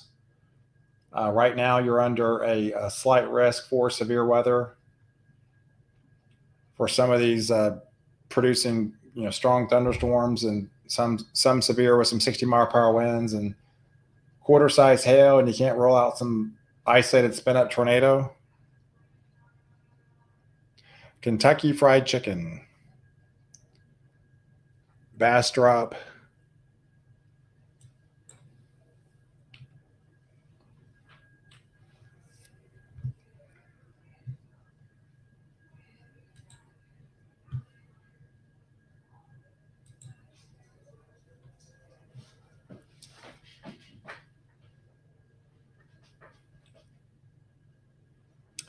Wow, I was just looking at the temperature. So that's a pretty big cold front coming by. So it's 59 degrees right now in Dallas, where I live, and it was 94. The high was 94 just the other day. So now after the storms last night, uh, that cold front's coming in on the backside, and temps have dropped to 59 degrees. Hey, my local meteorologist for tomorrow is saying an isolated tornado or two can't be ruled out, even for New York City. Yeah, so it looks like I would think the trend is moving that way for sure. I know Philly was under kind of the zone to watch for tomorrow, and since everything's moving northeast, there is I would say maybe potentially the slight risk would be just extended into the New York City area by the time we get in tomorrow. Right now, you're under a marginal risk, Ross. So that seems to be the trend as this gets closer, moves further northeast. We saw that with the expansion of some tornado watches last night into Kansas and further into Iowa, that everything was shifting a little bit further north. And that's kind of the same trend that we're seeing even right now as these little bow segments continue to push off into Memphis and gets actually further into, eventually further into portions of Illinois, and then it'll eventually get into Kentucky as we get later into the evening hours.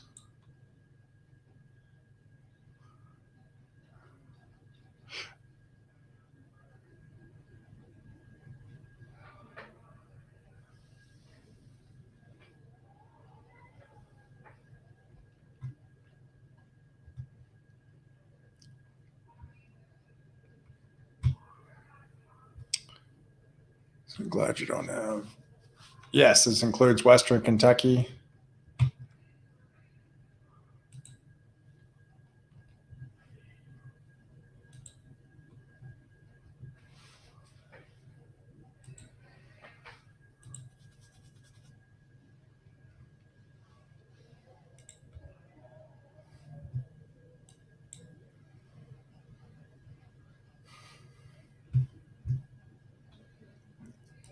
All right, let me switch radars for you.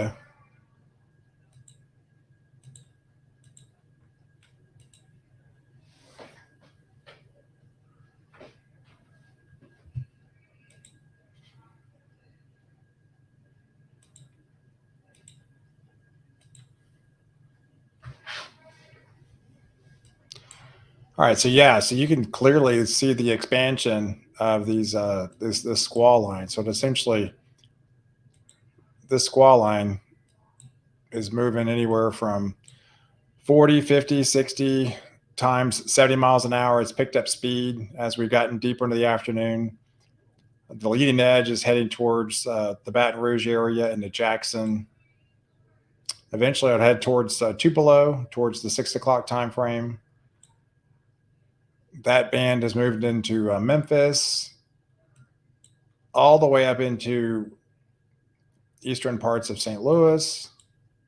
And this just extends into central Illinois, getting all the way up into the Lafayette area.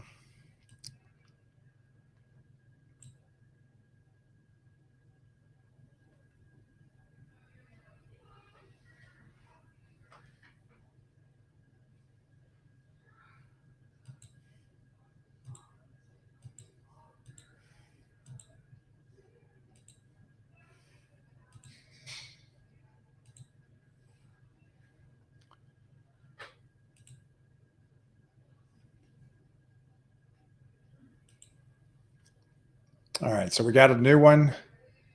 There's a brand new tornado warning that just got issued. Proportions of Jackson here into Raymond.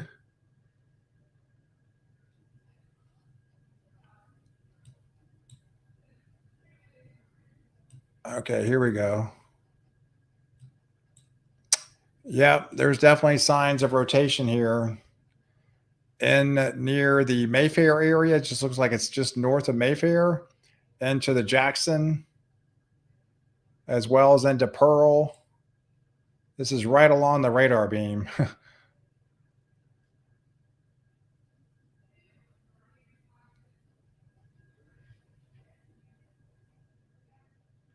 Till next winter, if we see an Arctic blast, we're screwed. 2 tornadoes possibly on the ground now.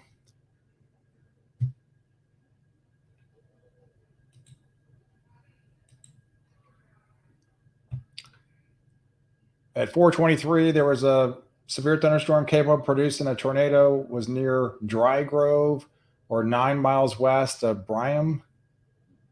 Locations in its path are the Bryam area, Richland, into Brandon, as well as Pearl around 450. This area right here, that's literally right by the radar site, is continue to shift off into the east. This is the area of circulation that we're tracking.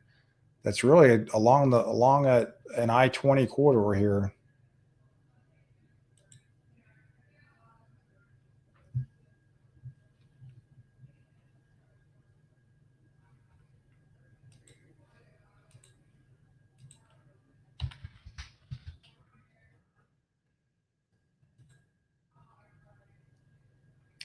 We have a brand new tornado warning that just got issued for Lexington and to Goodman, as well as Pickens.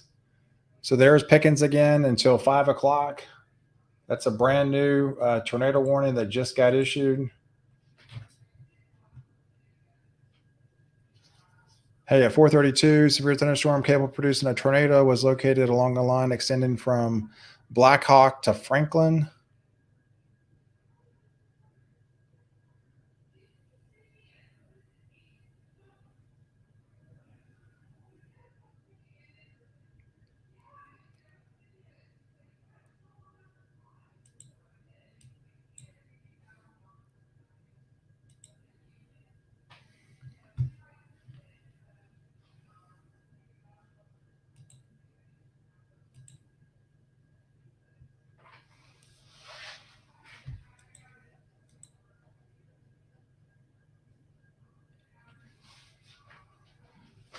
It's 4:37.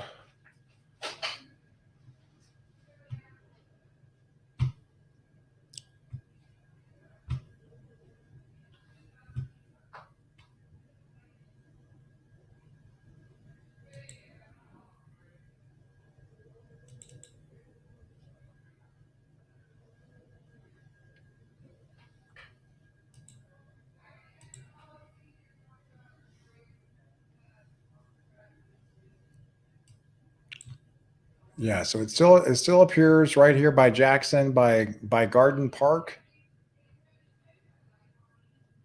by Carriage Hills, near the Jackson area. This is the area of circulation that's still showing. They're still showing signs of circulation.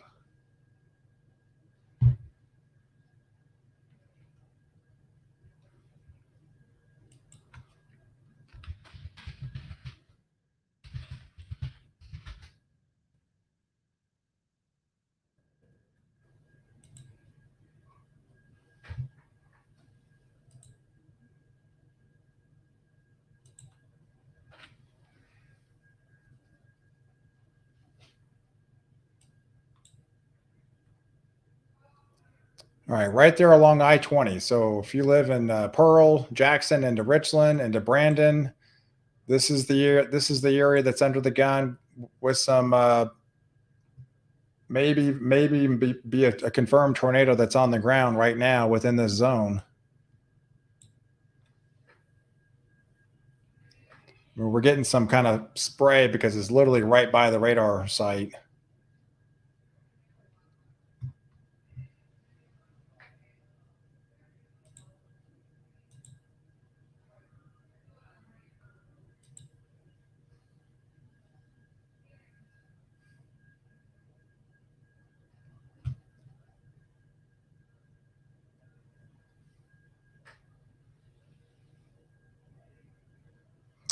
Looks like we got some tree damage near the Florence, Alabama area. Looks like there was a tree uprooted potentially near the Florence, Alabama area. Line of thunderstorms will approach West Alabama 6, 7 o'clock tonight. Damaging winds, main threat, winds gusts is 60 to 80 miles an hour. For a few tornadoes are possible. Pay attention to all the warnings and watches over the next couple hours.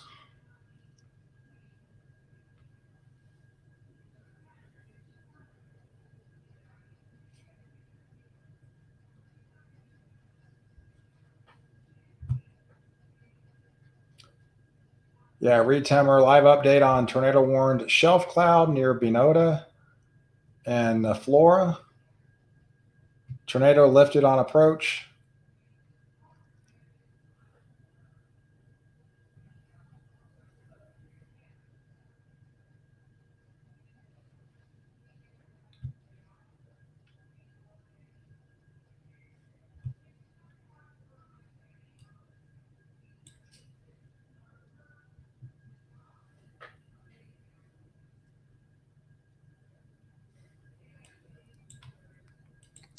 All right, so let me put the rotation on it.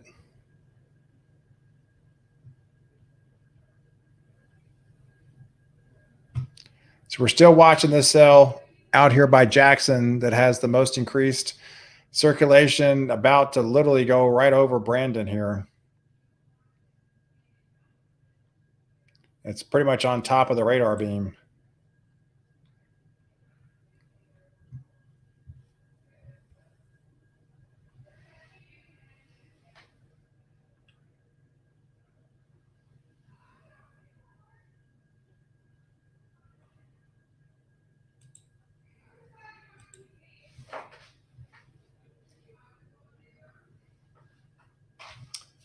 Looks like they extended the tornado warning into Jackson's for the same area that we're on.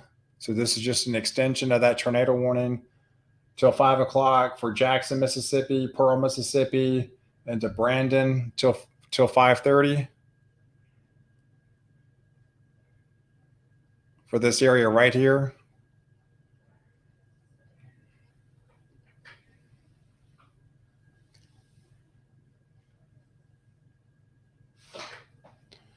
Yeah, so confirmed tornado 439 over the city of Brandon. So this is the one we're on right now.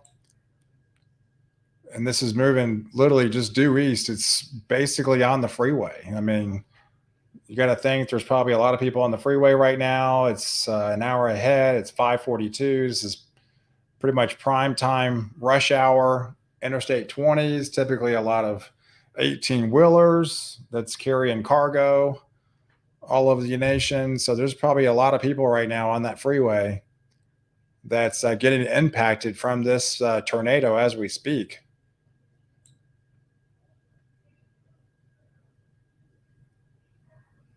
And it's pretty much training across Interstate 20. Hey, broadcast media confirmed tornado.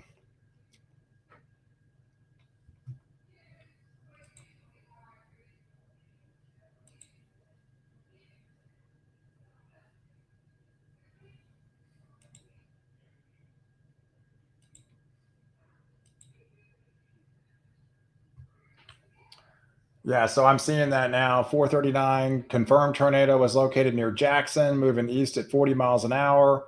Locations in its path are the Jackson at 445, Richland at 450, Pearl and Flowood at 455, Brandon at 509 or 505 time frame.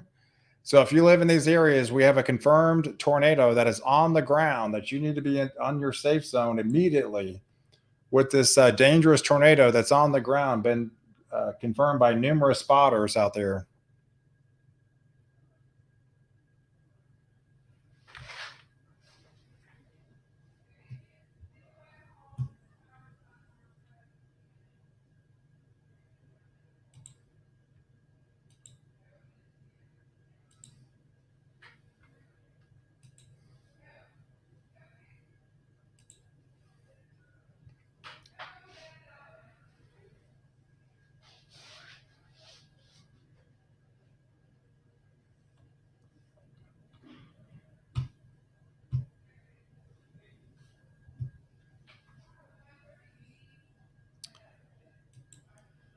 So this is the whole area. It's traveling along right along I-20, right along Interstate 80 into Pearl, into Country Place, right near the radar beam.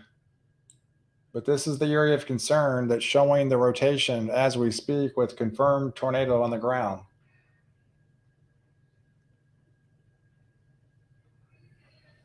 Yeah, there it is. A large number of cars on I-20 is very concerning. A tornado is expected to cross it soon. Yeah, so there's a lot. I'm looking at one of these dash cams right now. It's rush hour. I mean, you would expect a lot of people on the freeway. And this dangerous tornado is about to cross I-20 as we speak.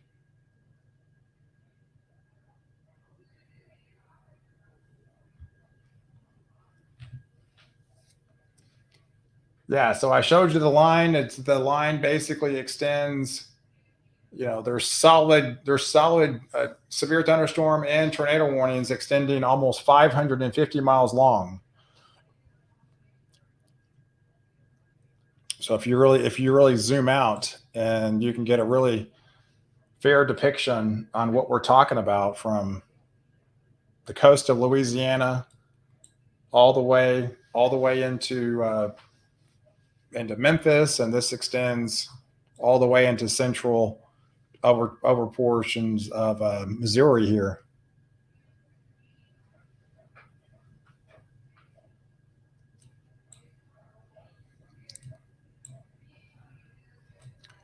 So if you live in Jackson, if you live in Brandon, you need to take cover now. We have a large, dangerous tornado that's on the ground. Looks like it's been on the ground for a while now, coming across I-20.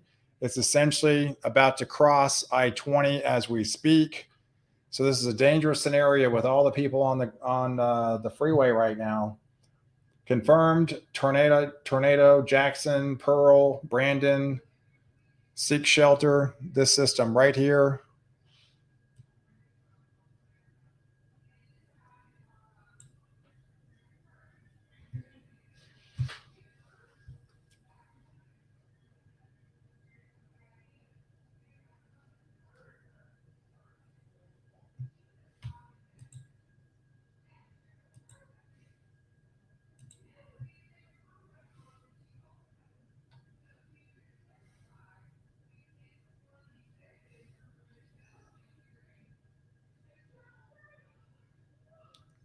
I would say it's right over Country Place right now.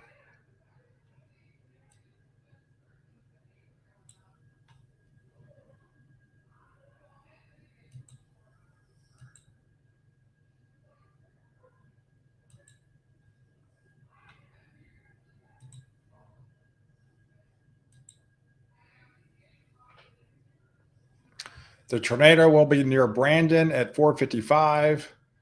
Damaging tornado, broadcast media confirmed.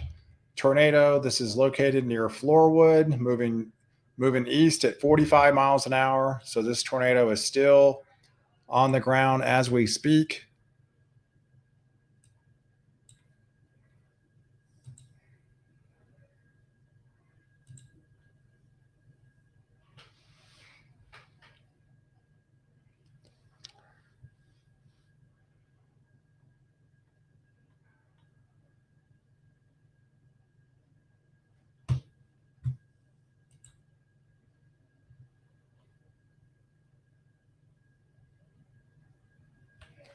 New tornado warning for Bardwell, Kentucky, Wyatt, Missouri, and Columbus, Kentucky until 5 o'clock. That's just an extension of the previous tornado warning. Yeah, I'm seeing some pictures now. Confirmed tornado in Southwest Jackson at 4:38. We can hear the tornado overhead.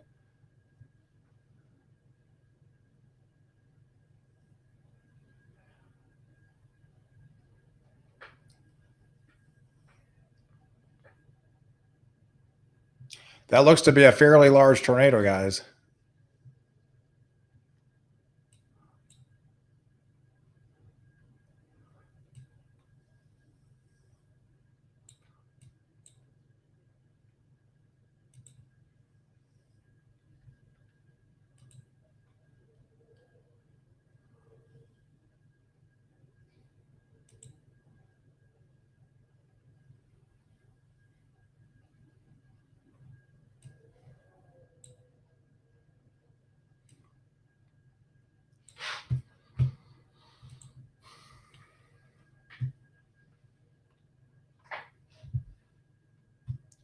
So we are tracking a confirmed tornado that's on the ground near Brandon.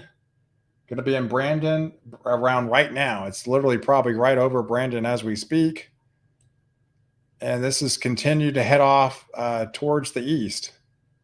And it's traveling right along Interstate 20 here.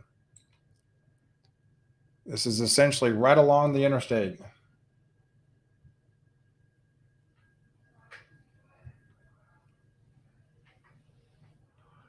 Possible debris signature here near Floorwood and Jackson. Once again, we must take cover. This is confirmed tornado.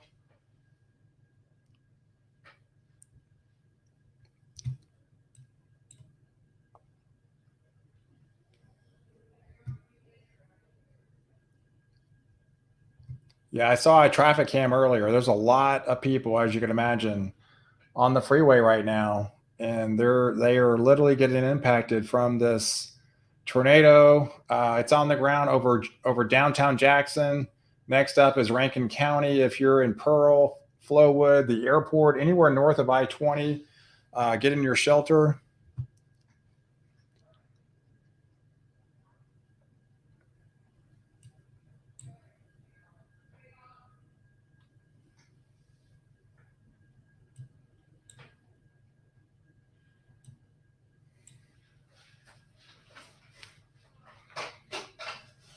Hey, pal, it's going straight to the airport.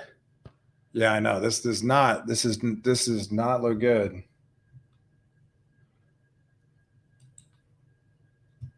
We've had a confirmed tornado on the ground for at least 10, 15 minutes now.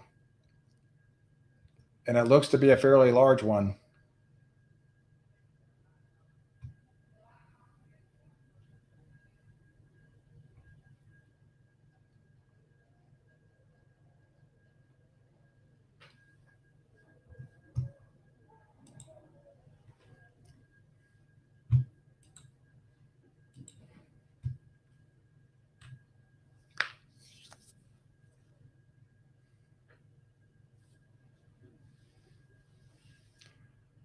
Yeah, confirmed tornado in downtown Jackson. Sister station has the most of its crew shaking shelter. I'm looking at some of these tower cams now.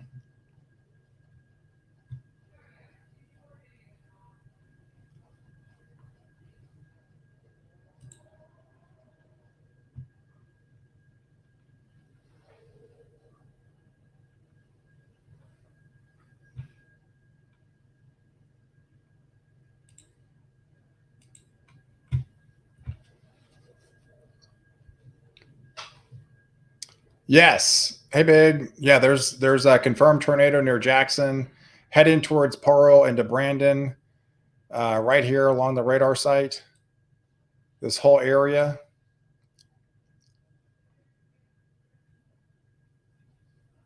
It looks to be right over Brandon currently right now and heading towards eastward on Interstate 20.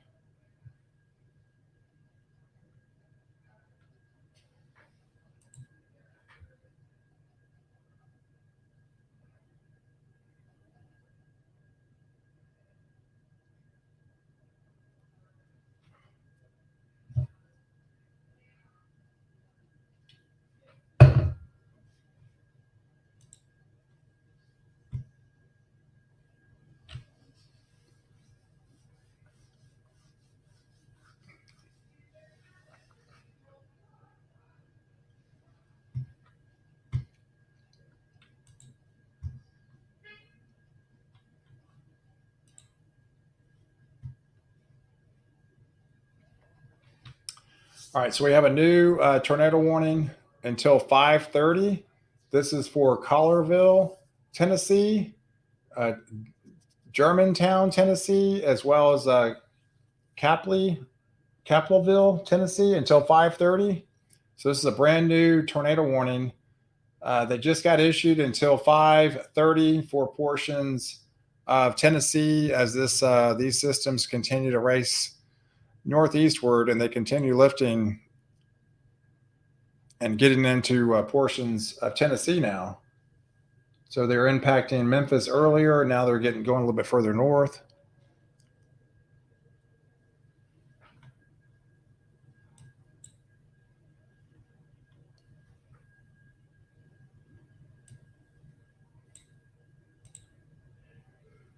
Yeah, so this is the observed tornado as of 4:45. There was a confirmed tornado that was near Floorwood, moving east at 45 miles an hour. Locations in its path right over Brandon right now, 4:55, and it continued to move off further into the east until like 5:10 time frame. So this is the circulation that's literally essentially right over the radar beam heading into Rankin.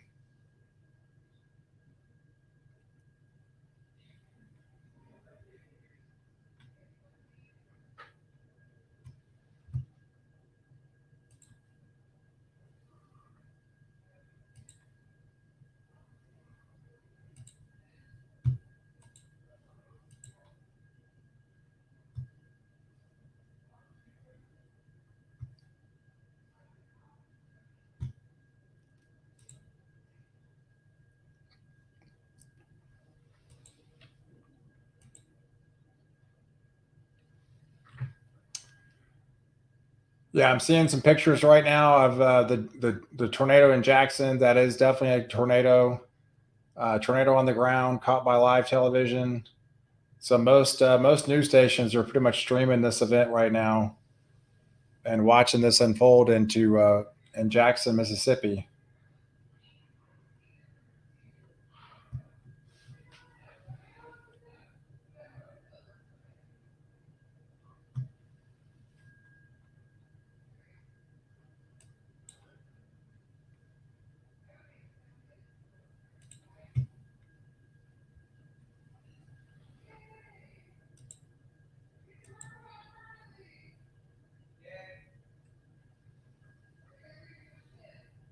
She used to get to work from home permanently. Well, she's been at home. I guess her company, my wife's company, just said she can work from home permanently, even though she's been at the house for 2 years and she's been back to work one day. But I guess I made it official now, so she won't feel guilty for not going in.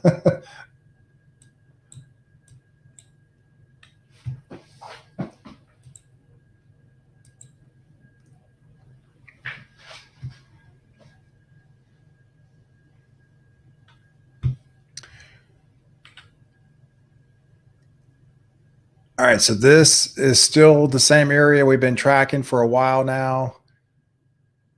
Heading out of Brandon, going into towards Branch and Morton areas.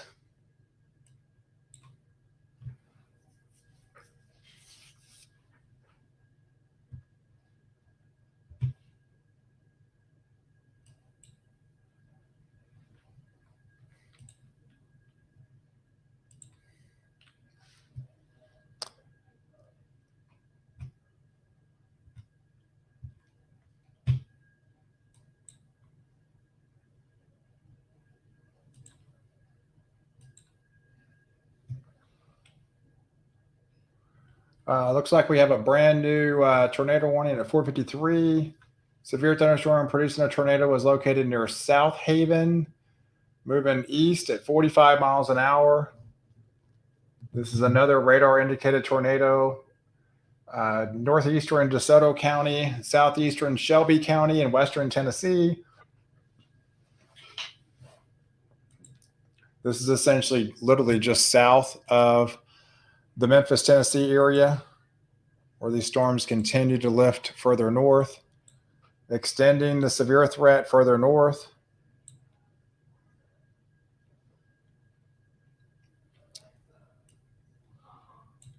So again, along the leading edge here, we're showing more signs of rotation near South Haven, near the Memphis, Tennessee area. I would say right in this notch by Interstate Highway 55.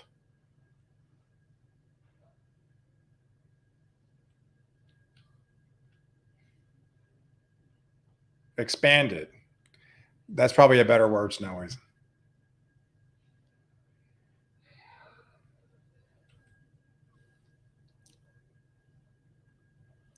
Expanded.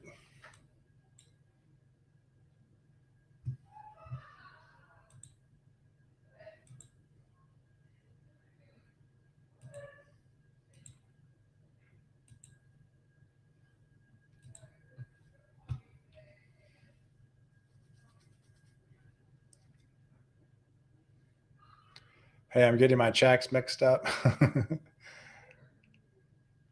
It's probably easy to do with multiple chats working at the same time.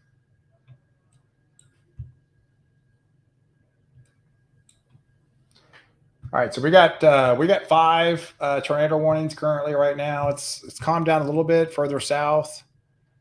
It looks like it's calmed down, extending further into Louisiana, into Baton Rouge, but still active towards Jacksboro. We still got several radar indicated tornadoes and that observed tornadoes still near the Rankin area, near Brandon.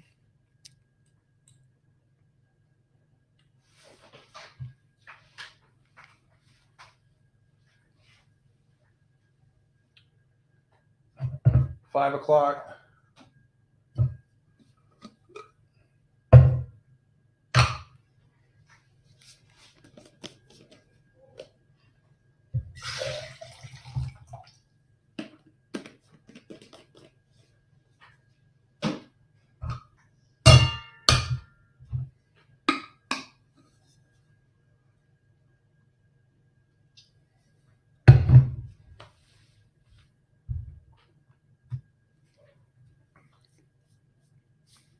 Yeah, I went and got a haircut the other day. It's like probably cut it a little bit shorter than what I usually do. But I know the summers get hot here. I usually cut it a little bit shorter this time of year. Hey, I live in Western Oklahoma. Husband works at Walmart, Yukon, about 2 blocks from the lake.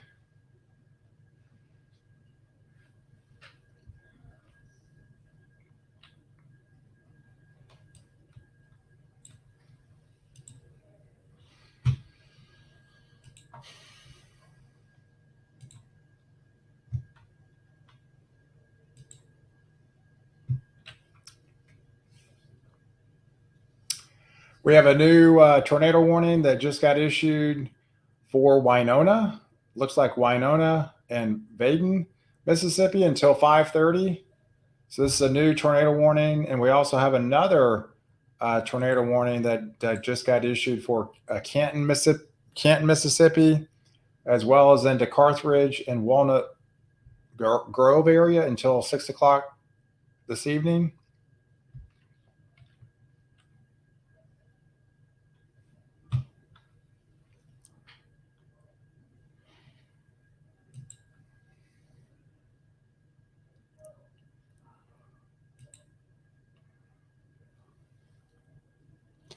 Yeah, so this is the extension of the tornado that they saw near Brandon. The producing tornado that was located near Canton. This is moving east at 30 miles an hour. So this continues into the Farm Haven area around 5:20, into the Ludlow area around 5:30, into Tuscaloosa around 5:50 this evening, with another dangerous storm that could be producing another tornado that's moving to the east at 30 miles an hour.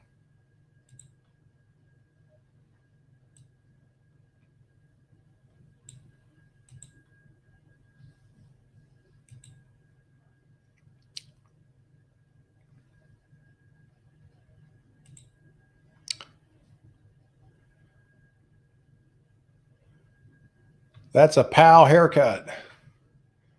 Hey, just means you don't have to go back as quickly. Well, let's hope not. It seems to grow fast. I don't know what they recommend like every 6 weeks. I probably do it 2 or 3 months, technically. But I know in the summertime, it seems like it grows a little bit faster. You're outside more, you're active, more active.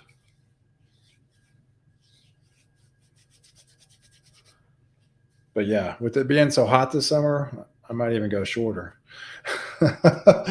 So-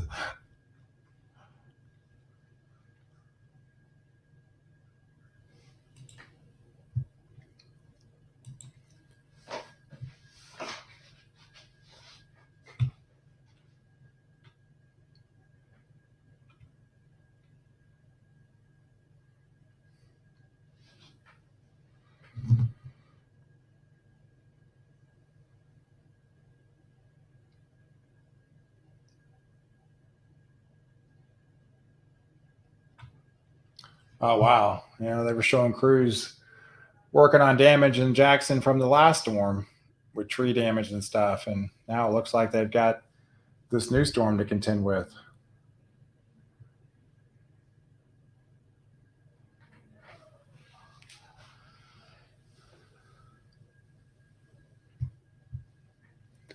My hair is getting nice and long thanks to the pandemic. Going to keep it that way.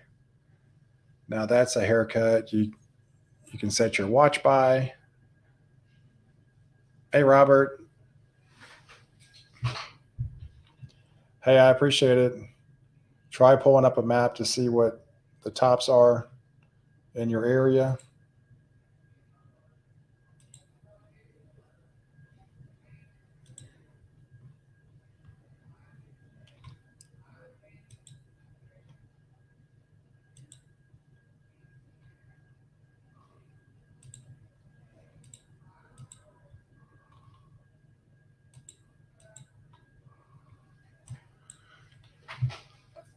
All right, so yeah, so what we're looking at is some of the echo tops from these storms. They're pretty high down here by Baton Rouge, further south. There's that storm in Jackson. That's in the 40 to 50,000 foot range. That's probably why we're getting that stronger tornado down there. Oh, sorry, that's a little too far south.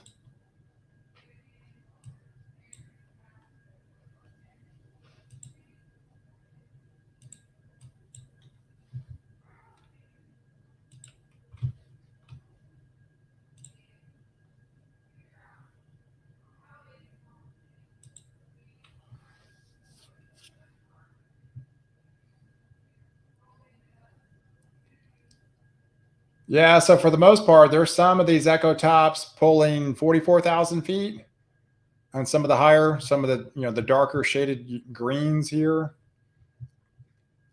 It looks to be anywhere from 40 to 44,000 feet at the moment.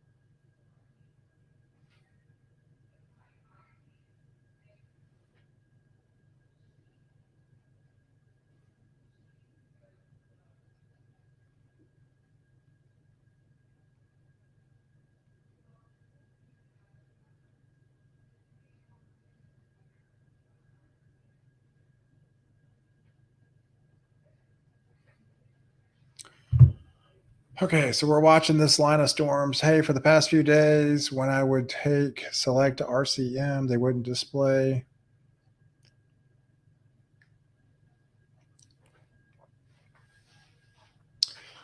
For the most part, some of these storms they're moving at different speeds, but yeah, some of these storms have moved up to 70 miles an hour.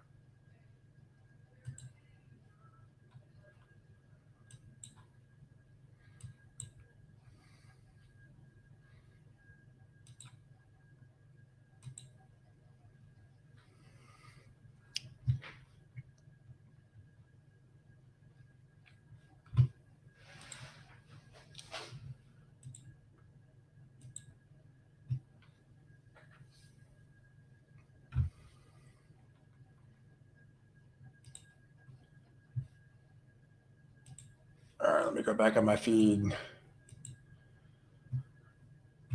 See if I'm missing anything.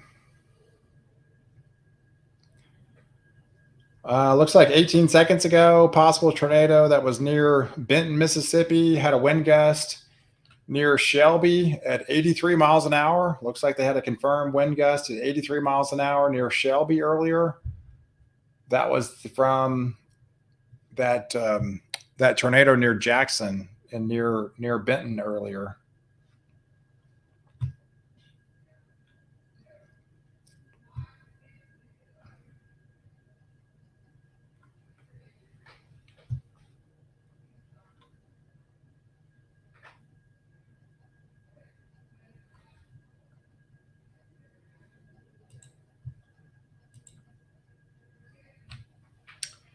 We've got more power outages, guys. We got 61,000 now in Louisiana.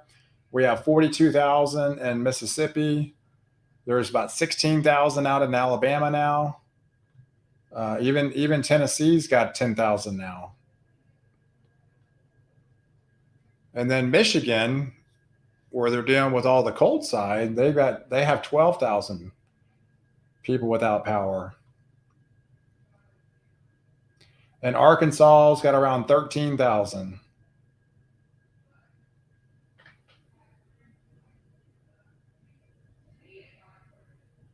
So yes, we're continuing to watch these power outages continue to climb.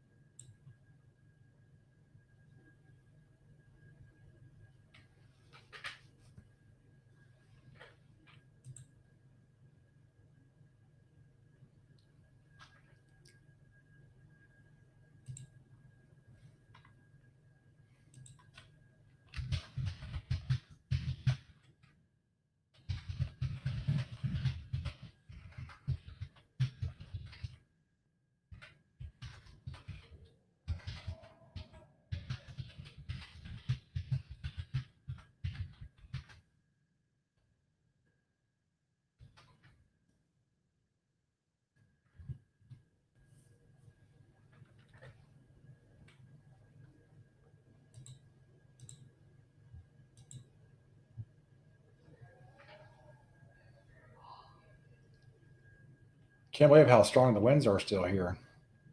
I just hear the wind whipping.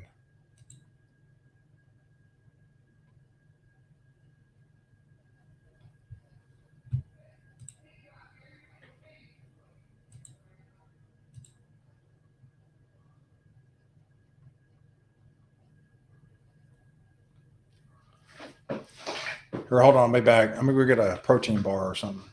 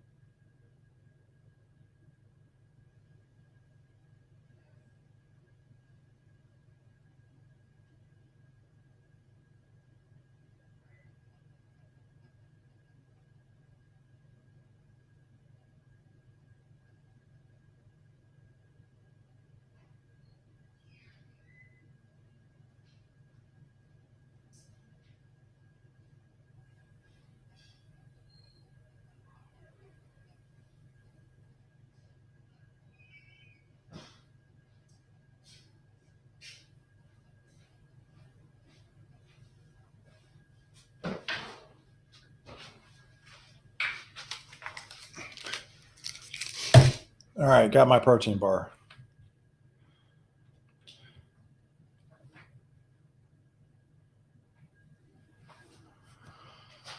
Hey, well, thank you. It was a little longer than I planned, but here I am again. Hey, thanks for coming back. Hey, Cloud, we'll do, pal, and thank you for your dedication.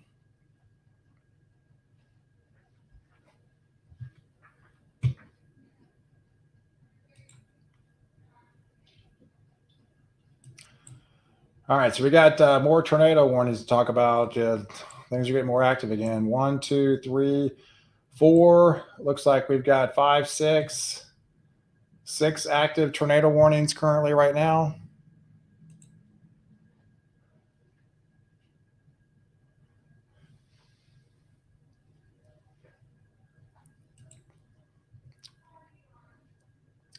All right, so let's zoom into a few of these.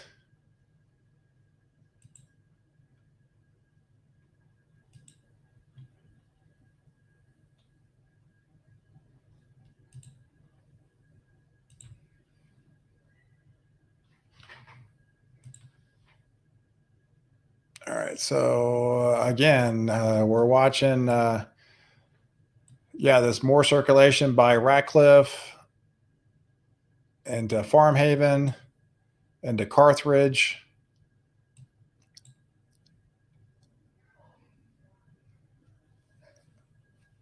Yeah, this area down here near Coach, this is all lifting a little bit further north and to Goshen Springs and to New Fannin.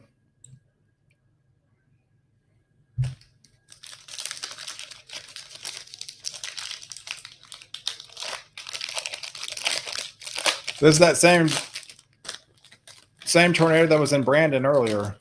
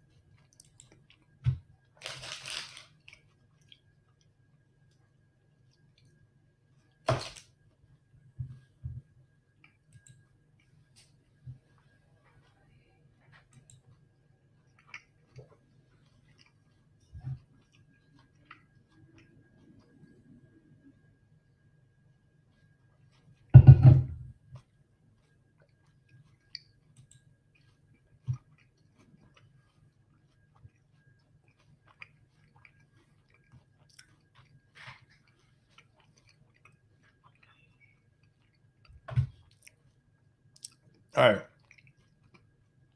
So let's expand the view.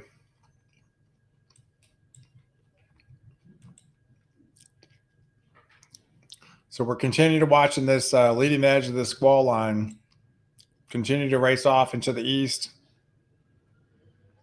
They've extended the tornado watch until later on in this evening towards the Tupelo area into Meridian and to Hattiesburg. That goes until 8, 9, 10 o'clock time frame.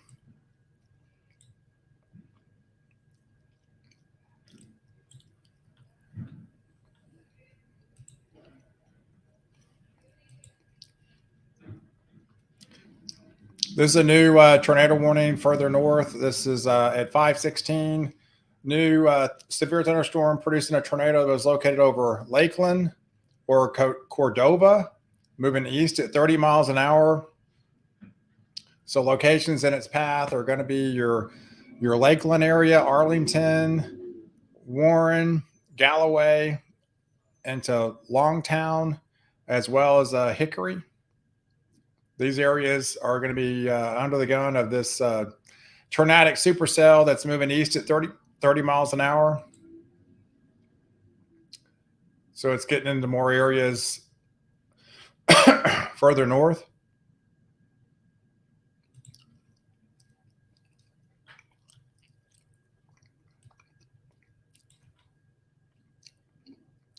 this is the band that we were just talking about right here. That's heading into Oakland. And if we extend it, it just keeps going further north.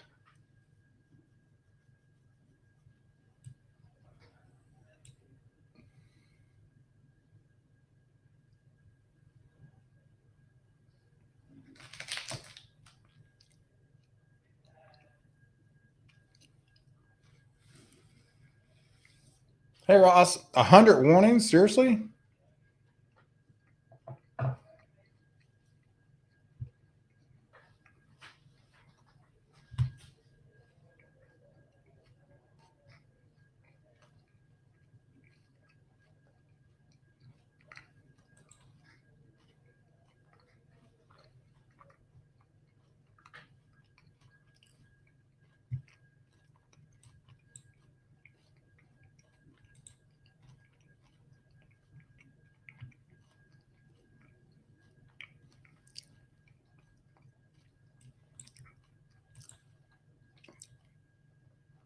All right, you got 1, 2, 3, 4, 5, 6 active tornado warnings currently right now.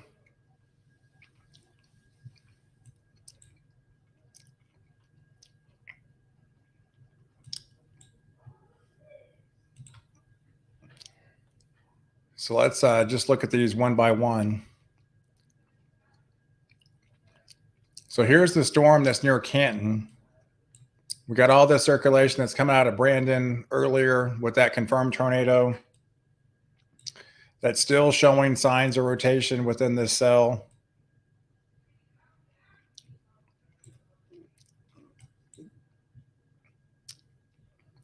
And then we have, if we go further north, we zoom in and we've got another area of rotation along 43 into Thompsontown. This is the area that prompted the warning for this location. These continue to move off to the northeast.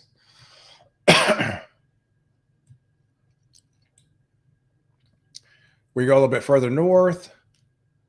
I'm not seeing much circulation with this particular setup.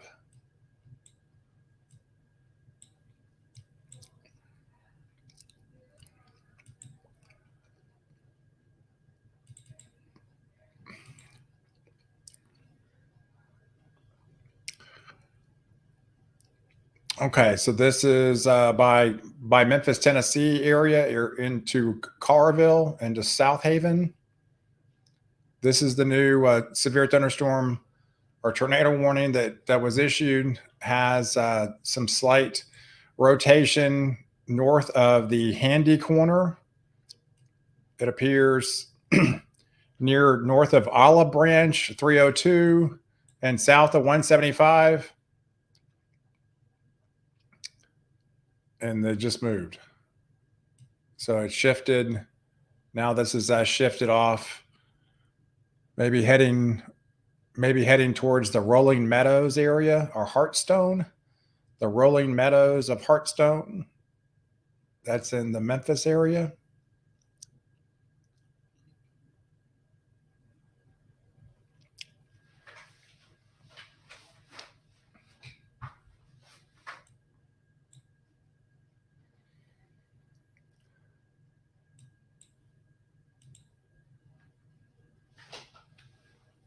Yeah, so we can see this bowing out here. This continues to indicate stronger winds out ahead of the front.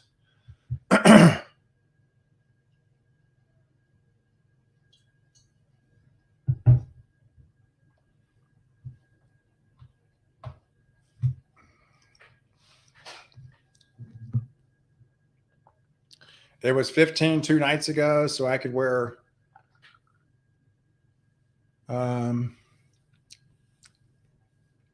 hey, the latest long range European GFS and CMC are all showing another active severe weather setup next week during these same locations with almost Fujiwara effect on some of the longer range guidance. Yeah, it definitely appears we have another system over Texas, Oklahoma, like say Monday timeframe. And then, yeah, a lot of these same areas on Tuesday again that we're talking about right now.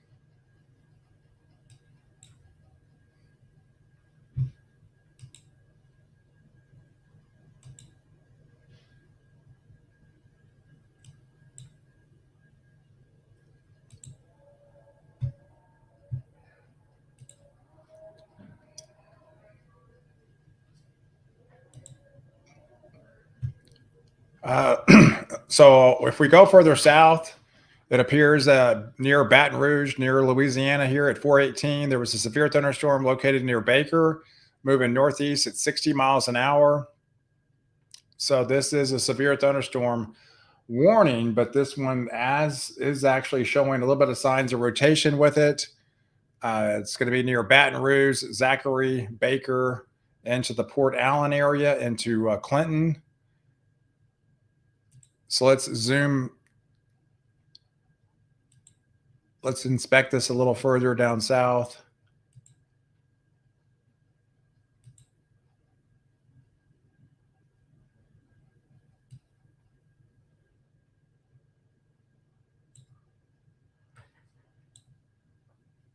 Okay, so yeah, it appears there's definitely some signs of rotation here near Clinton, near the Clinton area, near just north of Baton Rouge.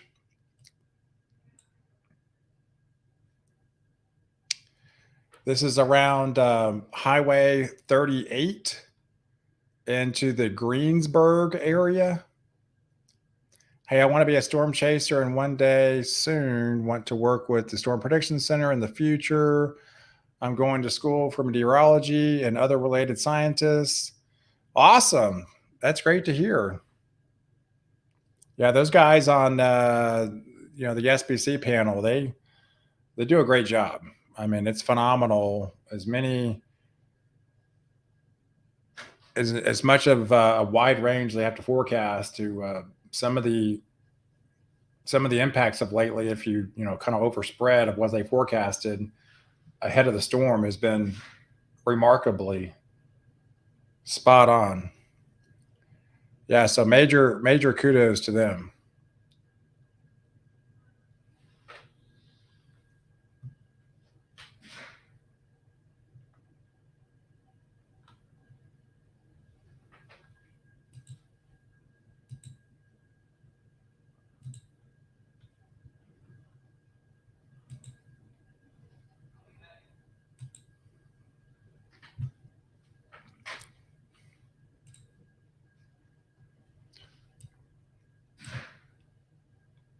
All right.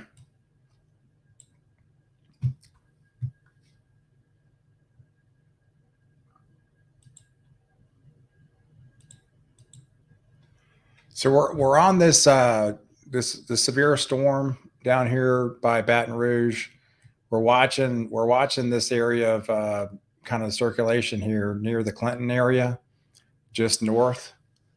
This whole system has had a history of producing a confirmed tornado that's on the ground, and this same type of circulation has continued to lift off northeast, and now it's over near the Clinton area. This continues to lift off into the northeast.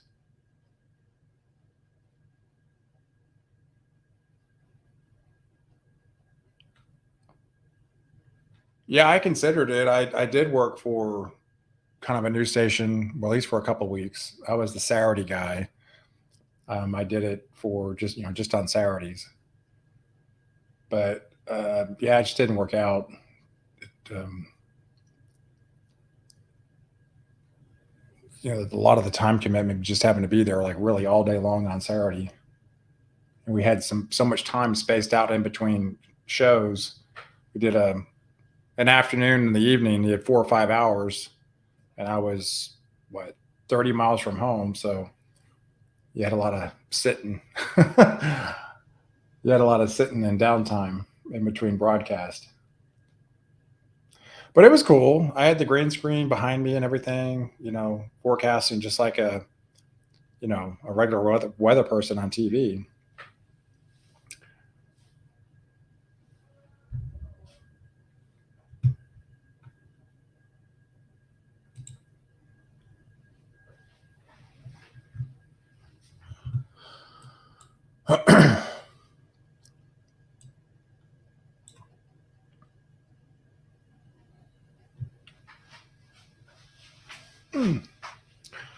All right, so we continue to watch this main line. We're getting into 5 hours now, so I've been live here for 5 hours now, Hey, pal, that's cool stuff. Meteorology is almost like a sport to me. If you don't succeed, just try again. Hey, the thing about the weather, it's always moving, right? And every system's different. And there's 112 different models, and you got the whole world, you got oceans, you got trade winds, you got all kind of dynamics. And what I like about it is just trying to figure it all out, right? Trying to figure it all out ahead of time. That's the challenge of weather. I call it putting all the pieces of the puzzle together, and that's the enjoyment I get out of it. Is hey, trying to predict a system, where it's going to be. If it's in the Bering Strait, where's it going to be 4 days from now? It's pretty fascinating.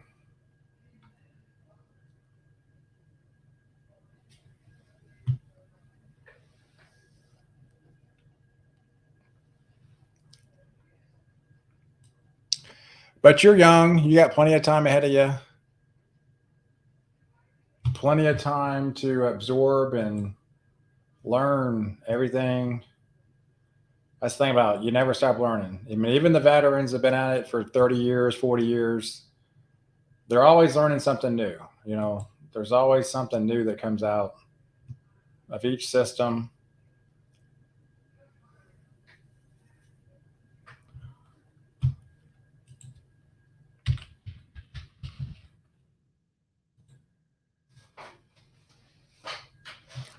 All right, so we have a brand new tornado watch. This just keeps moving off to the east.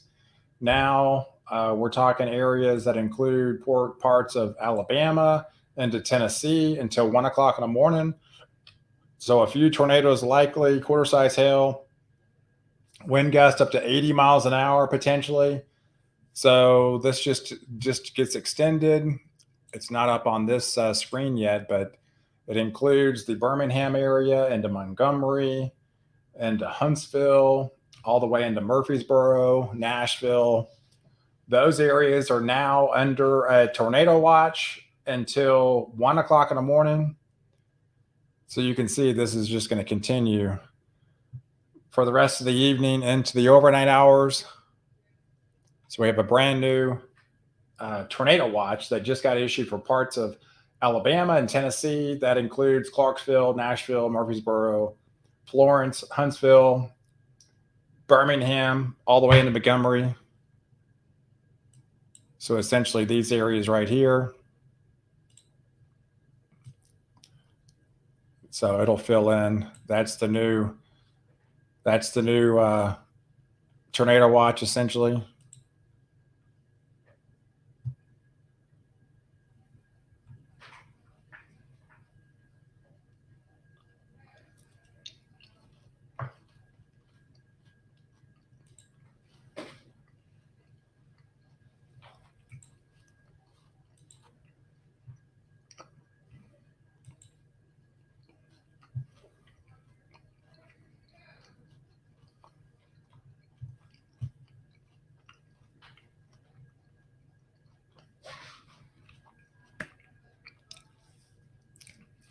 Looks like we have another tornado warning for Ethel, Mississippi, McCool, as well as McVille until 6:15. So this is a brand new tornado warning for Ethel, McCool, and McVille, Mississippi until 6:15.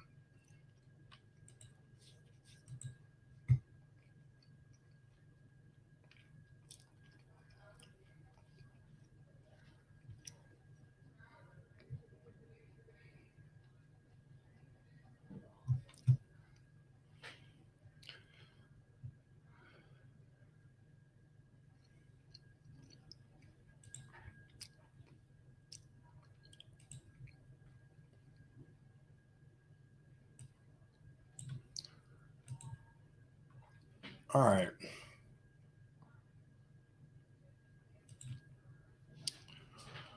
All right, so let's zoom into some of these tornado warnings and dissect these a little bit further.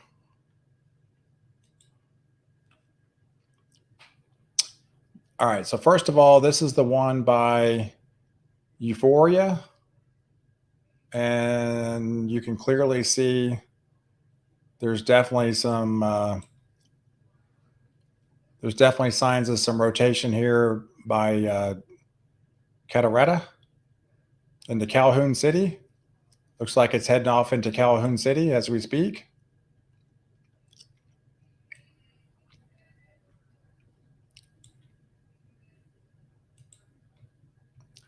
It's moving at 59 miles an hour. Appears to be in Calhoun City basically right now. Going to be over Calhoun City, passing over. It looks like eventually possibly into Lloyd, getting into Algoma, Algoma, Algoma.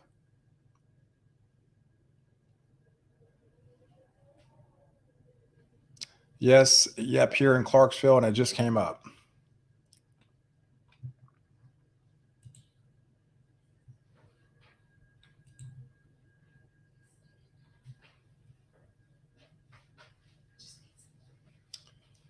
Hey there.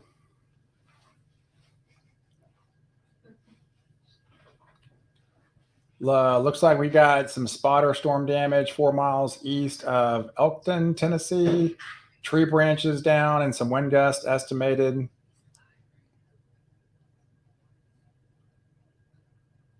So we got some storm spotter damage 4 miles east of Elkin, Tennessee, reporting some tree kind of just some tree damage down.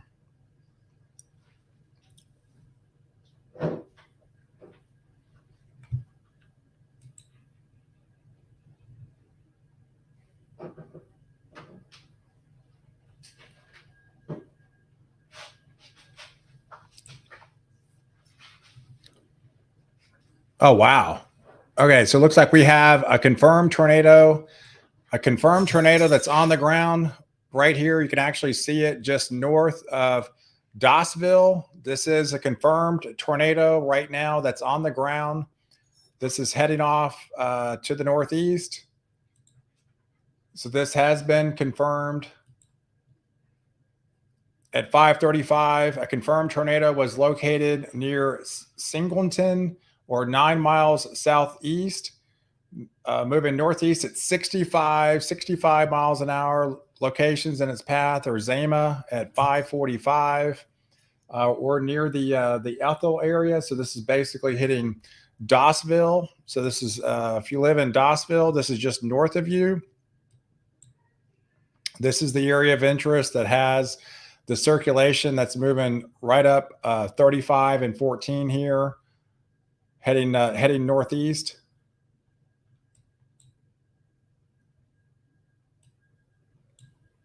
The rotation was in the Dossville area, but now it's lifted further north, and eventually it should get pretty close to the Ethel area, taking this same path. And if it does continue on that path, it'll be making a beeline towards the McCool, Mississippi area. So this is the confirmed circulation that is on the ground with an observed tornado as we speak. This is all heading out of Dossville, Mississippi, heading into McCool, into Ethel over the next 10, 15 minutes. If you got friends, family, relatives, uncles live in that area, you definitely need to let them know, get in their safe zone, text them, call them, do whatever you have to do to get a hold of them, and let them know they got a potential dangerous tornado that's on the ground heading their way.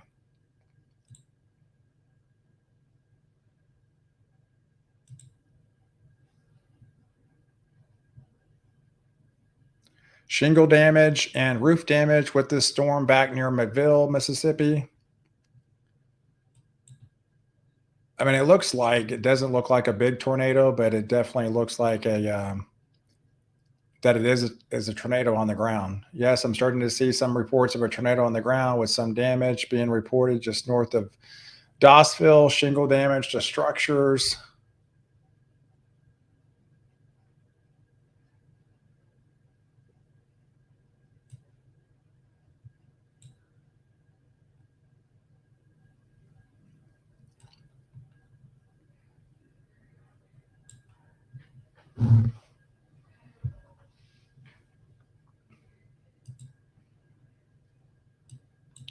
All right, so let me zoom out. You can see where the circulation is right there, just south of 12 here. This continues to lift off into the northeast. And there's Ethel, and there's McCool. Eventually, possibly get into the Weir and Ackerman areas as these continue to lift off into the northeast. But we do have a confirmed tornado that's on the ground.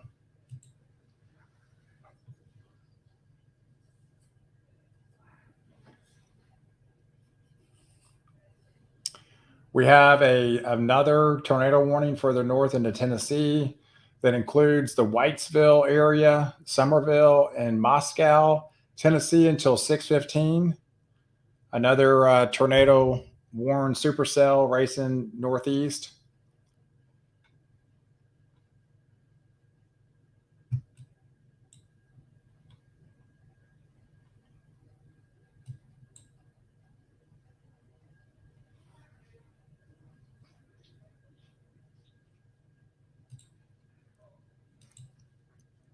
Which is basically this system right here.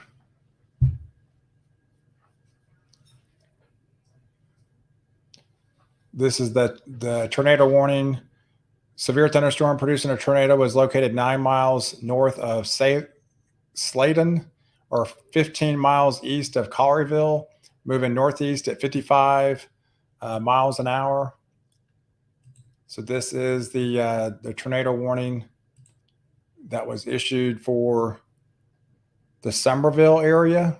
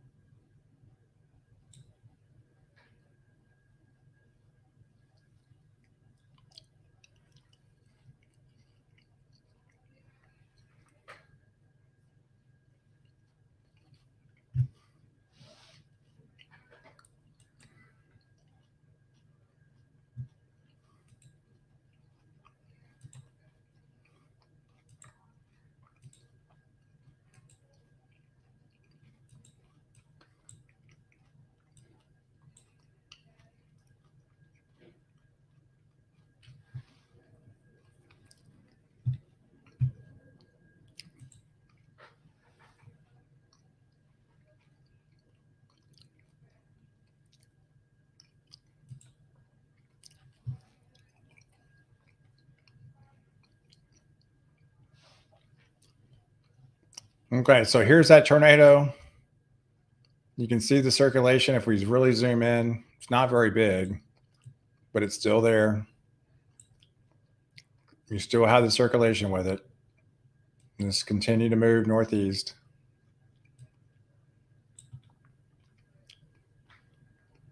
And you can almost see it on the reflectivity radar as well.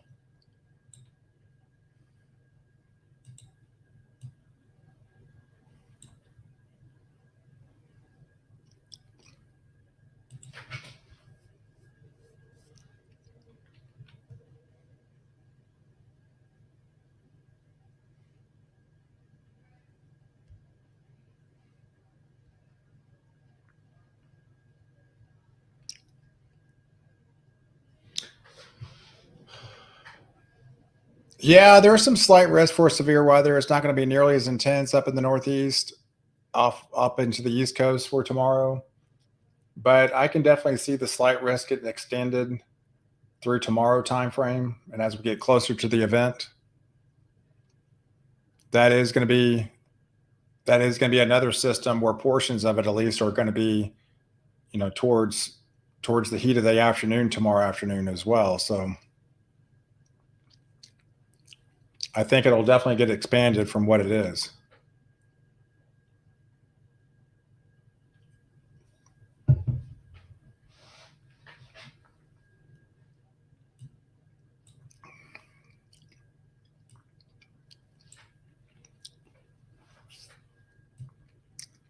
All right, so we can still see this pretty prominent circulation that continues just south of Ethel.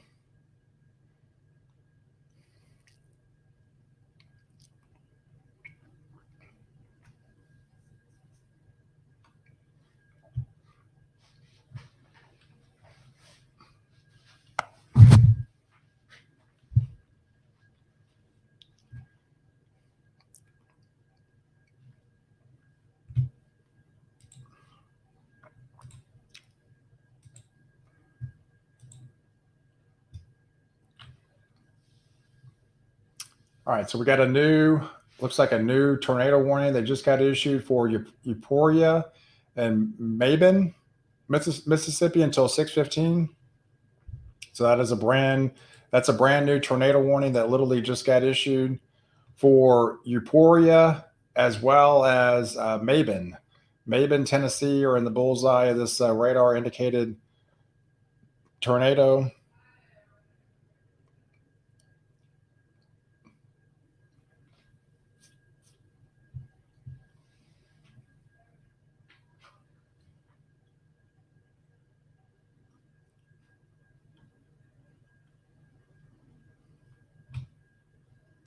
Doesn't look like there's anything new I'm missing.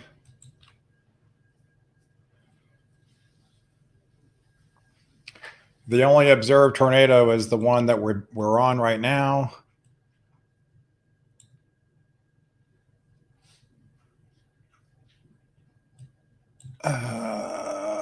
Yeah, here it is still. It's still there. It's still showing signs of rotation as it continues to lift off into the northeast. It looks like McCool is going to be taking a direct hit over to Bowie's Chapel area.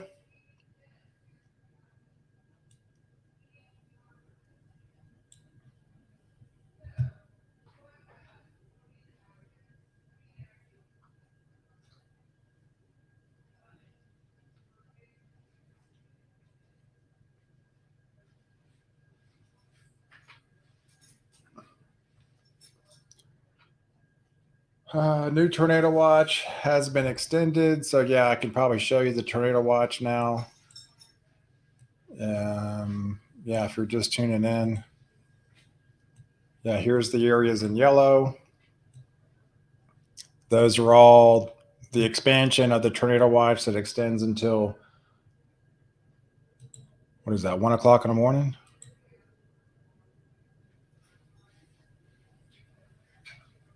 Yeah, 1 o'clock in the morning.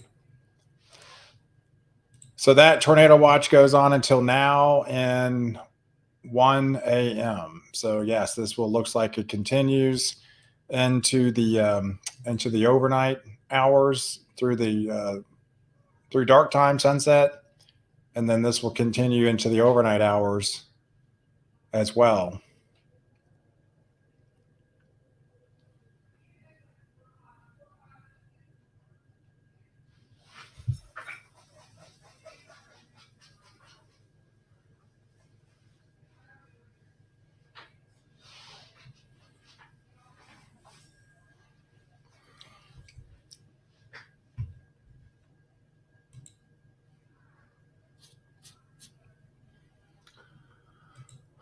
Okay.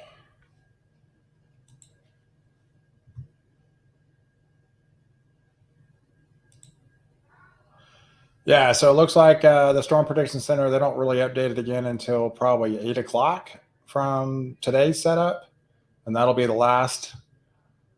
And then that'll transfer in tomorrow. And then, of course, tomorrow they update around 12:30 in the morning. That's typically when they update.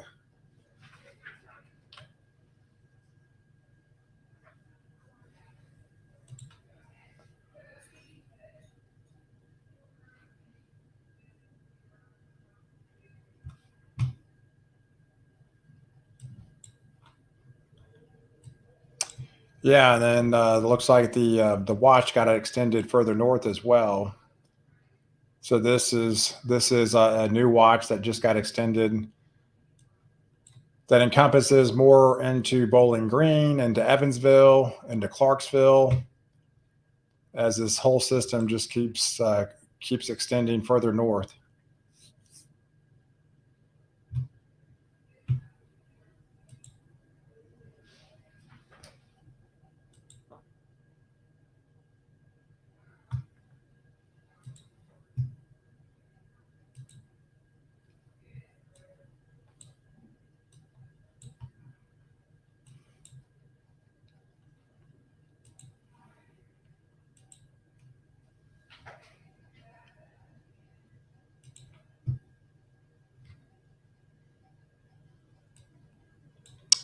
All right, so we still have that area circulation here, and it's still showing rotation. down here by Ethel and McCool. This is pretty evident with this circulation, with this observed tornado now. It appears we're down to 54,000 in Louisiana without power. Oh, now we're up to 54,000 in Mississippi. So Mississippi has definitely climbed over the last couple hours. Alabama is at 14,000 without power, 10,000 in Arkansas, 14,000 in Tennessee, and the Florida Panhandle, Florida, 2,300.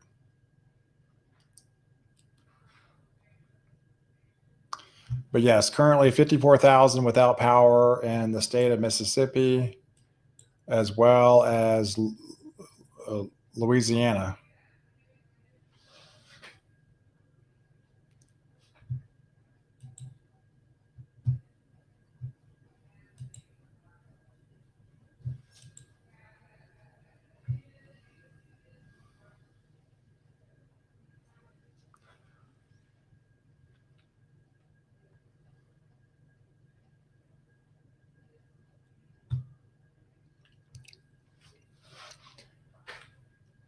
Yes, confirmed damage, very strong rotation on velocity and rotation tightening to the north as well.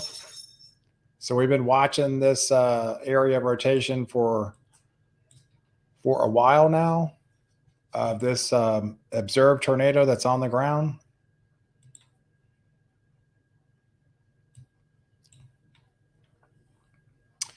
And we're seeing plenty of rotation within this system as this continues to race off to the north. Hey, Kristen. Hey, I picked up 1.07 from this morning's thunderstorms. You did better than I did.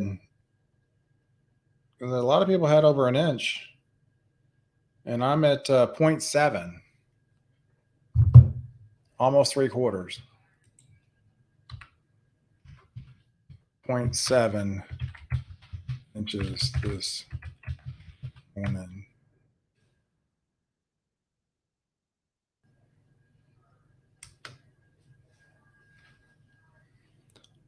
I'll take it though. That's better than nothing.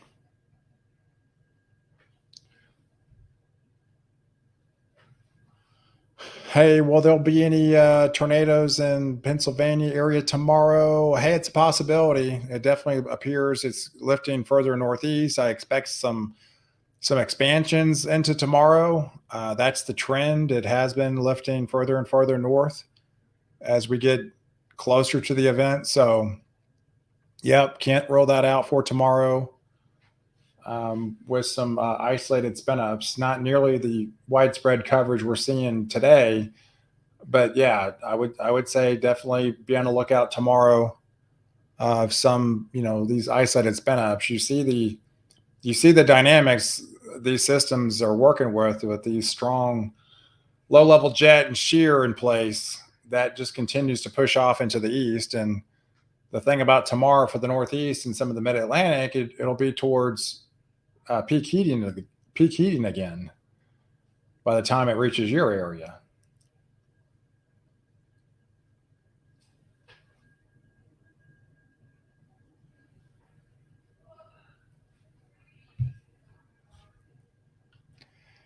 Yeah, so all these areas near Ethel, McCool, Weir, into Ackerman, you need to be in your safe zone. We have a confirmed tornado that is on the ground right now. It's moving 56 miles an hour. You can see the cone where this tornado is heading towards McCool, into Weir, into Ackerman. There's Sturgis, into Baugh, as well as potentially Valley View over some desired times. 602, like I said, moving at 57 miles an hour. It's moving really quick, but we do have a confirmed tornado that's on the ground with this system that appears to be on the ground for a while now, racing across northeast. Some places in Pittsburgh saw 50 today, swings today, starting with freezing rain and ended the day at 82. 82. The Jackson, Mississippi, Northwest, confirming a tornado moved through downtown Jackson earlier this afternoon around 4:30 to 4:45. Okay, yeah, so that sounds about right. For 15 minutes, we were tracking that system that came across the Jackson area. Number of customers without power in Louisiana has gone down, but still 55,000 without power now. I think they were up to 62, I think, earlier. And last update was 5:41, so that was 15 minutes ago. I'm sure they'll update about 6 o'clock.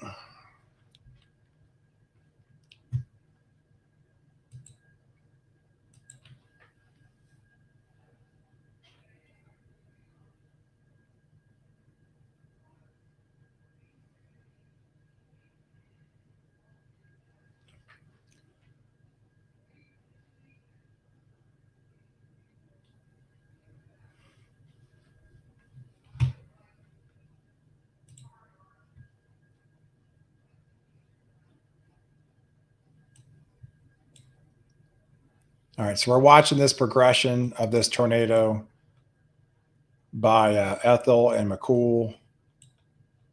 This is confirmed by numerous spotters of an actual tornado that's on the ground, heading towards the McCool area, eventually into Ackerman at 6:02. So for the next 5 minutes, couple minutes will be in McCool, 5 minutes away be in Ackerman.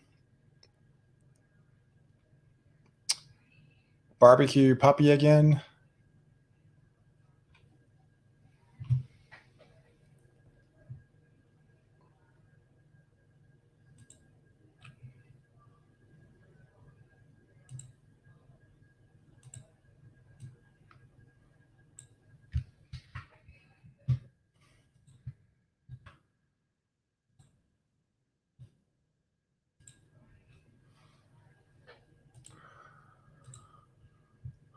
All right, so we have a brand new tornado warning for New Albany and Ripley, Mississippi. So New Albany and Ripley, brand new tornado warning, radar indicated tornado that goes on until 6:30 for those areas. So we even have some flash flood warnings to contend with as well. So we have a new flash flood warning that goes until 7:15 for the Baton Rouge, Marydale, as well as Port Allen area in Louisiana until now in 7:15 timeframe. And that is a brand new flash flood warning that just got issued.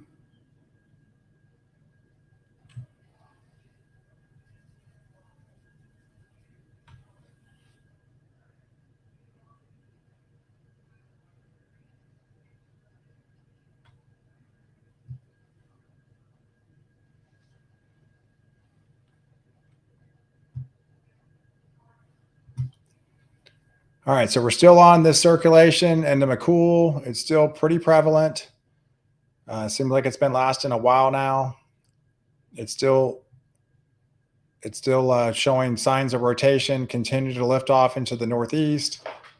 This will be heading towards the Weir area here shortly, towards County Road 12. And then eventually looks like direct hit on Ackerman.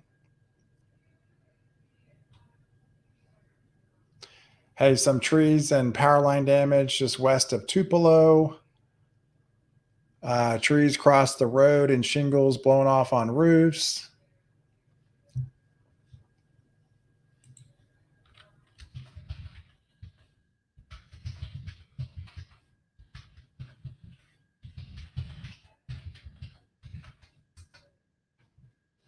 Hey, thanks, Noes.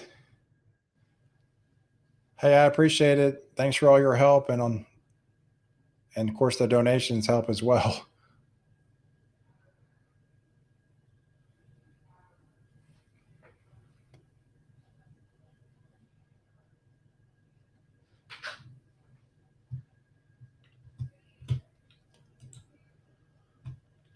All right, so if we expand the view,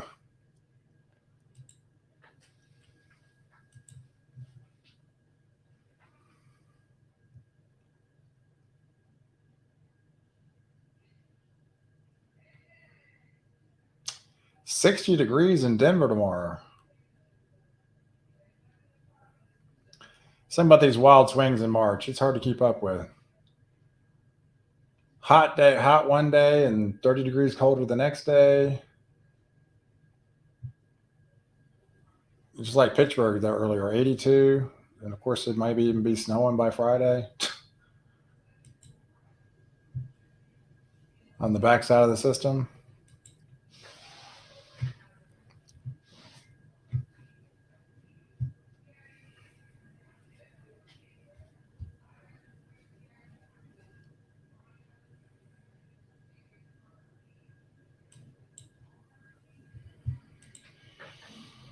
All right, so if we expand the view, we've got several tornado warnings. In fact, 3 of them. It looks like that observed tornado was able to kind of lift up in the atmosphere, so that's not active any longer. So we currently have 3 tornado warnings as we speak, and a whole slew of severe thunderstorm warnings.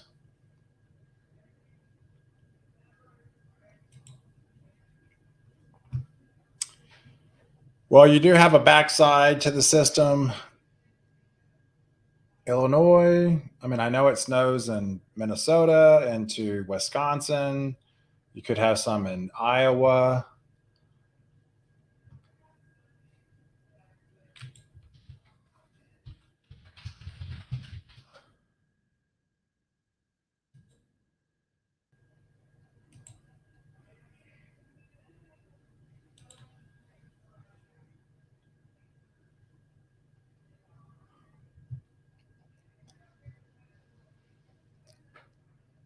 Hey, Snowies. Yes, you get the backside of it too.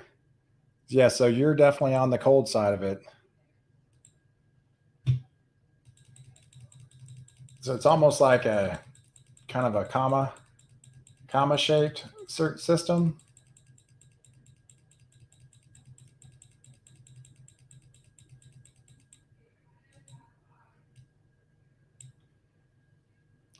Well, if you do get snow in Illinois, it's definitely not much.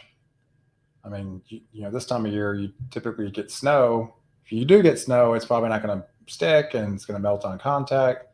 You watch it fall from the sky and then,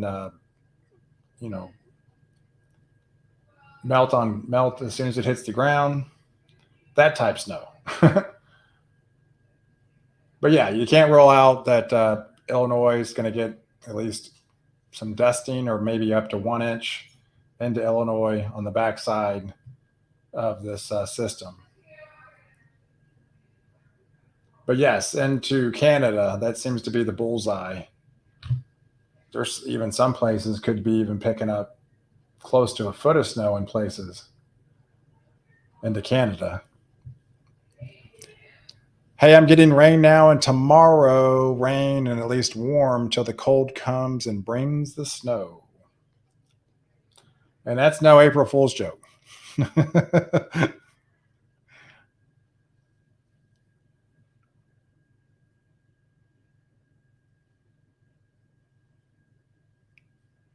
Hey, weather. Yeah, I mean, Illinois, I mean, they're further north, right? So it just makes sense. This time of year, they typically get um, the wet snows. They'll get storms, but it's not until later on in the season until you get stopping some of these cold fronts.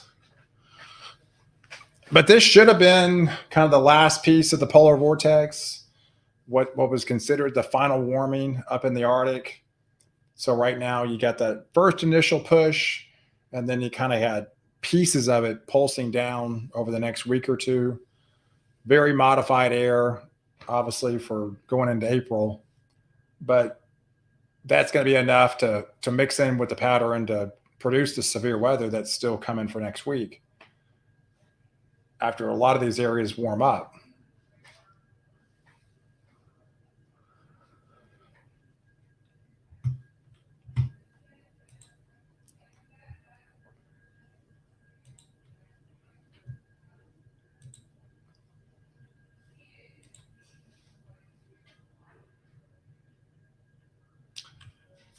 Here's a view of some of the damage in Jackson, Mississippi after the line of storms that blew through. We've seen multiple reports. Yeah, it looks like a lot of wind damage for sure. And there's probably some spotted tornadoes within that sector.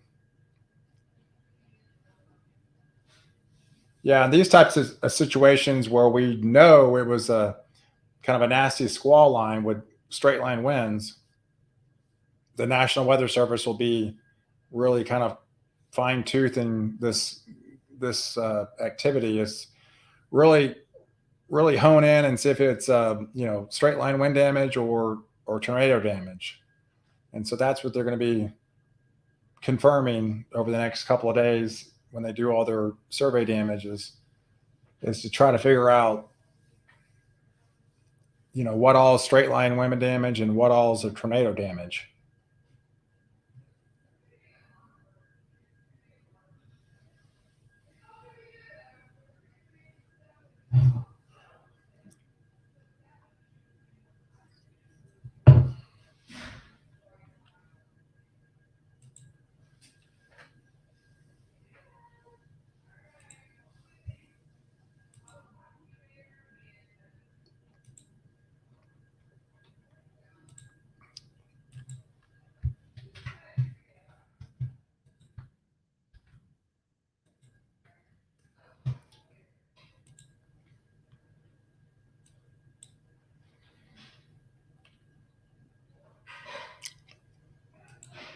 All right, so we've still got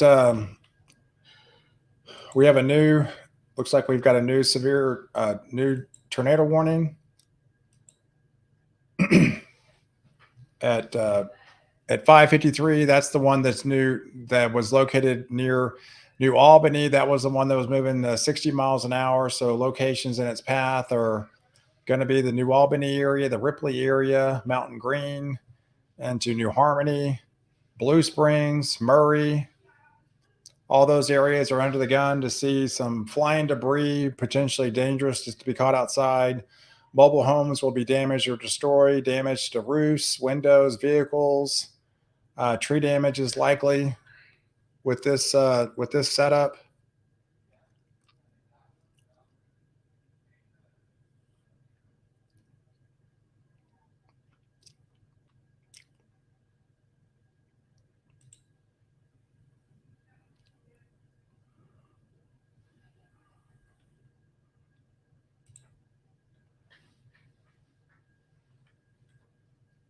All right, so if we zoom out, so we can definitely see this nasty squall line continue to race across to the east. We had all that damage earlier in Jackson. That's now pushed off further east.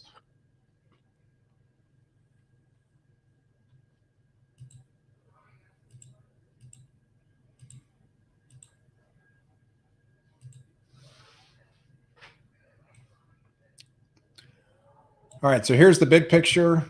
So this extends all the way out into the Gulf of Mexico.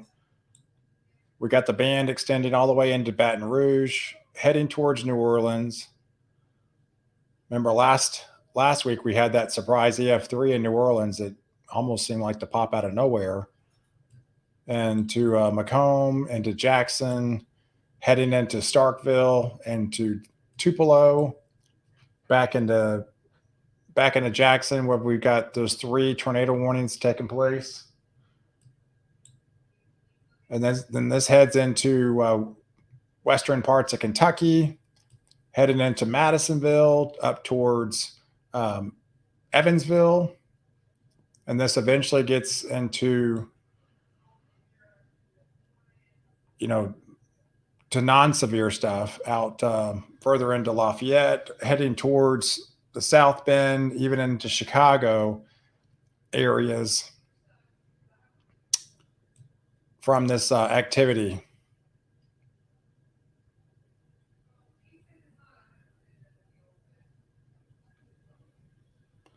I have a tornado watch.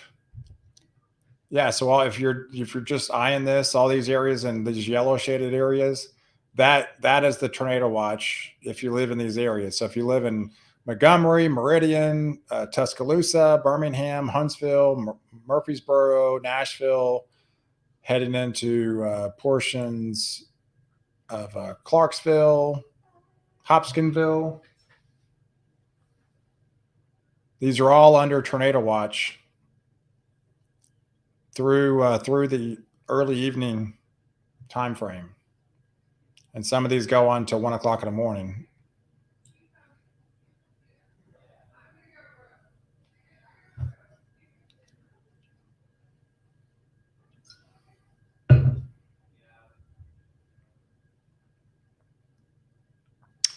Looks like the boys are starting to cook dinner. Hey, that's one thing we try to do at our house is we have the kids cook dinner like 3 times a week. They've been doing that for at least a year now. So they essentially do it from start to finish.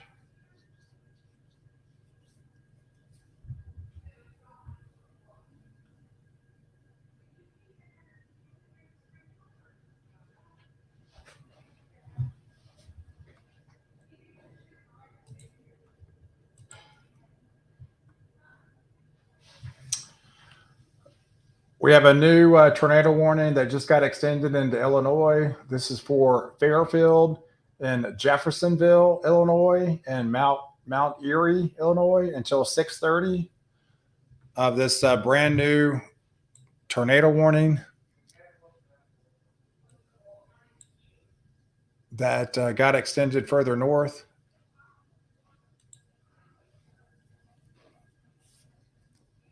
This one right here.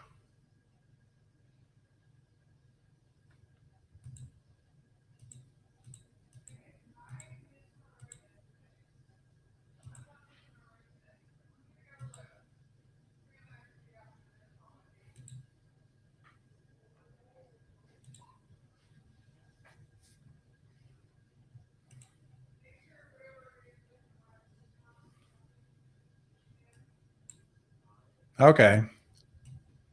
Yeah, all these have had a history of producing rotation right along the leading edge of this squall line. You can see it's pretty evident again. This area nearby Fairfield and to Newton.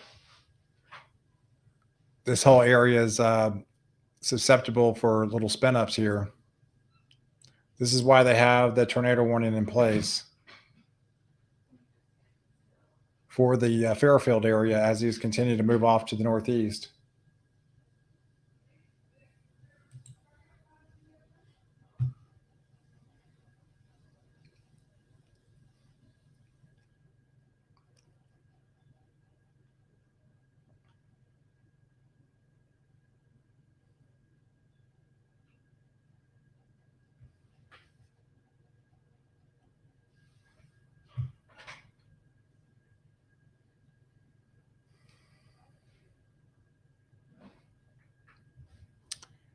Hey, first tornado warning in a while that far south.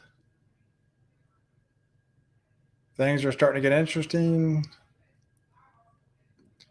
Hey, David, how's it going? Thanks for watching. So we're watching live storm coverage here of multiple cells that are warned. We currently have three tornado warnings as we speak, and most of them are in and around the Mississippi portions of Mississippi area. Right now, we're watching this area of instability towards Union, Mississippi. This area by New Albany and to Blue Mountain. This is another area that has signs of rotation with a lot of lightning associated with it, as looks like the circulation is basically in or near the New Albany area, Locum, near Pleasant Ridge. This is the area of instability that we're concerned about at the moment, showing signs of rotation.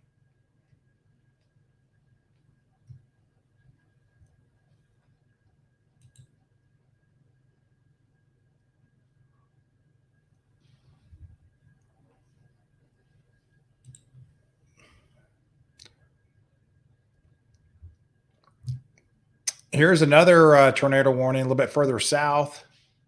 This is all the way down towards Baton Rouge area. This is a brand newer tornado warning. Again, seeing the same thing, leading edge of the front, kind of bow echo right here, seeing some rotation along the leading edge. That's what's prompting the tornado warning currently right now as we speak. And this is all moving off into the northeast.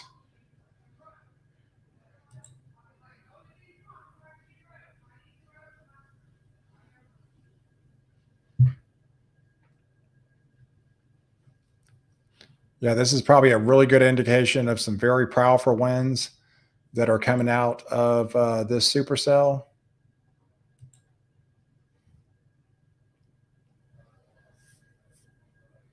Yeah, at 6:10, there was a thunderstorm capable of producing a tornado near the Emmet City or moving northeast at 50 miles an hour. Locations will be Wilmer at 6:25, Mount Herman around 6:35, and towards the Franklin area at 6:40. So this is a new tornado warning that has some signs of, say, a bow echo and some straight line winds and potentially rotation on the leading edge of that boundary here. And look, that's more of an arc. You can definitely see it here. This little backwards C there of the winds really bowing out. So they're probably picking up some 80-mile-per-hour wind gusts with this system.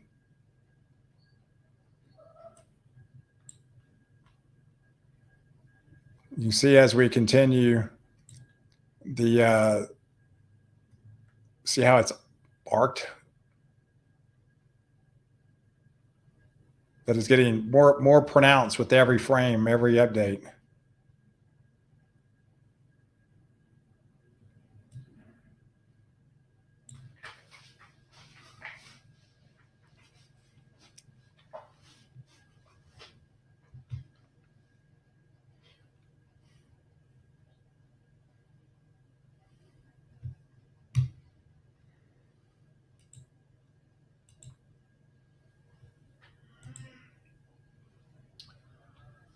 Hey, storm rolling in west Little Rock, not severe. Just watching some storms move in. These cells showing first signs of rotation we've seen on the southern end of this supercell. So that's this port right here that we're on right now.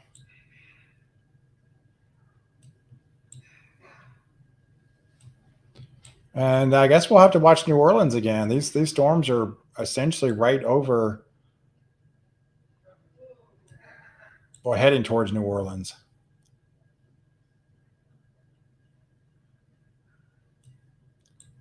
It's still pretty far away, probably another hour.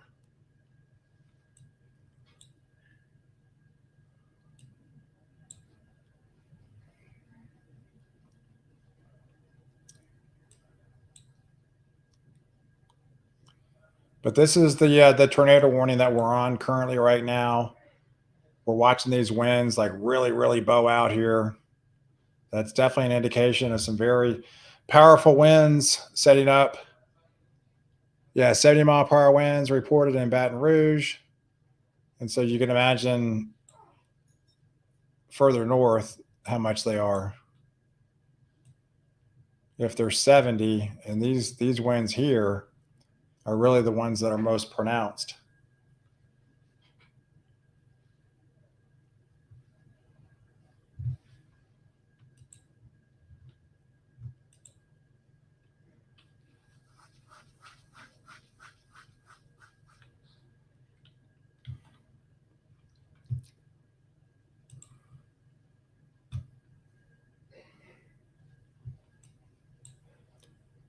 So 1, 2, 3.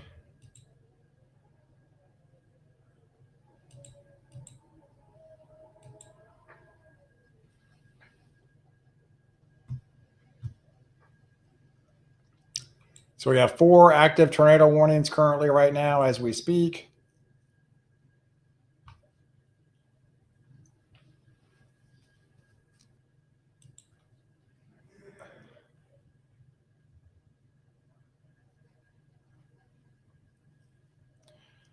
All right, so I went pretty far north up here into Illinois, but we have a newer tornado warning up here, and again we've got some circulation near the Camry area.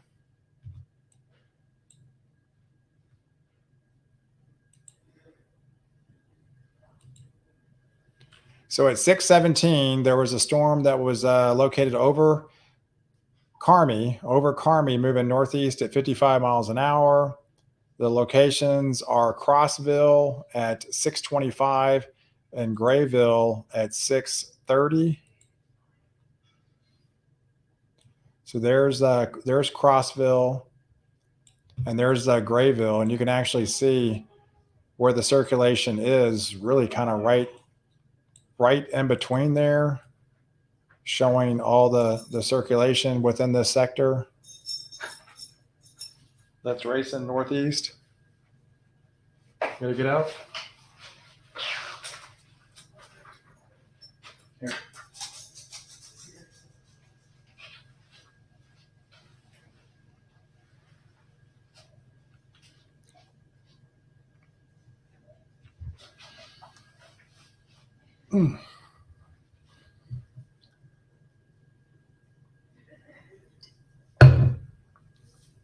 So at least the boys are cooking dinner.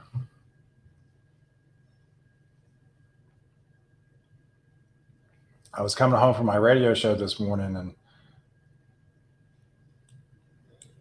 I had a little bit of bite to eat, but I got home and I was looking, I was like, man, there's already 9 tornado warnings already.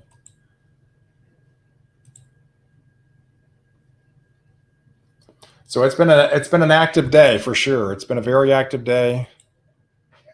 We've been on this since 12:30, so about 6 hours now. We've been watching this basically from Shreveport, really. Been watching this really from Shreveport all the way to now. Coming across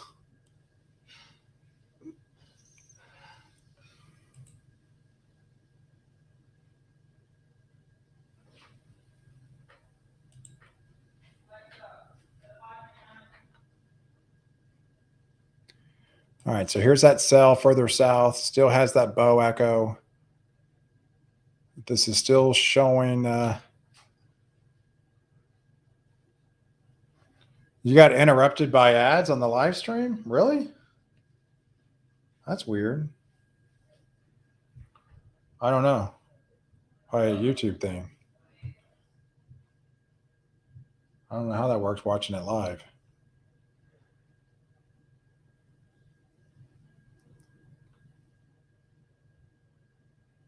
I thought they show up when you watch the replay when you go live. I'm not 100% certain.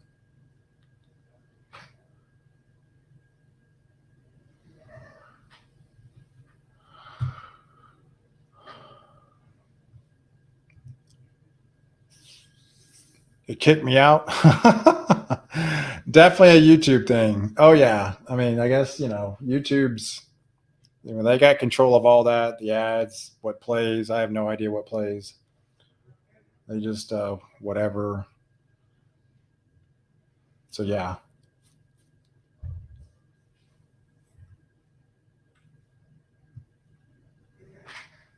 I'm going to hide. It's coming straight at me. Oh, this storm is? This particular cell right here, this little arc, a wave of a wall of what did I call it? A wall of wind.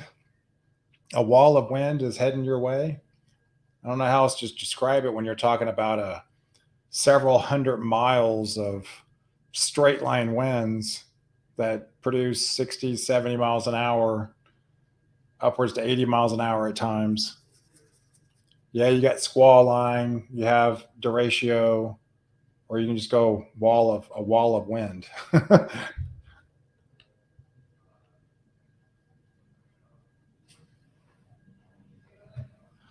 I guess they wanted my money. Oh yeah, the YouTube. I guess they're collecting on their because obviously You got to watch the ads for YouTube to make money, right?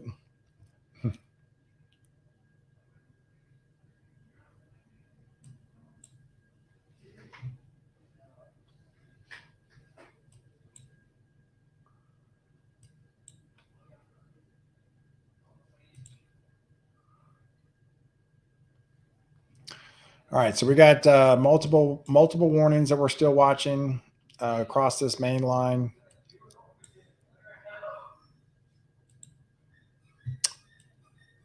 As this continues to shift off into the east, we're getting towards the 6:30 time frame now. We're probably getting close to sunset or an hour away in sunset. And I can't remember what the time changes when all the sunsets are, but it'll be dark here shortly for most of all of us in an hour or so.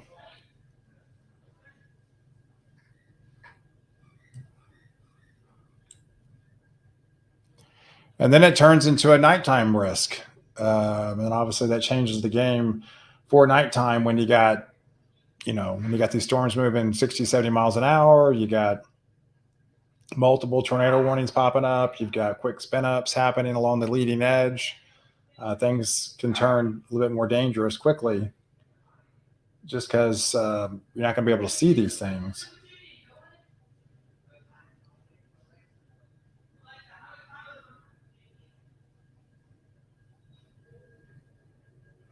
Yeah, it's still light for me. I just didn't know areas north and east. Yeah, it's still light for another hour for me.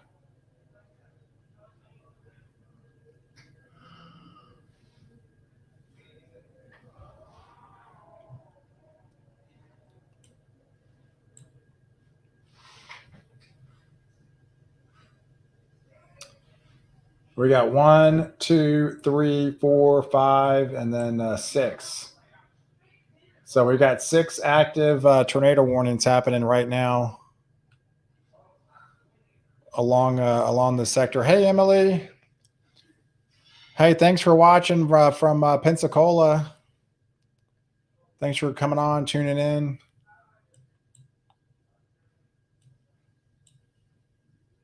Yeah, I don't really think it hits further into Florida and probably until tomorrow morning.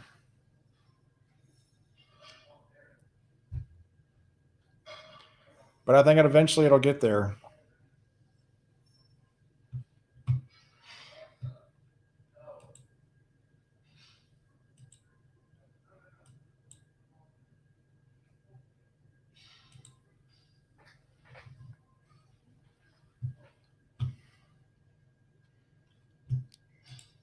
Yeah, 1, 2, 3, 4, 5, 6. Yeah, 6 tornado warnings currently right now. We're watching. Nothing observed, but these are all radar indicated tornadoes moving across as we get closer to sunset here.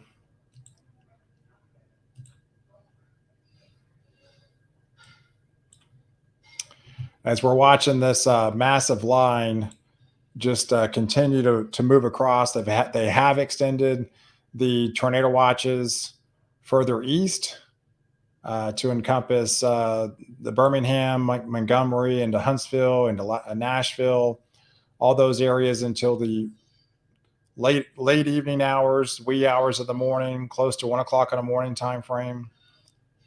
And then, I would imagine these just continue to push off and gets extended further east as we get deeper into the overnight time frame. And then eventually some of this will shift further north as well. So we're watching some areas getting impacts, further north over time. So that's going to be prevalent with these systems as well.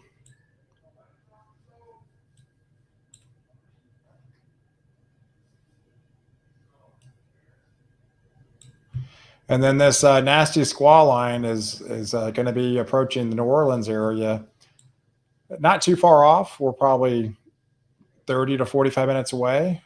as it approaches the New Orleans area. So we'll be have to look on the lookout for that and see if there's anything that gets even further south than what this warning is right now near Franklinton. That's not that far away. That's not too much further south.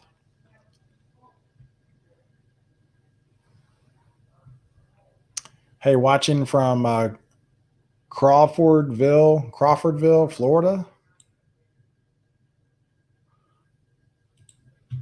The Crawfordville, Florida area.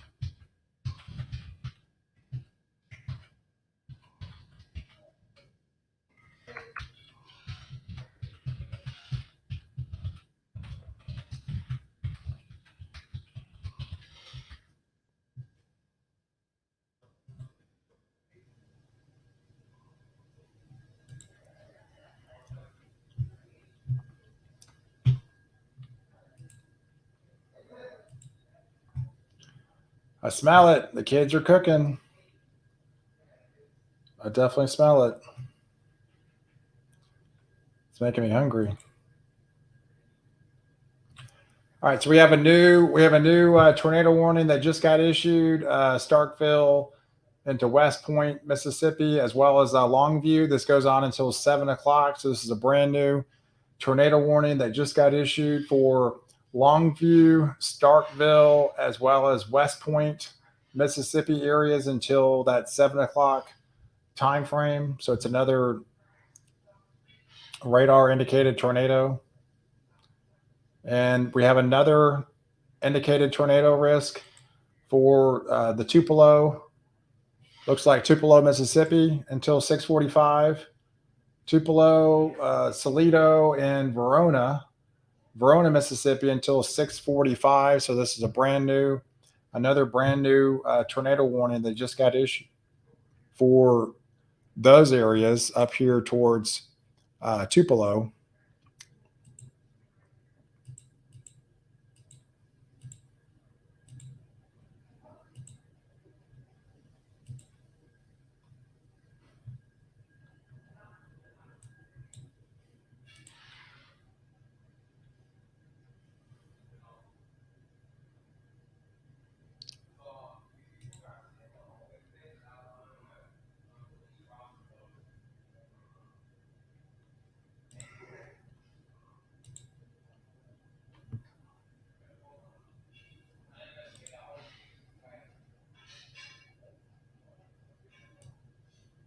Okay, yeah, here we go.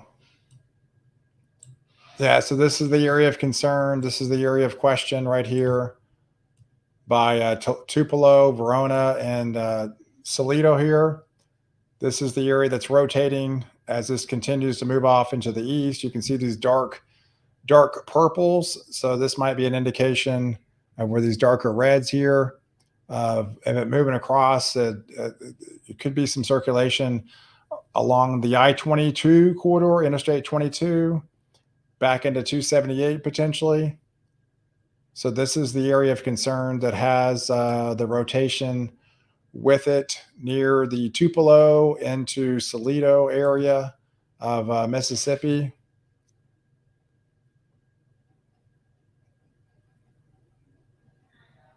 And this is moving right along the Interstate 22 here.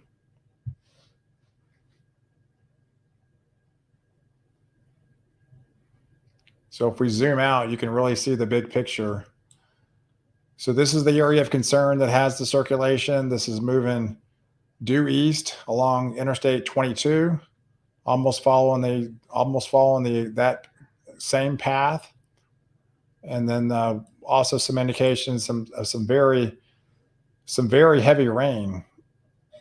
And it's really this bullseye right here by Verona, by Plantersville and south of Tupelo. This is really the area right here that has the circulation with it side by side. You can definitely see it on this setup that has the circulation right now, and it's about to cross over along 278, getting into the Plantersville area.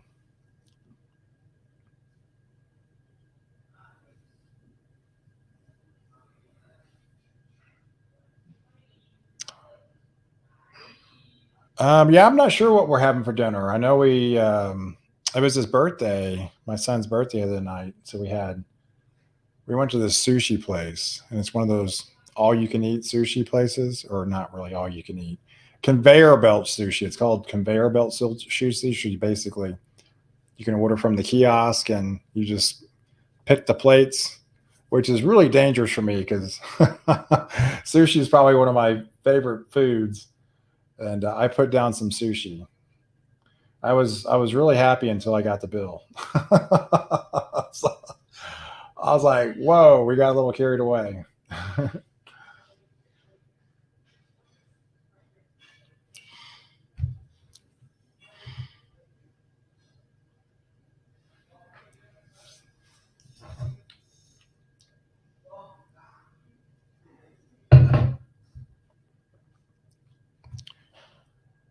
All right, so we're watching these two areas of circulation, probably a little bit more pronounced here. I mean, look at this, guys. I mean, this last frame.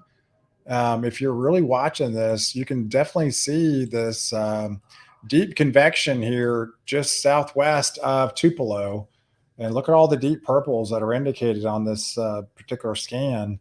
That is definitely an indication some stronger winds that are coming out of this system.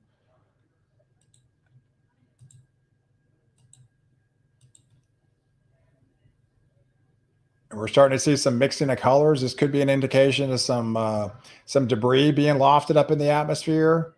It, it definitely appears that we're having some at least beginning signs of rotation from this particular supercell.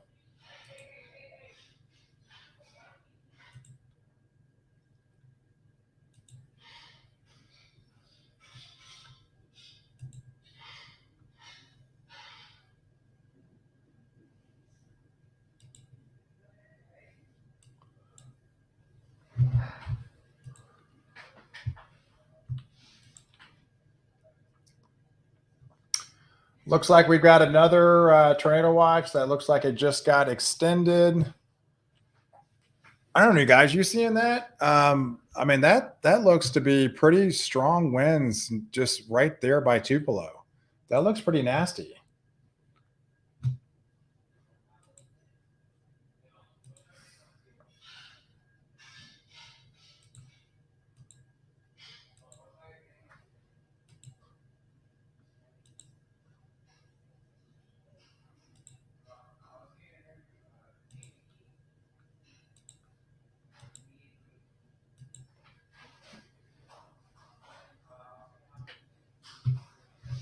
Yes, we're really watching. We're watching this area of circulation right here by the Tupelo area, showing strong indications of rotation as this continues to lift off and to the north, going over Tupelo, going over Priceville areas. Will eventually cross over 78, potentially getting near the Forest Hills area, heading up towards Auburn and Suburban Acres. So we're going to be staying on this frame right here as we're watching this distinct line of storms racing across. But we do have a brand new tornado watch that just got issued for parts of Alabama and to Pensacola. So yeah, this we talked about this earlier. Person was watching from Pensacola. This is just now getting extended. So we're talking areas into Gulfport until 4 o'clock in the morning, guys. So this is a brand new tornado watch. Goes on until 4 o'clock in the morning. This does include the Gulfport, Mississippi, Mobile, Alabama, into Pensacola, Florida, into Bruton, uh, Monroeville. All those areas are brand new to the tornado watch, which is basically just an extension further east.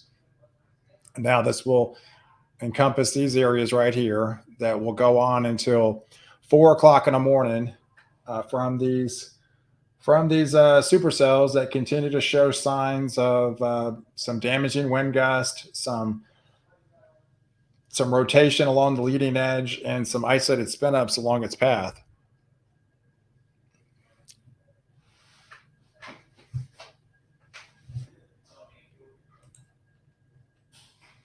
But that is a brand new tornado watch that just got issued.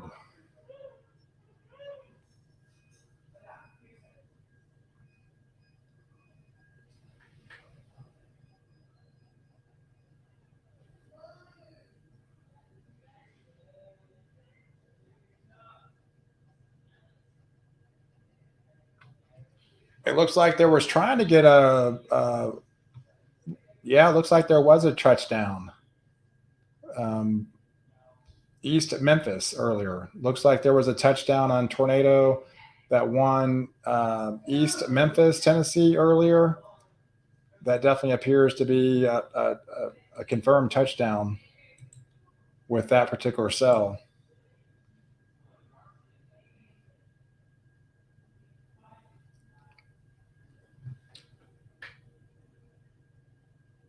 That was around 4:38 this afternoon, so about 2 hours ago. It looks like there was a potential tornado near East Memphis area.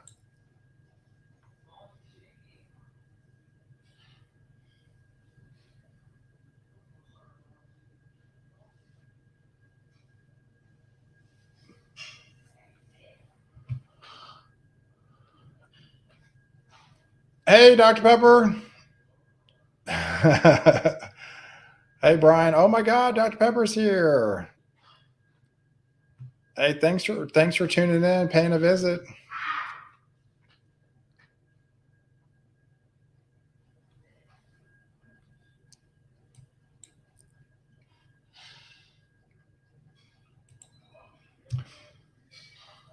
All right, so we've been watching multiple tornado warnings, observed tornado warnings throughout the afternoon and the evening hours now. We've seen consistency of the tornado watches just get extended further off into the east over time. We've got 2 active tornado warnings currently right now, and there's been one by the Tupelo area that's been showing a history of rotation, and it's still showing that between Tupelo and Moorville areas along Interstate 22. That continues to show rotation.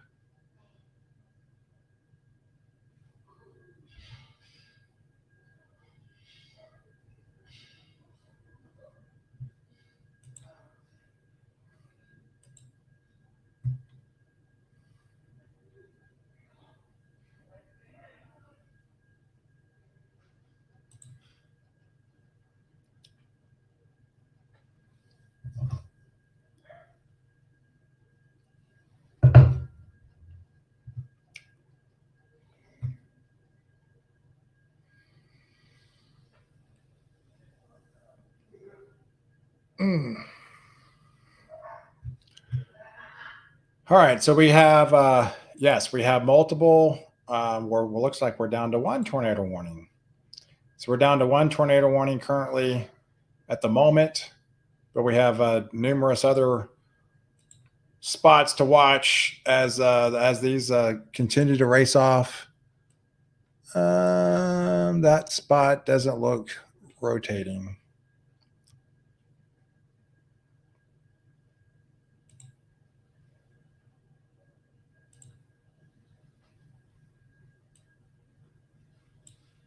So at the moment, it looks like things have calmed down a little bit.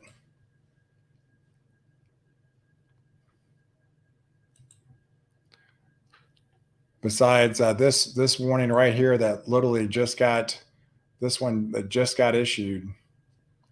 That was at 6:40. There was a severe thunderstorm capable of producing a tornado near Raleigh, or 11 miles northeast of McGee, moving east at 45 miles an hour.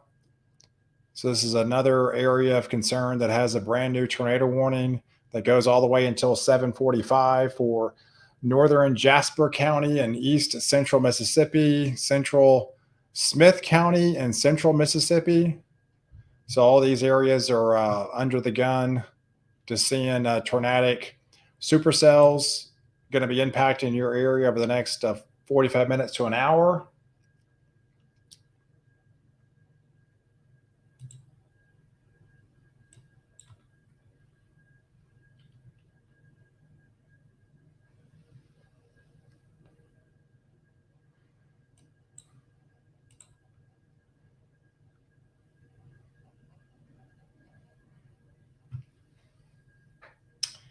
Yeah, and they extended the tornado watch for Alabama, Florida, and the Mississippi until 4 o'clock in the morning for several tornadoes possible, as well as wind gusts going into 75 miles an hour.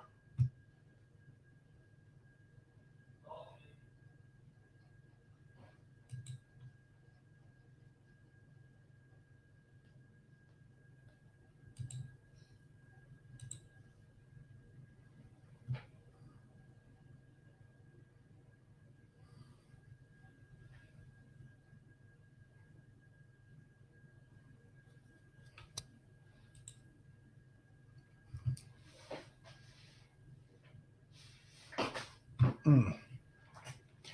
Hey, Dr. Pepper, thank you. It's getting a little tired. I've been at it 6.5 hours. These events that just, obviously go over such a large area of real estate. It's like when's ever a good stopping point, right? Because you see there's tornado watches go on till 4 o'clock in the morning, right? And then if we're on here long enough, it'll go on till 7 o'clock tomorrow morning, and then it'll extend into tomorrow afternoon. So this is just a continuous shift off into the east. But we've seen, and Ross pointed out, we could possibly seen 100 tornado warnings today. There's been numerous times we've been popping on here that's been 10 at the same time and 7 at the same time. So we've got confirms of multiple tornadoes so far, and we've had multiple confirmed tornadoes with this setup. And of course, we always let the National Weather Service do all their due diligence and do all their proper assessments of, to try to figure out or just guess and rate these things. Always let them do the proper analysis and let them rate a storm. But yeah, this is just going to continue into the evening hours and go really all throughout the night. So it's just one of those things that if you continue, if you live further off into the east and the Pensacola areas, into the Mobile areas, into Montgomery, you're going to have to be a little bit higher alert because it's going to be going into the nighttime now. And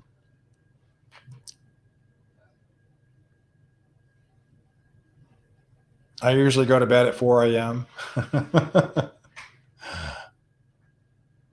That's a lot of times I'm waking up at 4 a.m. There's many mornings I wake up 4 or 5 o'clock in the morning. But this morning, storms were like over Dallas, and I was kind of keeping an eye on them, looking at my phone and my radar. And so I was off and on asleep since 1 o'clock. Really, I kind of woke up at 1, been watching the radar, see if any might have got out of hand. So technically, I woke up at 1 o'clock in the morning after going to bed about 10:30. So I had about a 2.5 hour sleep.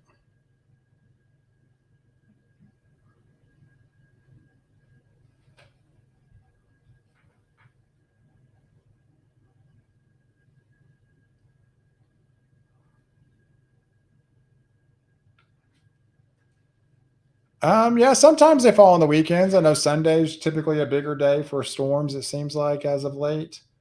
But sometimes you get in these 7-day cycles as well.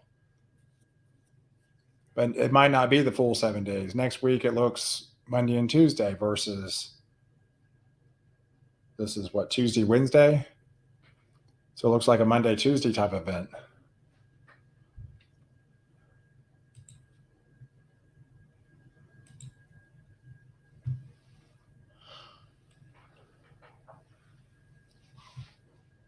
Hmm.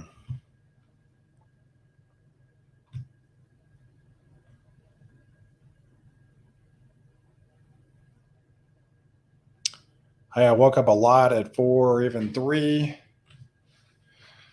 Yeah, I typically don't even set my alarm. I just have like this natural clock. And of course, waking up to thunder. I'm a kind of a light sleeper and hear everything. So it's impossible for it to storm at night, and I wouldn't know about it because I'd wake up as soon as the first clap of thunder landed.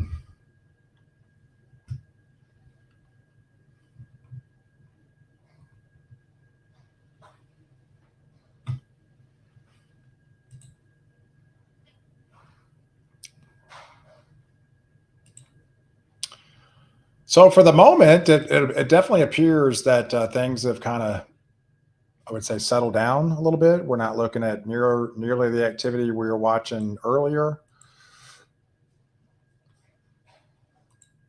Obviously, that's going to change. You have some peak times and slower times, but right now there's here's the band, here's the extension of the band.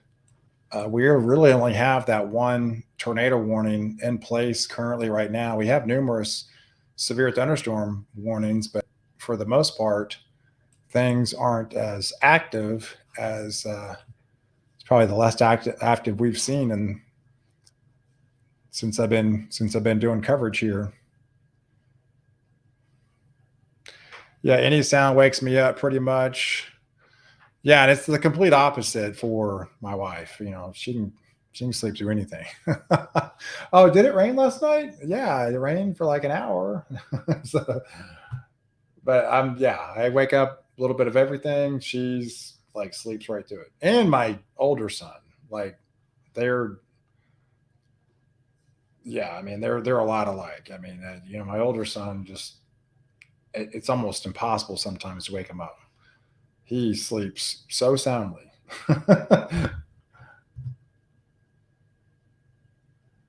And then my younger son kind of favors me, where he's kind of a light sleeper.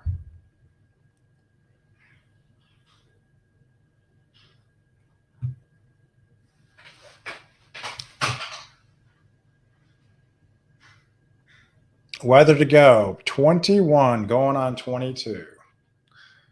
That is a fun age. You got your whole life ahead of you.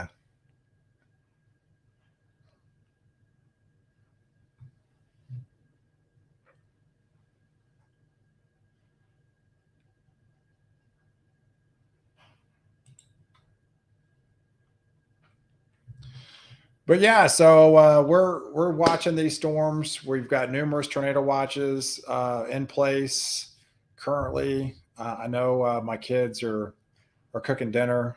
We've been online about 6.5 hours now. Of course, these storms are going to be just continuing to go for the rest of the evening as these push further east. These tornado watches go all the way through until 4 o'clock in the morning. So yeah, by the time you get into the Pensacola area, it'll be towards after midnight and going into the kind of the wee hours of the morning.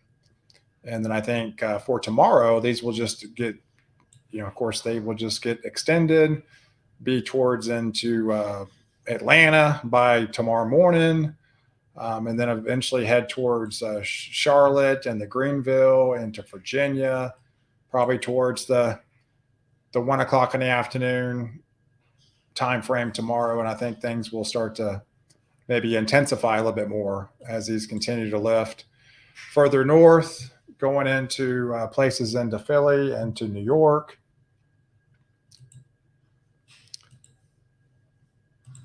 Here's tomorrow's risk as we look right now. So as these continue, remember they've extended the tornado watch till 4 o'clock in the morning, and this is where the storms could probably be towards more peak heating into Jacksonville, towards Savannah, getting into Charleston, Apalachicola, heading up towards Charlotte, getting into Virginia Beach. And then there's another pocket of a slight risk heading up towards Greensboro, Richmond, Harrisburg, into Washington, D.C., into Philly, back into Scranton, Williamsport. And yes, here's New York City. So I would imagine this would just more than likely get extended a little bit further north by tomorrow afternoon, because we'll be having, peak heating time by then. So I'm probably going to be signing off for the evening. I know my kids have dinner ready. So we did about 6 hours, 6.5 hours of coverage today. So just be weather aware over the next into the overnight hours. Things are calming down a little bit, but I would imagine things are going to be starting to ramp up here as we get deeper into the evening hours, and then it'll ramp back up again for tomorrow. So I'll be back on tomorrow morning as well with another video and another update to keep you guys ahead of everything. So I appreciate you watching, staying with me, all the likes and shares and the donations and the new followers, subscribers, new members, new people that follow me on Twitter, Facebook, all my social media platforms. Hey, Snowies, thanks for all the moderators out there. It's been an honor to be with you all today. Much love. Thanks, Heather. Appreciate it. Thanks, Stormy. You're awesome. All right, Ross. Appreciate all the updates, weather to go. Thanks for all the reports, updates, keeping me updated. So, hey, I appreciate it. Y'all be safe. Y'all have a good night. We will see you in the morning. All right.